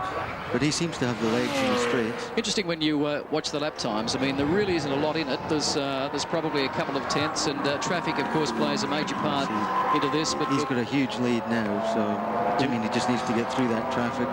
But it was 20 seconds before the safety car. Now, I'm not complaining. Yeah, someone cynical could have suggested that you actually wandered down to pit lane, said to someone on the radio, to your son, Clark Quinn, that perhaps what we need, boy, is a safety car period, and there's a bonus at the end of the day. But that wouldn't happen. I'm just really... Clark's done really, really well, and I'm most impressed with him. I haven't seen what happened, but maybe I'll be less impressed when I see what's happened. But I think that's Jimmy behind Stokell now, is it? So 6.5 seconds now, the gap between Paul Stokell and Jimmy Richards. The lap times pressure's on. Are going to be very, very interesting over the next few laps. And again, car 8 is in trouble. That's the Quinn Cooper Boat Ride Porsche for about the 5th or 6th time today. It's pirouetted around, and I don't know what the problem with the car is. I know they've had brake problems all weekend. I'd suggest they're perhaps continuing, along with other things. Wayne Cooper behind the wheel at the moment. They're down there in pull right turn at the moment as our race leader comes screaming up Brock Straight towards Holden Turn. That time around a 1:14.36 for Stokell, a 1:14.38 for Jim Richards. Oh, 6.5 seconds the gap now. It doesn't get much quicker than that, Tony. 2/100ths of a second between the two of them that time around. Watching Stokell make his way up into pull right turn, start the run up the back straight. As he continues up this section of the racetrack, you'll see there is Jim Richards in the background, and the VIP Pet Foods Porsche. Let's have a look, Tony. Watch this. Your boy's the white car on the inside. Oh, what a good move. Well, he did very, very well to actually try and stay out of trouble. Gary Dean just turned in on him. Obviously, Gary didn't see him, and the Subaru's motoring around in 4th gear. So, but I think Clark did a tremendous job. Great reflexes to get the car up on 2 wheels, but unfortunately, racing incident. Well done. What's going to happen to the weekly allowance now, Tony? Oh, I think he's in overdraft as we speak. Anyway, from when he was about 11 years old, he's been in overdraft. It doesn't change, mate, let me tell you. He said to say hello to you. He's at the airport.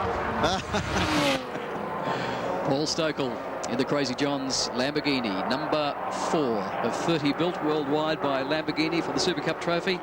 6 litres, 600 horsepower, 5-speed gearbox, big brakes, and this is the master. Jimmy Richards, who's only won the Sandown 500 twice, in fact in 85 and 89. And again, car 19, the Trevor Haynes, Bob Hughes at Aitken. Tickford Yamaha having a spin under the Dunlop Bridge. Any instructions to Jimmy, Tony? Well, I think that, what have we got left?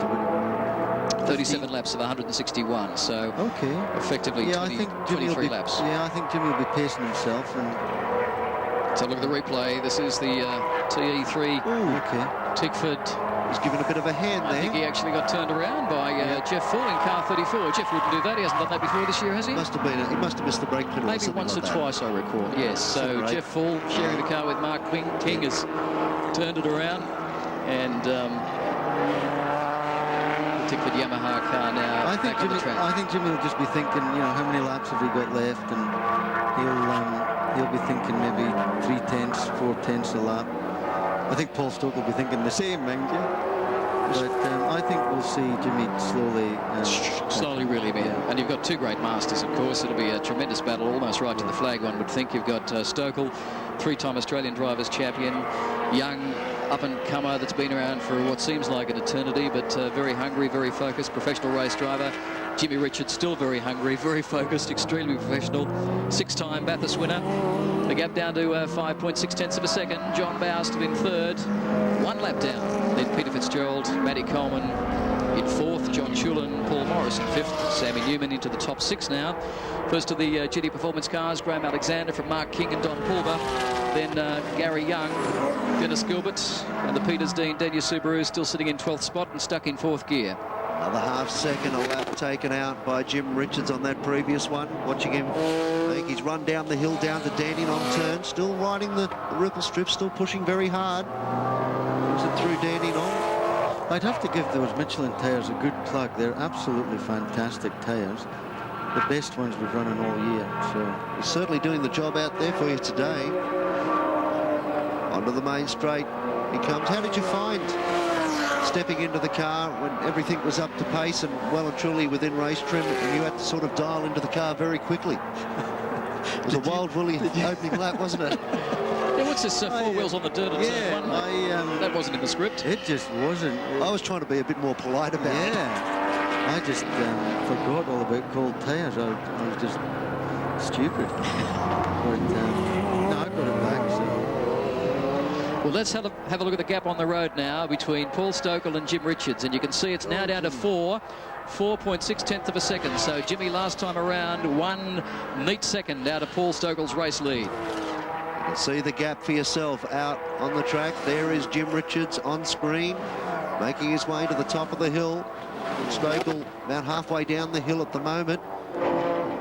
Lap traffic always in play in the Sandown 500. They all do a good job of getting out of the way. Is that fair to say? I mean, you're out there. Yeah, look, I'd have to say that the slower cars are really good. I mean, they're having their own race, and it's a bit difficult when we come up behind them, but I think everybody has been very courteous today. I don't think there's Well, let's see the gap this time around, folks, with Paul Stokell now taking the start-finish line in the Crazy John's Lamborghini. Jimmy Richards now coming through, and the gap is, wow, 4.5 seconds, so another tenth. He's whittled away. One more tenth that time around. I think what you'll find with these Michelin tyres is that they'll hang on for 40, 50 laps, no problem. So I don't think we'll have a tyre problem. Lamborghini running Pirellis, I believe, as they've always done in this car. You can see Paul Stokell winding on the lock, cross-arming the car, now winding up through the gears. And that's interesting, guys. Watch his eyes. He keeps looking in the rear vision mirror. When you start looking behind, it's a good indication. And is again, this a replay? And again, car number 8 has turned it around. No, it's not. Same corner. They'll have taught the car to waltz by the end of this race, won't they? They've done so many circles with it. We're making jokes about it, but they must be absolutely kicking themselves. It's horrible to see that. Big, heavy car to drive. One that you've really got to muscle around this 3.1 kilometre circuit here at Sandown. Of course, the Porsche Tony, much more nimble, much more agile. Easy car to drive? I've never driven a Lamborghini, but I would have to say that we work exceptionally hard. I mean, Jimmy doesn't. It doesn't look like it, but I must say that I work exceptionally hard in the car. And I guess everybody is, but... Well, this is the second time that you've teamed up with Jimmy Richards. You've finished second to him in Targa, Tasmania. Almost did it again this year. Yeah. Went off on the last day. Drove here last year. I mean, what has he taught you, Tony? Oh, Jimmy's marvellous. Look, he's told me just to get in and drive the car. Never mind fiddling with bits and pieces. Just learn to drive. Under the back straight goes the Lamborghini. We've been watching Paul Stokell at work behind the wheel of the car. Still looks to be all within the boundaries of himself. He doesn't seem to be pushing himself. It's a magnificent run up this back straight. Look at the speed he's at. 4.4 tenths of a second now. So again, last time around, another tenth out of it. 1:14.5 for Stokell, a 1:14.4 for Jimmy, 1:15.9 for Bauer back in third spot. So it's really Paul and Jimmy that are the class of the field. Threading his way through the slower traffic, takes Jeff Full, the Evo 7. Now coming up behind Michael Brock's Evo 5 as he runs onto the Peter Brock straight. This glorious sound. Let's have a listen through the gears.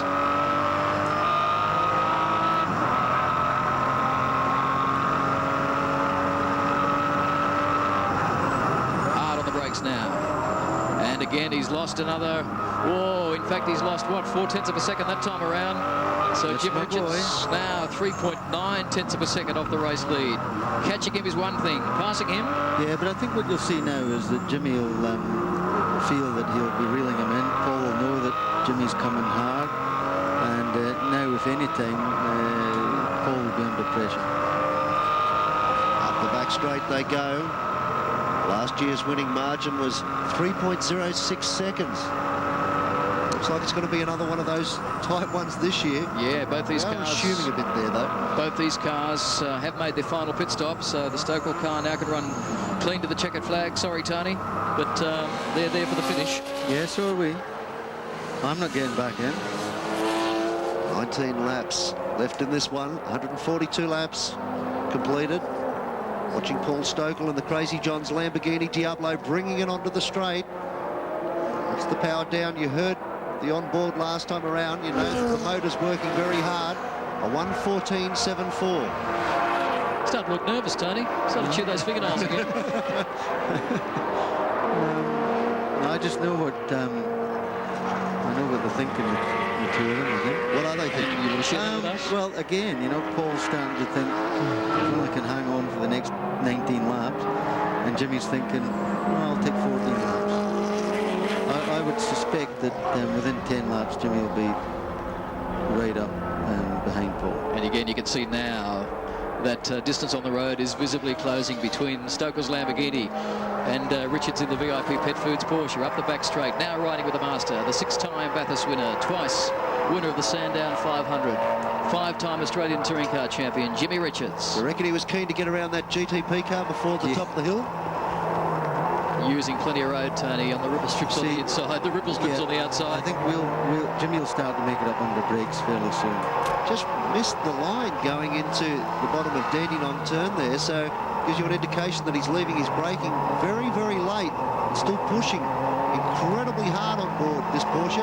Okay, let's check the lap time this time around. Stokell goes through 1:14.95. Richards going through now 1:14.19. Now down to 2.8 tenths of a second. 144 laps down to the Sandown 500. 161 laps this race. Down to Jimmy Richards on the charge. And Paul Stokell probably hasn't worked this hard for so many years. Let's have a look at Paul Stokell, his career, which has been extremely successful. Three-time Australian Drivers' Champion. Comes from Melbourne, 31 years of age. Works full-time with Team Lamborghini on the preparation, development of this race car. Wine, food, music and fast cars. And he's doing a tremendous job for this team this year. One more, as you well know, Tony Quinn, he's won more Nations Cup races than anybody in the past 2 years, but hasn't had the best of reliability.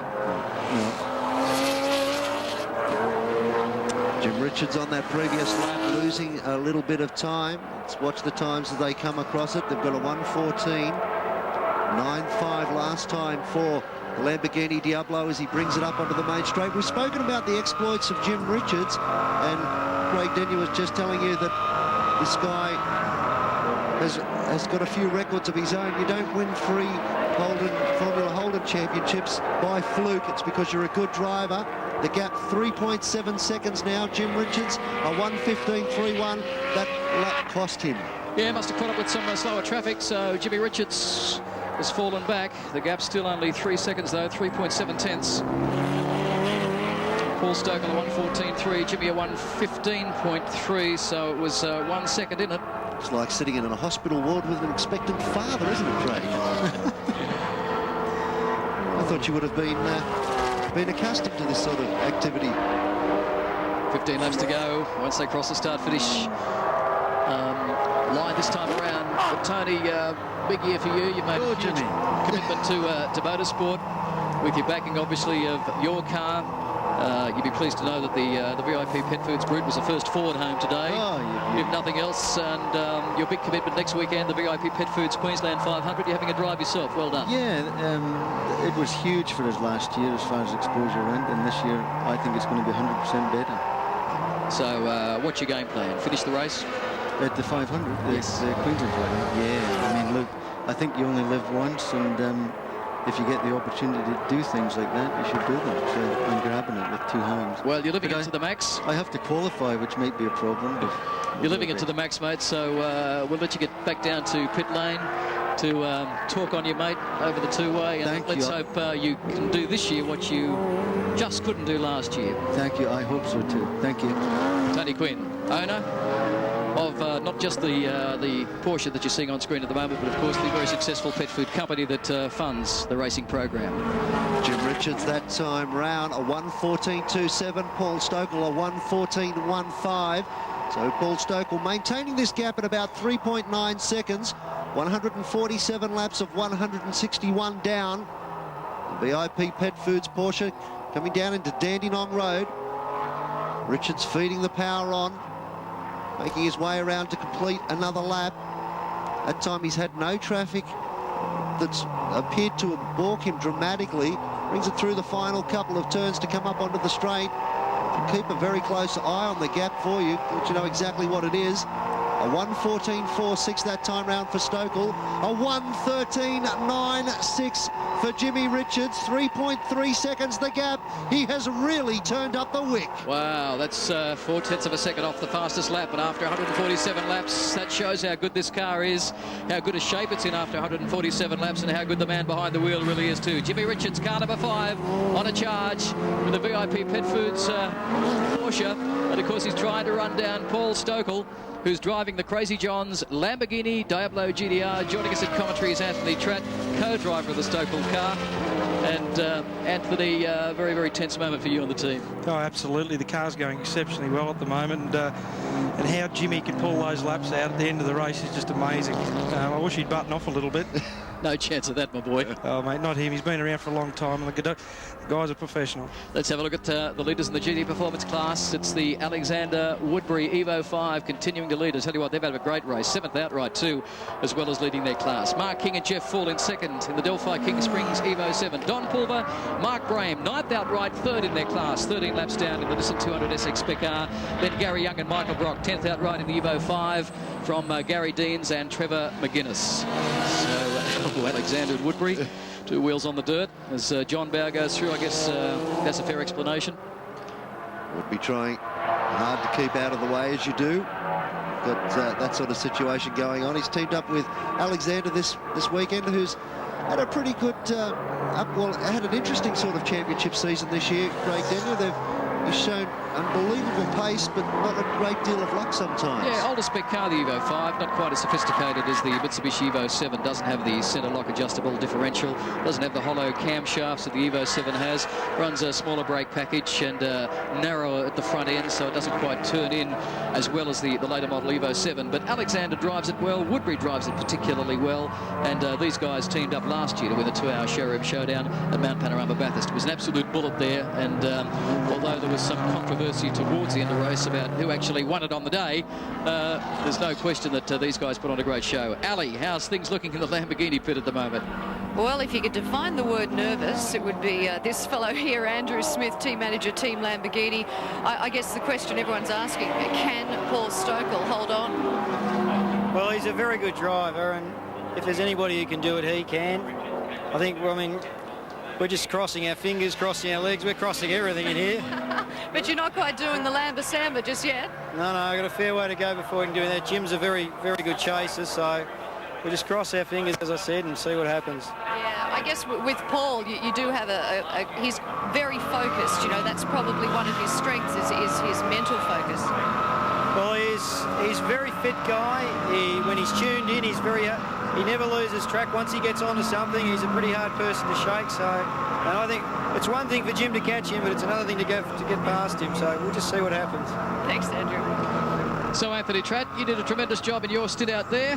What's your message for Paul? Just keep the boot into it, eh? Keep Jimmy behind you. Well, mate, this guy, Paul's driven this car for 2 years now, the Diablos. He knows the car very, very well. He's very professional, and as I said earlier, he takes his racing very seriously. I'm sure he'll just cruise around now for the rest of the race, maintain that lap time that he's doing, I hope. And by the end of the day, maybe Richo might ease off a little bit. Well, I love your optimism. Yeah, mate, I wish I had one. I wish the V8 supercar actually overtook cars as quick as what this does. There's the gap. Start-finish line. So it was 2.9 tenths of a second. What is it now? In fact, it's maintained pretty much the status quo, so Jimmy Richards didn't really take too much of an advantage of it that time around. Yeah, it's fluctuating around that 2 and 3 second mark, and Stokell, you can see now, he put the power of the car down and the back started to get a bit dancy, so he's still well and truly on it.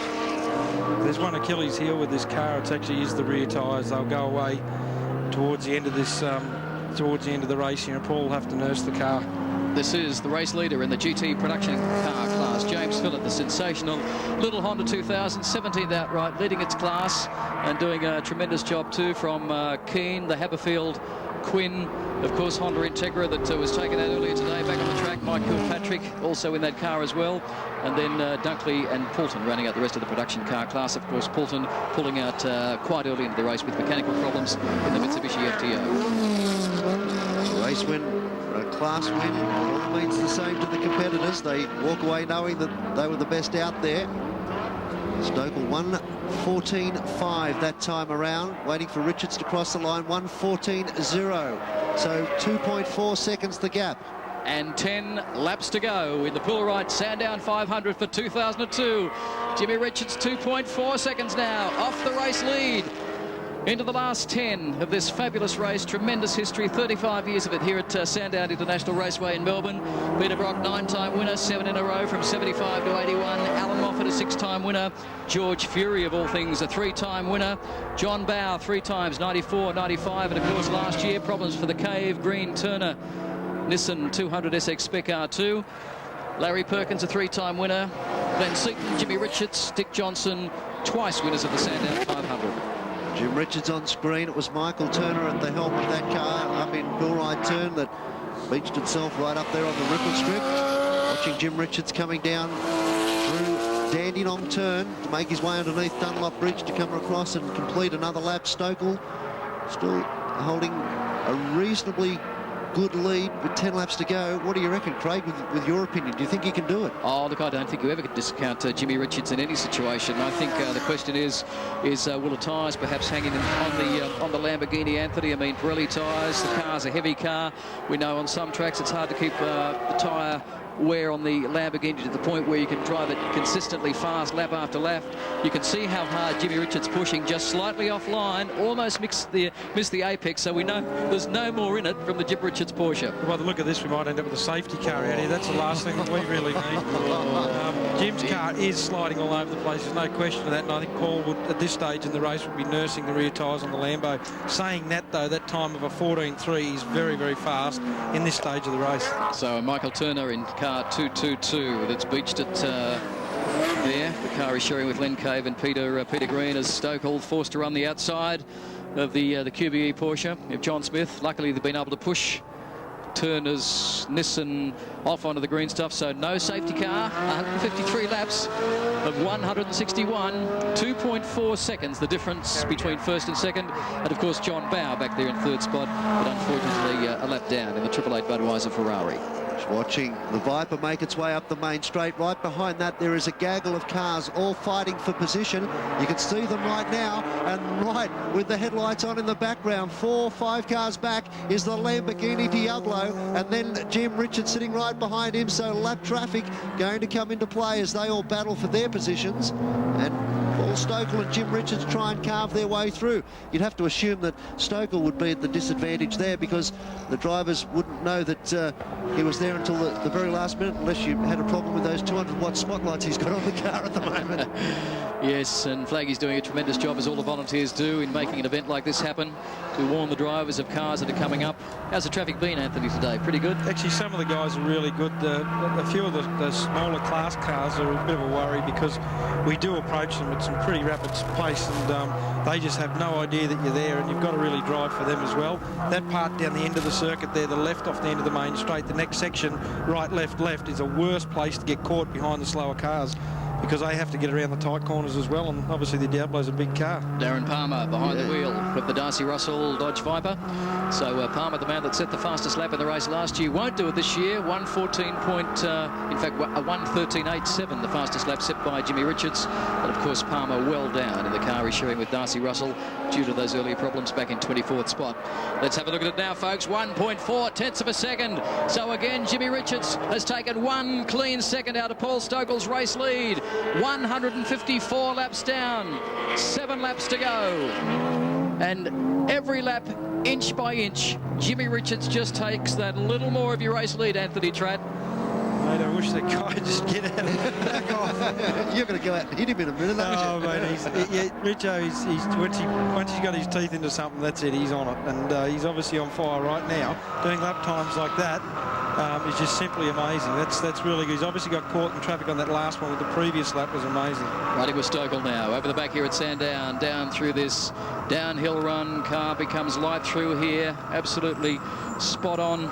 The importance of the line, hard brake for Dandenong Road corner, through here in second or third, second gear? Second gear in the Lambo, yeah, third, fourth, back to second. And Tony Quinn. There he is, starting the pacing. He's actually started to eat the pet food now. Smile, Tony, it's not that bad. Onto the main straight comes Jim Richards. You're on board with him now. 6 laps left to go in this one. 156 laps completed. 5 laps, 161.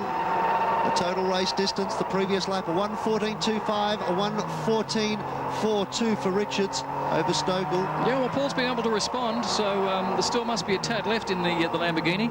And I'll tell you what, there wouldn't be too much left in there. He'd be hanging on by his fingernails at the moment. Oh, there's been a spinner. Oh, no, sorry, that's the earlier car that went off. Michael Turner's car parked off to the side.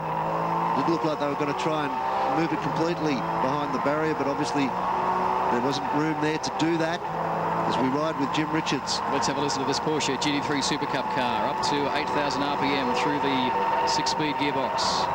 Hard on the brakes here.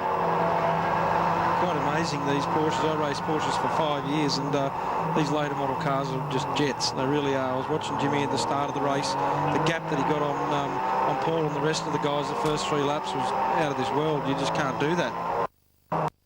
I mean, when you consider that within 30 laps, he had actually lapped Peter Fitzgerald, who was running third. Yeah. Just, it's an amazing story. That is, the cars were identical. Absolutely. The driver, you know, both drivers have been driving Porsches all their life. Fitzy's certainly a quick driver.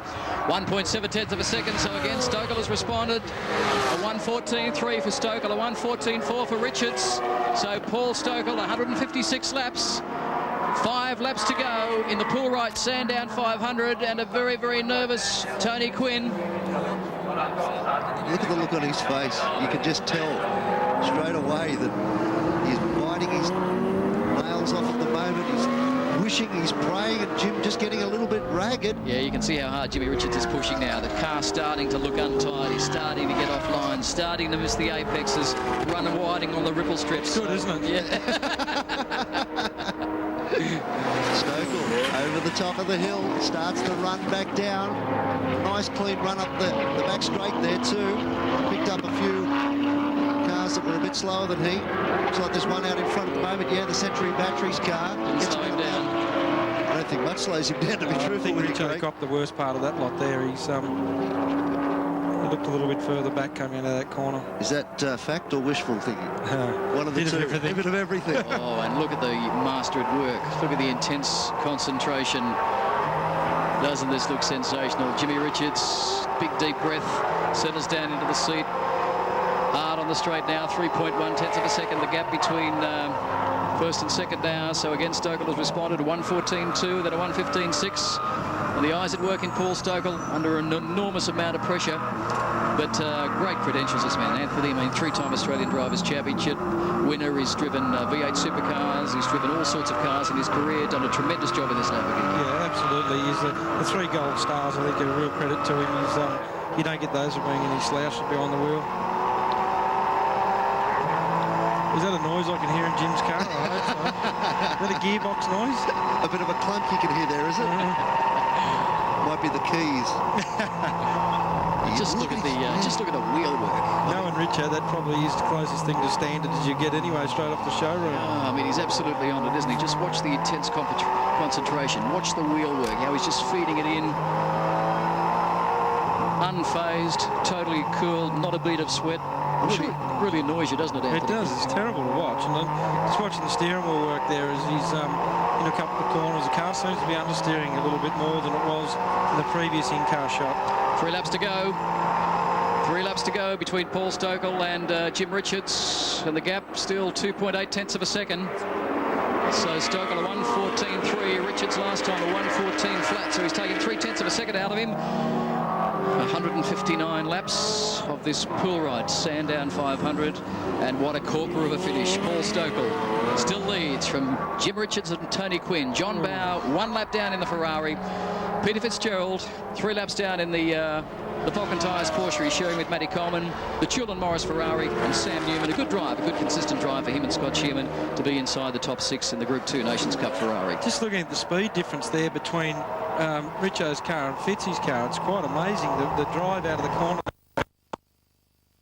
You're still able to get up beside Fitzy and get on with the job. Yeah, clearly a problem with Fitzy's car, I would have thought. Yeah. So hasn't been able to match the race speed of Jimmy Richards pretty much all weekend, but certainly since the race start. So, Anthony, thanks for your time. Best of luck. Let's see what happens to the Gracie Chon Lamborghini team as we wind down to the very, very last laps. Thank you very much, guys. Sandown 500. On board with the car that Anthony Tratt piloted earlier on today, now being driven by Paul Stokell on the closing couple of laps. Yeah, he's done a tremendous job, Stokell. Hasn't put a foot wrong, hasn't taken the car offline. He's got his eyes on, as you can see, the wideness of his eyes, intensely focused on the job at hand, and that's to keep the 6-time Bathurst winner, twice Sandown 500 winner, Jimmy Richards behind him. Paul Stokell has not won a Sandown 500. He was leading last year. In fact, he had a lap on the rest of the field last year when the front suspension broke on this car, but it was being driven by his co-driver, Stephen Johnson. Coming onto the back straight, which unfortunately forced their retirement. But hasn't he bounced back this weekend? Oh, he certainly has. It's been a great performance. I mean, these are such difficult races. So many things can go wrong, and most often usually do. And to be able to be in a commanding position, Paul Stokell's in at the moment, is a great performance by him. Jim Richards, well, 3.2 seconds, the gap, the final lap about to come up. It's all over bar the shouting, you'd have to assume. Yes, last lap now.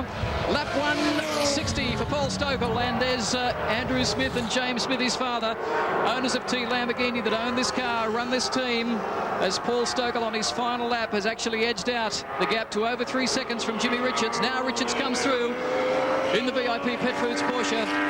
So Richards and Stokell will battle it out right to the flag. John Bow out of the show, 1 lap down. The 888 Budweiser Ferrari. Will Hagon back in commentary with hopefully a tad of voice to help us through the last lap, Will. Yeah, thanks very much. You know, the closest margin in victory previously was 3.06 seconds. The lead over that last lap over the finishing line was 3.15 seconds, so it's almost identical to last year. The other thing is, if Jim Richards had got to the lead, it would have been the first time he'd seen the checkered flag. He's won it twice. He's never been in the car and taken the flag. And never started from pole position to go and to win either. So Paul Stokell on his final lap. Tremendous But haven't drive. they done a good job? A most unlikely car, truthfully, to win a long-distance endurance race. Yep. And it failed last year. They've got a different spec car. It's on the straight now. And there you go.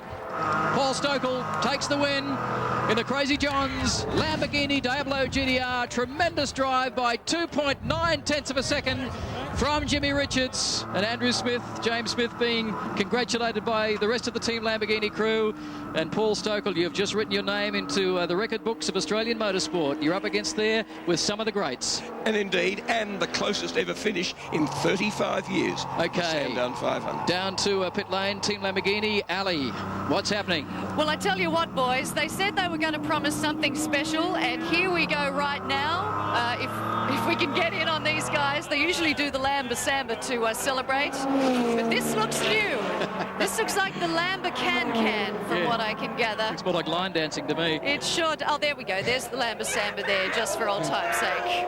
They're crazy guys. They're a small team, but they're a tight team, and they're absolutely wrapped that Paul Stokell has taken out Sandown 500. Yeah, and I'm glad the race finished before 4, because all the teams have to, the Crazy Johns team actually have to be back in their home by 5. They only let them out for the day. Paul Stokell, congratulations. Win right 500, and well driven too to Anthony Tratt, his co-driver, who did a tremendous job to keep it all straight. And Jimmy Richards, well done. Second outright in the VIP Pet Foods Porsche with Ali Drower is his co-driver, Tony Quinn. Yeah, this would be Tony Quinn with Grant Kenny. But anyway, Tony, a fantastic day. I guess not the result you wanted, but certainly a lot better than last year. No, it's an improvement. So next year, here we go. But it was a great race, I guess. You know, at the end of the day, Lamborghini did well, and Jimmy did exceptionally well. I guess at the end of a day like this, you look back, and I think if we watched the laps on the track, there was almost perfection, both for yourself and certainly for Jim. There was an issue in the pits, and I guess in endurance racing, it just goes to highlight how important the whole team are to the result. Without a doubt, and practice, I think. Yeah. Next time. Absolutely. There's always next year. Tony, congratulations to you and the VIP team. It was a great effort. Thank you. Thank you. Well, winner in business and a winner in sport, certainly wants to be a winner in sport, and you can't help but see the disappointment in Tony Quinn's face. Ali? With me, I've got an ecstatic Julie Stokell. How were those last few laps? Oh, I can't breathe. You can't breathe. You got to breathe. Okay, in, out, in, out. I mean, what do you think? How do you think the adrenaline was pumping through his veins? Oh, just amazing. I mean, the guys, you know, they've had so many hitches with the car and everything in recent months, and the build up to this, it's been a last minute. Oh, okay, the car's doing what it's meant to be doing now, and oh, it's just so good to see it all come together for them. They just so deserve it, and oh, good on him. Yeah, well done, darling. Thanks for that, Julie. Good on you, darling. Well, new wife of Paul Stokell. They were only married quite recently, the last 5 or 6 weeks. As Paul Stokell now out of the Crazy Johns Lamborghini. His nickname is Duck, and he's taken a great race win to end the run of ducks here at the Sandown 500 for Paul Stokell. Jim Richards, as ever cool. Oh, yes. Will Hagon. The absolute professional. And when you look down, not only the drivers, it's interesting to see who got where, but we've got 3 different real thoroughbred cars. A Lamborghini leading home a Porsche, the cheapest car of the lot of them, incidentally, and then the most expensive of them, the Ferrari, coming home in 3rd place, another Porsche in 4th. And, well, Jim Richards just tried everything. And yet this young man and his team and that car just had the business to do it on the day, and congratulations to them. Yeah, careful, Paul. It's expensive stuff you're standing on. Very. About $4,500 for that left-hand front guard. Well, don't forget his crook toe. They nearly had the shed roof ripped off their workshop during the week with the Melbourne storms. Yes, they've had a shock. They've had all sorts of problems. And how often does it happen when all that happens as a lead up to race day, that sometimes on race day you always get it right? That's what they were talking about yesterday, and they're saying, just let's hope that all the problems we've had, we had no problems last year, it fell off, suspension broke in the race. Let's hope it goes the reverse this year, and it certainly did. The closest ever finish in the Sandown 500. Yeah, great result, and some great names, of course, we mentioned during the telecast have won this race. Peter Brock 9 times, Alan Moffat, George Fury, John Bowe, Larry Perkins, Glenn Seaton, Jimmy Richards, Dick Johnson has won it twice. Kevin Bartlett was in here yesterday. He won the event back in 1965 with Frank Gardner. So, folks, we certainly hope you enjoyed the Pull-Right Sandown 500 right around Australia on the SBS network. This is your race winner, Paul Stokell, taking the checkered flag in car number 2, punches the air at a great drive, flawless drive, and we'll be back with more right after the break.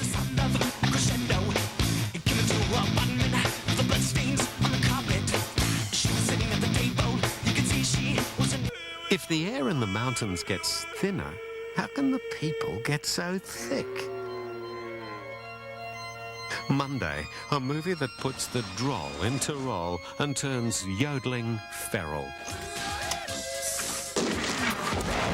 There's a village and a hero. Ich möchte wirklich gerne etwas trinken. And that's all we need to know. Bier. Yeah.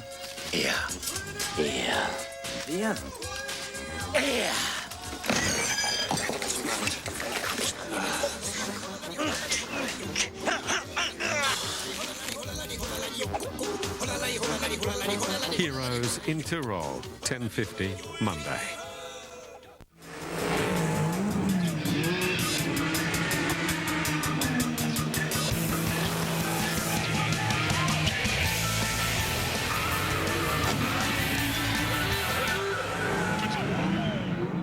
On the Movie Show, direct from the 59th Venice Film Festival, Margaret Pomerantz and David Stratton will be speaking to Salma Hayek on Frida, John Malkovich regarding Ripley's Game, Julianne Moore with Far From Heaven, and Miranda Otto about Waking with Julie.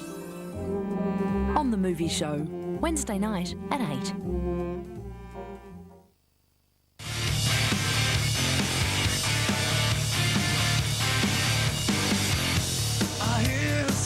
Race winner Paul Stokell of the Pull-Right Sandown 500, and standing by now, of course, for the presentations of the trophies. And you can just see how, after what's been a fairly frustrating season for Paul in terms of the Nations Cup Championship, Will, he's won a lot of races, but he's had a lot of mechanical failures with the car. But great to see that everything went right this weekend, and of course he's claimed the race win. Well, absolutely, because he's only lying in 6th place in that championship, 545 points, just a bit over half the series leader John Bowe on 905. So, as you say, very disappointing for him there. For a guy who's won plenty of races, had the pace to win them all the time. But to convert it to a win in this, the most difficult race of the whole season, has just been fantastic. And it's great to see. It's great to see something very different working out. Well, absolutely. And, of course, we talked about the 3 different manufacturers in the top 3. Lamborghini, Porsche, Ferrari finishing the top 3 positions. Certainly the world's greatest sports cars, no question about that. 6 different manufacturers in yesterday's top 10 shootout. 10 different manufacturers that started today's race, and 17 different models in the field. Let's now go down to Grant Kenny, who's with the race winner, Paul Stokell. Paul Stokell, congratulations. A great race under an incredible amount of pressure, I suppose you could say, at the end of the day. Everyone had their heart in their throat. What was it like in the cockpit? A bit much the same, yeah. When I saw Jim behind me in that safety car, I thought, oh, we're going to have to push here. And I just gave it everything for the last 20 laps, I think it was. And, yeah, the car survived, I survived, and we managed to stay in front.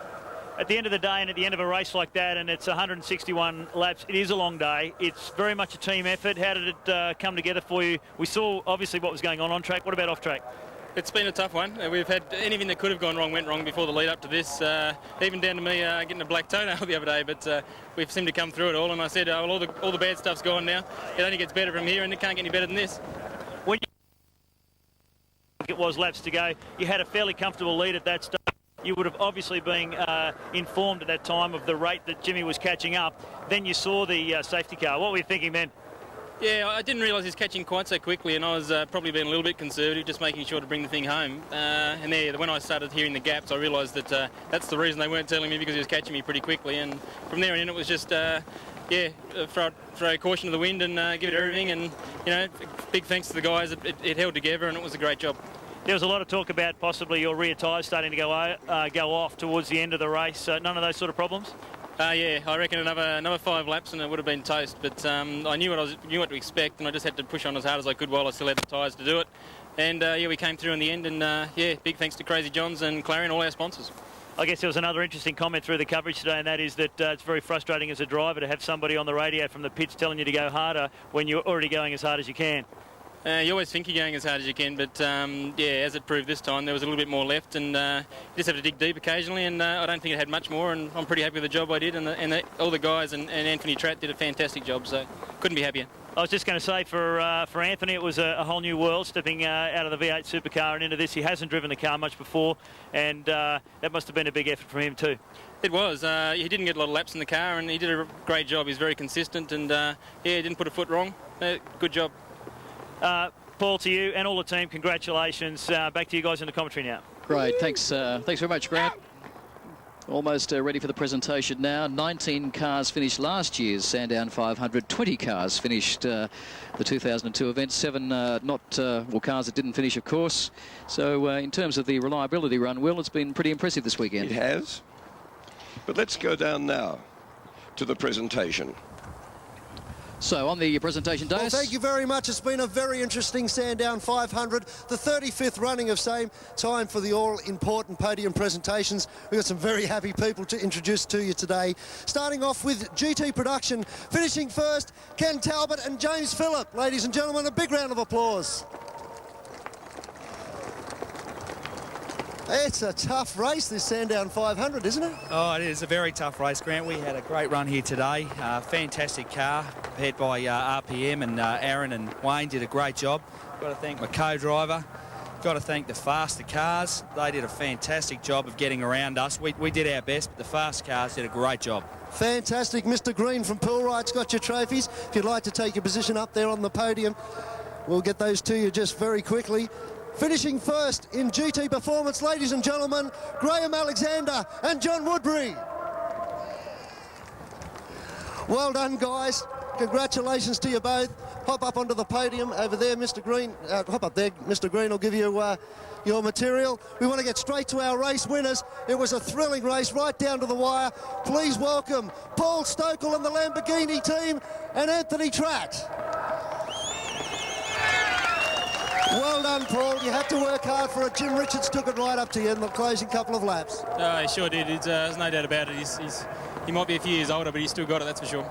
And what about you, Anthony? We heard your thoughts on SBS. Was it tough to sit there and watch Paul steer the car home to the win? Mate, I had everything crossed. I've got no fingernails left.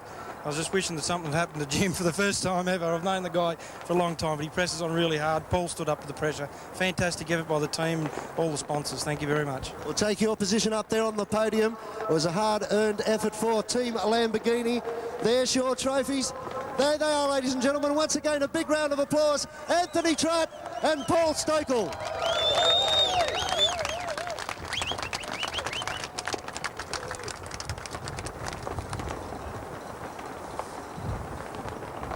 Well, what a scene. And just jubilation for Anthony Tratt and for Paul Stokell. Very hard-earned, and of course that makes it all the more exciting and the more satisfying. The fact that they beat off Jim Richards, that it wasn't by default, it was earned, And they worked hard for it all day, all weekend, and in fact for all the time that they've been campaigning Lamborghini in the PROCAR series. So great stuff, and now everybody gets uncomfortably sticky and smelly and wet with this very expensive motor racing indulgence of a champagne water fight. But it's been a great day down here at Sandown.